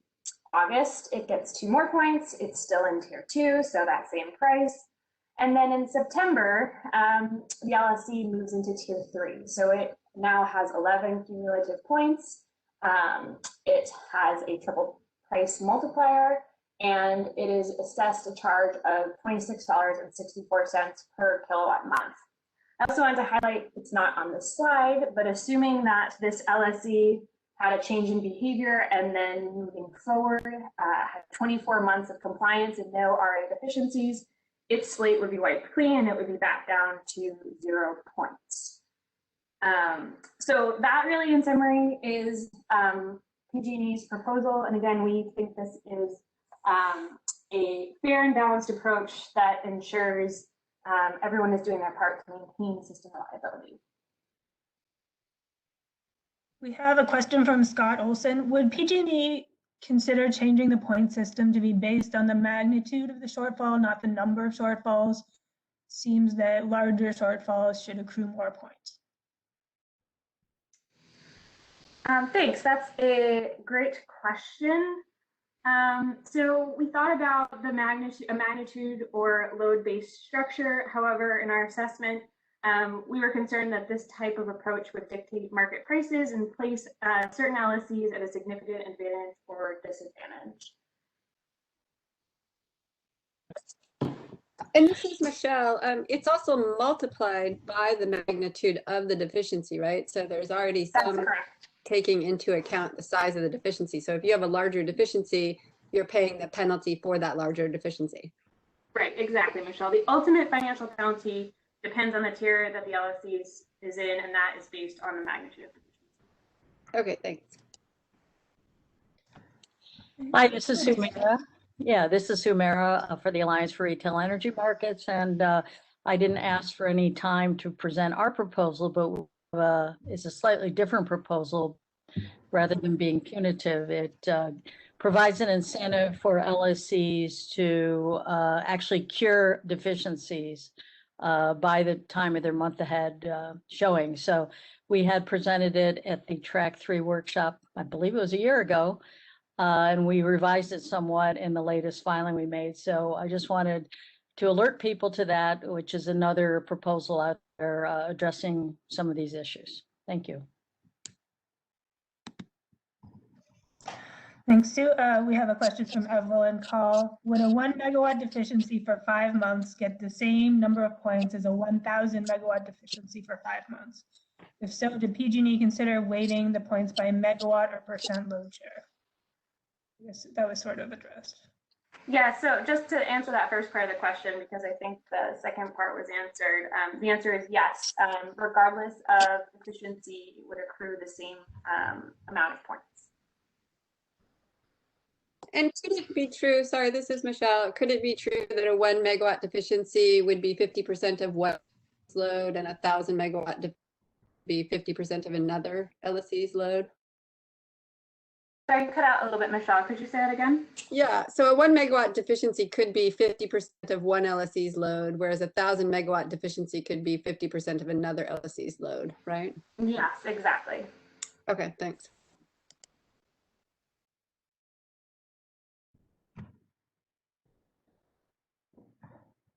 Okay, I don't see any other questions. Thanks, Maggie. We'll go on to Jim Caldwell. Insert. Okay, can you hear me? Yes, we can. Okay. First slide, please. Well, I guess there we go. Okay. I apologize for this eye chart here. I was afraid we'd get jammed for time at the end, and I wanted to make sure that I got at least some snippet of all the points that I wanted to cover out on a piece of paper. And I don't intend to read through these. Let me just sort of say that what we're trying to say about hybrids is that once you start thinking about hybrids broadly and from first principles, and maybe with a bottle of scotch, everything begins to look like a hybrid. And, you know, we're kind of at the other direction now where just a few things look like a hybrid, and then we're trying to make those hybrids look like some combination of individual resources. And as long as we're in that dichotomy, we're not going to get anywhere. So what I wanted to do here, what we wanted to do with this proposal, is propose something that was directionally correct going forward, and then continue the discussion about hybrids more in track 3B2 or track 4 or next year, or as we go to more systemic reform proposals. So we're trying to put something forward here that works for PG&E slice a day, that works in Edison's Cal CCA bottoms up, or even maybe if you started thinking about WOAC's forward energy requirements, that these principles apply to all of those. But what we need is confidence and operating experience with hybrids under the current paradigm. So what can we do under the current paradigm to get us that knowledge, comfort, commercial experience that allows us to take this up further down the line? And to that point that everything begins to look like a hybrid when you do this, I would just sort of take a couple of examples. One is Edison in the extreme weather OIR RFO has proposed contracting with several cogen plants, where the cogen plant would curtail the steam host and then use that energy with some headroom that it had in the gas turbine to generate more electricity that would be above its QF injection limit, but that would be okay and waived for this contract. And that's nothing but a gas DR hybrid. And it has all of the concerns about hybrids and availability and all those sorts of things. But the one thing about it is, again, it must be looked at on an individual case-by-case basis, and it has to be viewed as a portfolio, that it is one resource ID with one point of interconnection, and that's how it is dispatched in real time. Another example would be wellheads add a 30-minute battery pack to your peaker, and now I have spinning reserve without combustion and zero startup time and zero PMIN. And that's nothing but a gas storage hybrid. Or the discussion that we had about a half hour ago on slow response, fast response, PRDRR, or PDRR, excuse me. If you allowed hybridization with let's call it a 50-minute DR thing with a 1-hour battery, then you have a fast response DR hybrid. That is a storage DR hybrid. And yes, you have to say, okay, I have to make sure that that battery is charged going into the period, which, doesn't have to be, and that is what amounts to pre-contingency dispatch, is you say, okay, you have to charge the battery, but you're not injecting any energy, but you're synced to the grid, and then you can respond instantly. And then you have enough time to call your DR to back up the battery before it plays out. So hybrids and the concept of hybrids really does, we think, as we go down the road towards the grid of the future that's got microgrids and all sorts of things to it, that the concept of hybrids is going to be critical.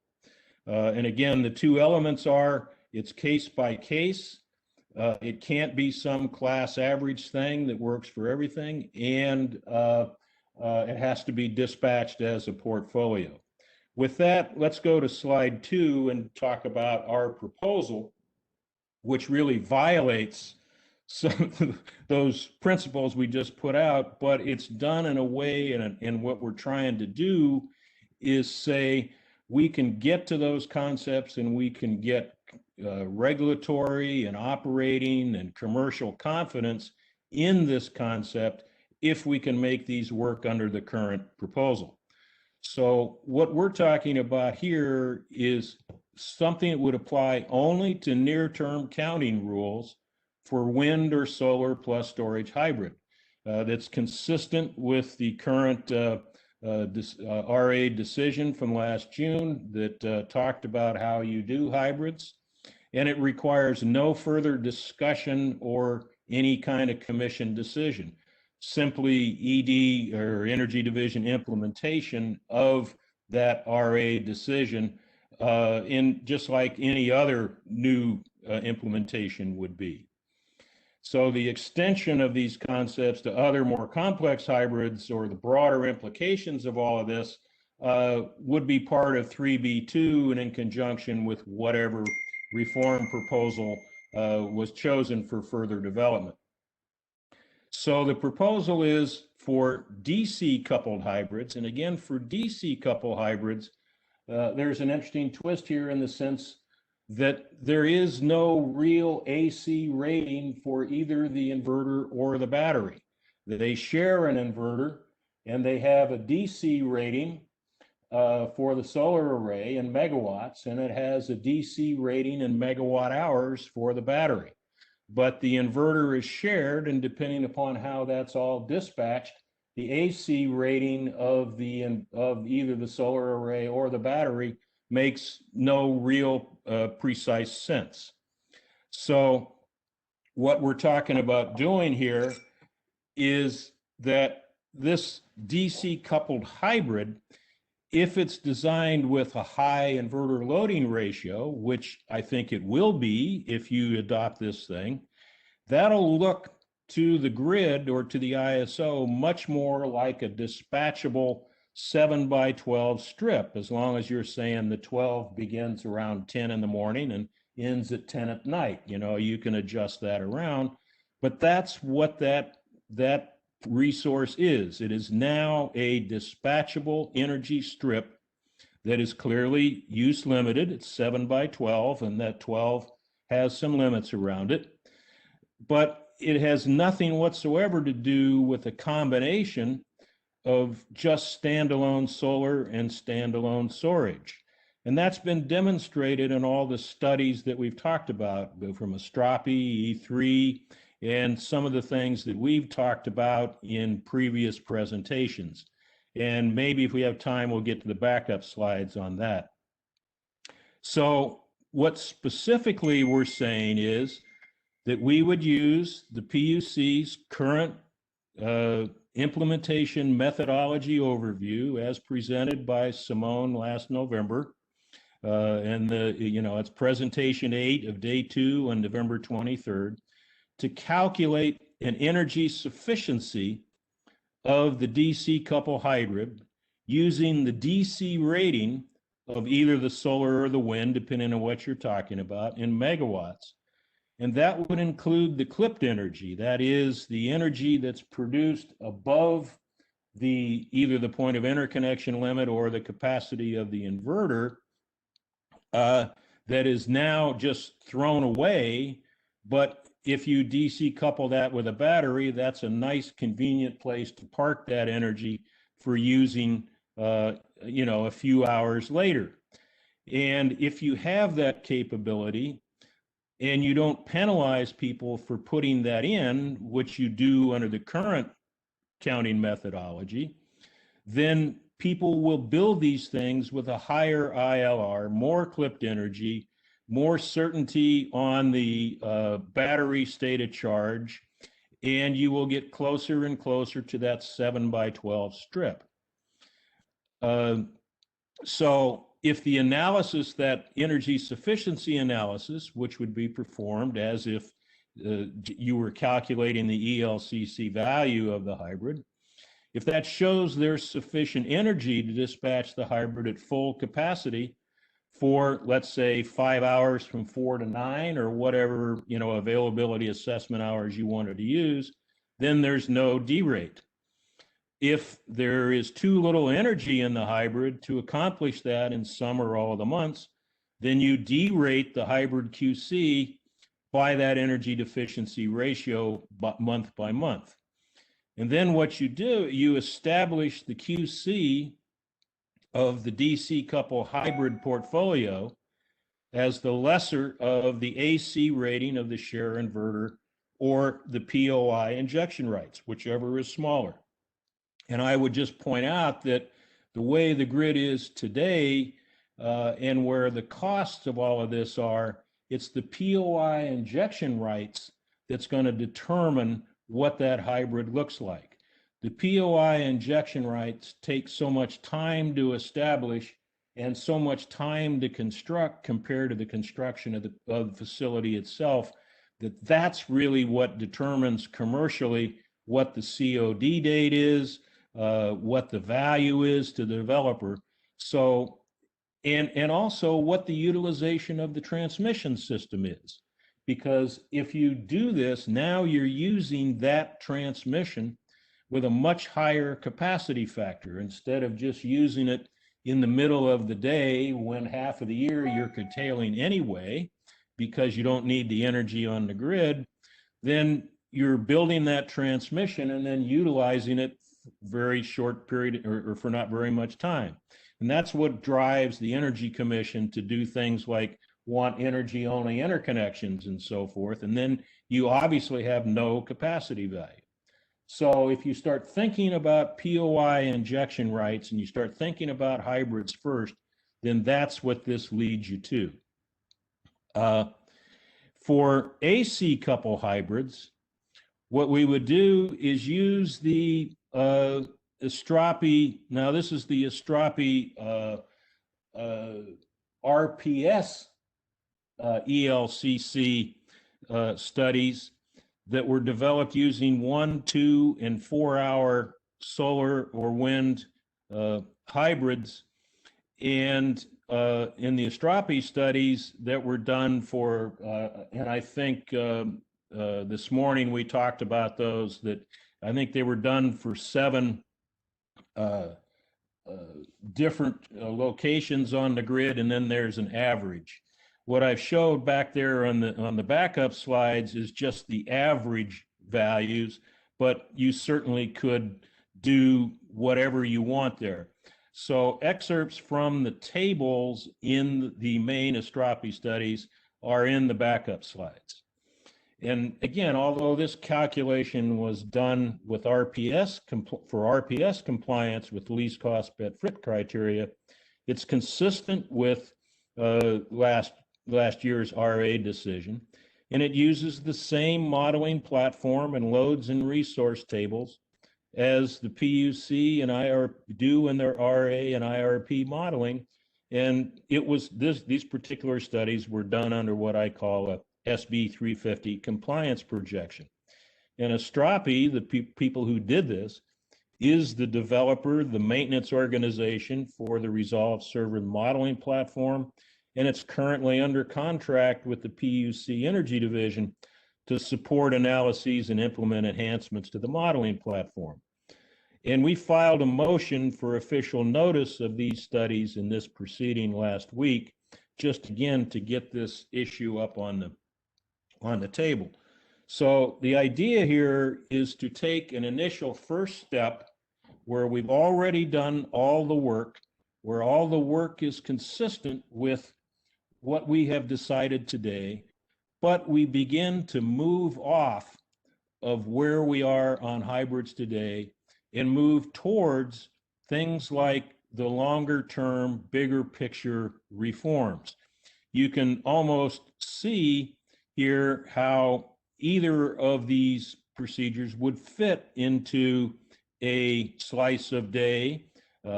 Instead of using ELCC, you could use exceedance the same way.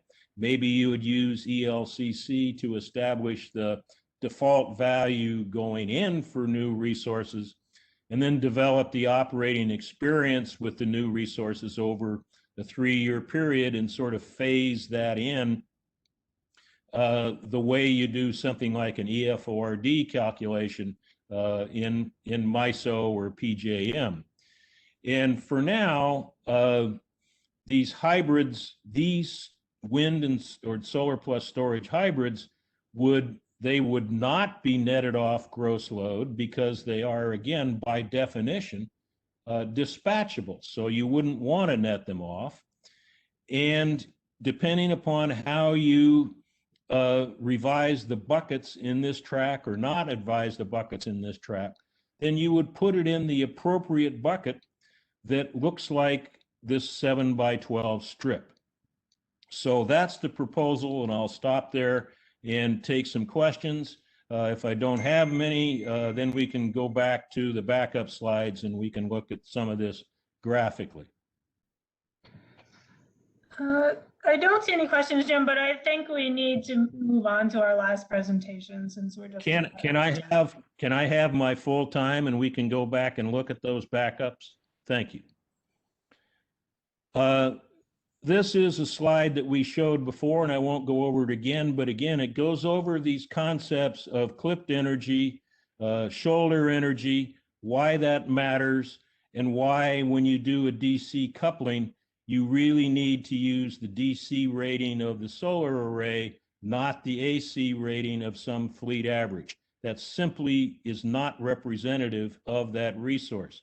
If you do it the way Simone talked about in November, what you end up doing is saying that solar array is just the blue portion of the energy, and you ignore all of the green and the red. And so if you just use the DC array, which, as I say, you need to do anyway, because the AC rating is not, has no meaning in this context, then you automatically capture the red and the green energy and you get the right answer. Again, this only works partially, but it's a lot better than where we are. Next slide, please. These are the Astropi RPS results. These are out of the phase 2 results. And again, 100% in these figures are the POI injection rights, and these are for a 1-to-1-to-1 storage, solar or wind, and POI capacity rights with no grid charging. And as you can see, they essentially say it's the POI injection rights that set the QC value, even for a 1-hour tracking PV in the year 2030. So to think about the concept of saying that a marginal PV has 0 capacity value, when all you have to do is add a 1-hour battery to that, and you end up with full capacity instead of 0, you end up very close to 100% instead of 0, indicates why you have to think about it in this way. Next slide. The last slide. This is from the E3 work. I'm not sure it's the same E3 work that the ISO talked about. I don't think so, but it's certainly consistent with that. And again, it goes to the diversity value and why that means that in this context, storage plus solar has, that the diversity value is effectively assigned to the portfolio, not to either the battery or the storage. And by doing that, you get the right answer for the portfolio ELCC. Finally, I guess what I would say is that, again, as we move towards these longer term, broader reform things, one of the things that we're going to find, or that we have found already, is the critical importance of the sort of ex post portfolio assessment by the ISO, who looks at the total portfolio of the resources and says, yes, this portfolio of resources meets my needs and I can call the system good. And if I can't, because the sum of all the individual RA values, for whatever reason, doesn't necessarily add up to the right number that I thought going in, then the ISO wants the ability to do RMR or CPM procurement to cure that deficiency. And then that gets everybody's shorts all bound up and knickers all bound up. But, you know, again, you can deal with that through thinking about hybrids in that way and the importance of doing these ex post portfolio assessments of what is the ELCC of the portfolio, not the sum of the ELCC individual pieces. So with that, I'll shut up. Thanks, Jim. Let's go to Craig Morris. Okay, thanks. I think mine can be fairly short. I know it's the end of the day and I'm sort of being fit in here, so I appreciate the opportunity. The Green Power Institute's proposal is actually not a technical change to the RA program, but a shift in who and how it's administered in a way that we feel would make it simpler to administer, simpler for the major parties involved in the operation of the grid to work with each other. And the basic premise is that resource adequacy is more of a T&D concern than it is a energy concern. And as such, we think it should be in the bailiwick of the T&D utilities or the wire utilities, and would then, in our proposal, be the non-wire LSEs would be relieved of their need to acquire RA products. Now, we think this is not only simpler, but also that it would put the procurement of RA products into the hands of the people who actually operate the grid. And so that, you know, in a case of a non-wire utility, their motivation is to meet the specifications that they're given in terms of RA acquisition, RA procurement. In the case of the wires utilities who actually operate the grid, they're motivated not only to meet the specifications, but also to get products that actually work for them, because they're going to be the ones working with it. So if we could go to the next slide, please. We understand one of the main concerns of some of the non-wire LSEs that they're, for one thing, as in their major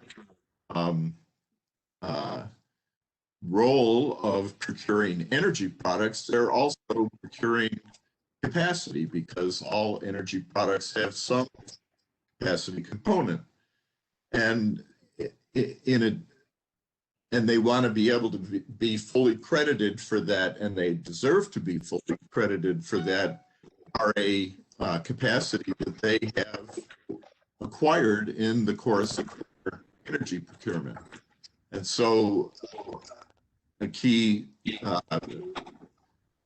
factor in making this work is making sure that there's a structure in place for the non-wire LSEs to be properly credited towards the RA that they supply to the T&D divisions of the wires utilities. Now, this could all, and by the way, we've all gone through efforts to make this work in the course of creating the central procurement entity for local capacity, which was done in the previous RA proceeding. So we know what the how to do it, and we know what structure was eventually taken in the case of that.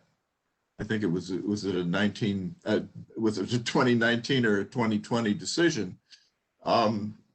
Same issues here, so hopefully the same solution could be put into place.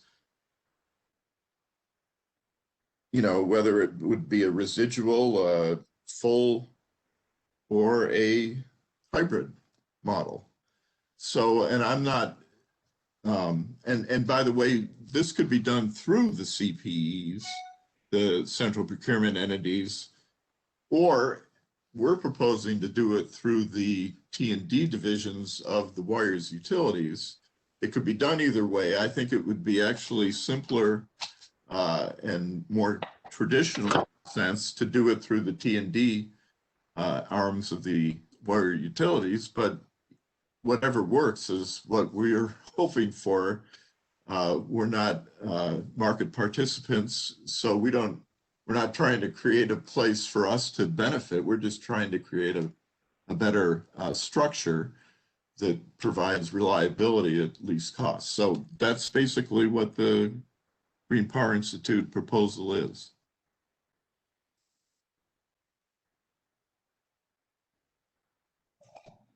Thanks, Greg. I don't see any questions, and we're a bit over time. So thank you, everyone, for some excellent discussion today. We'll try to wrap up quickly. Next up, we have comments due on March 12th and replies on March 26th. And also we'll have the local and flexible studies and comments on those. So look forward to seeing all of your comments, and have a great rest of the day. Thanks. Simone, one quick question. When you say proposed decision on track 4, I presume you mean on tracks 3B1 and 4? Yes, yes.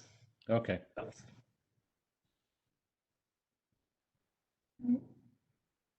Thanks all.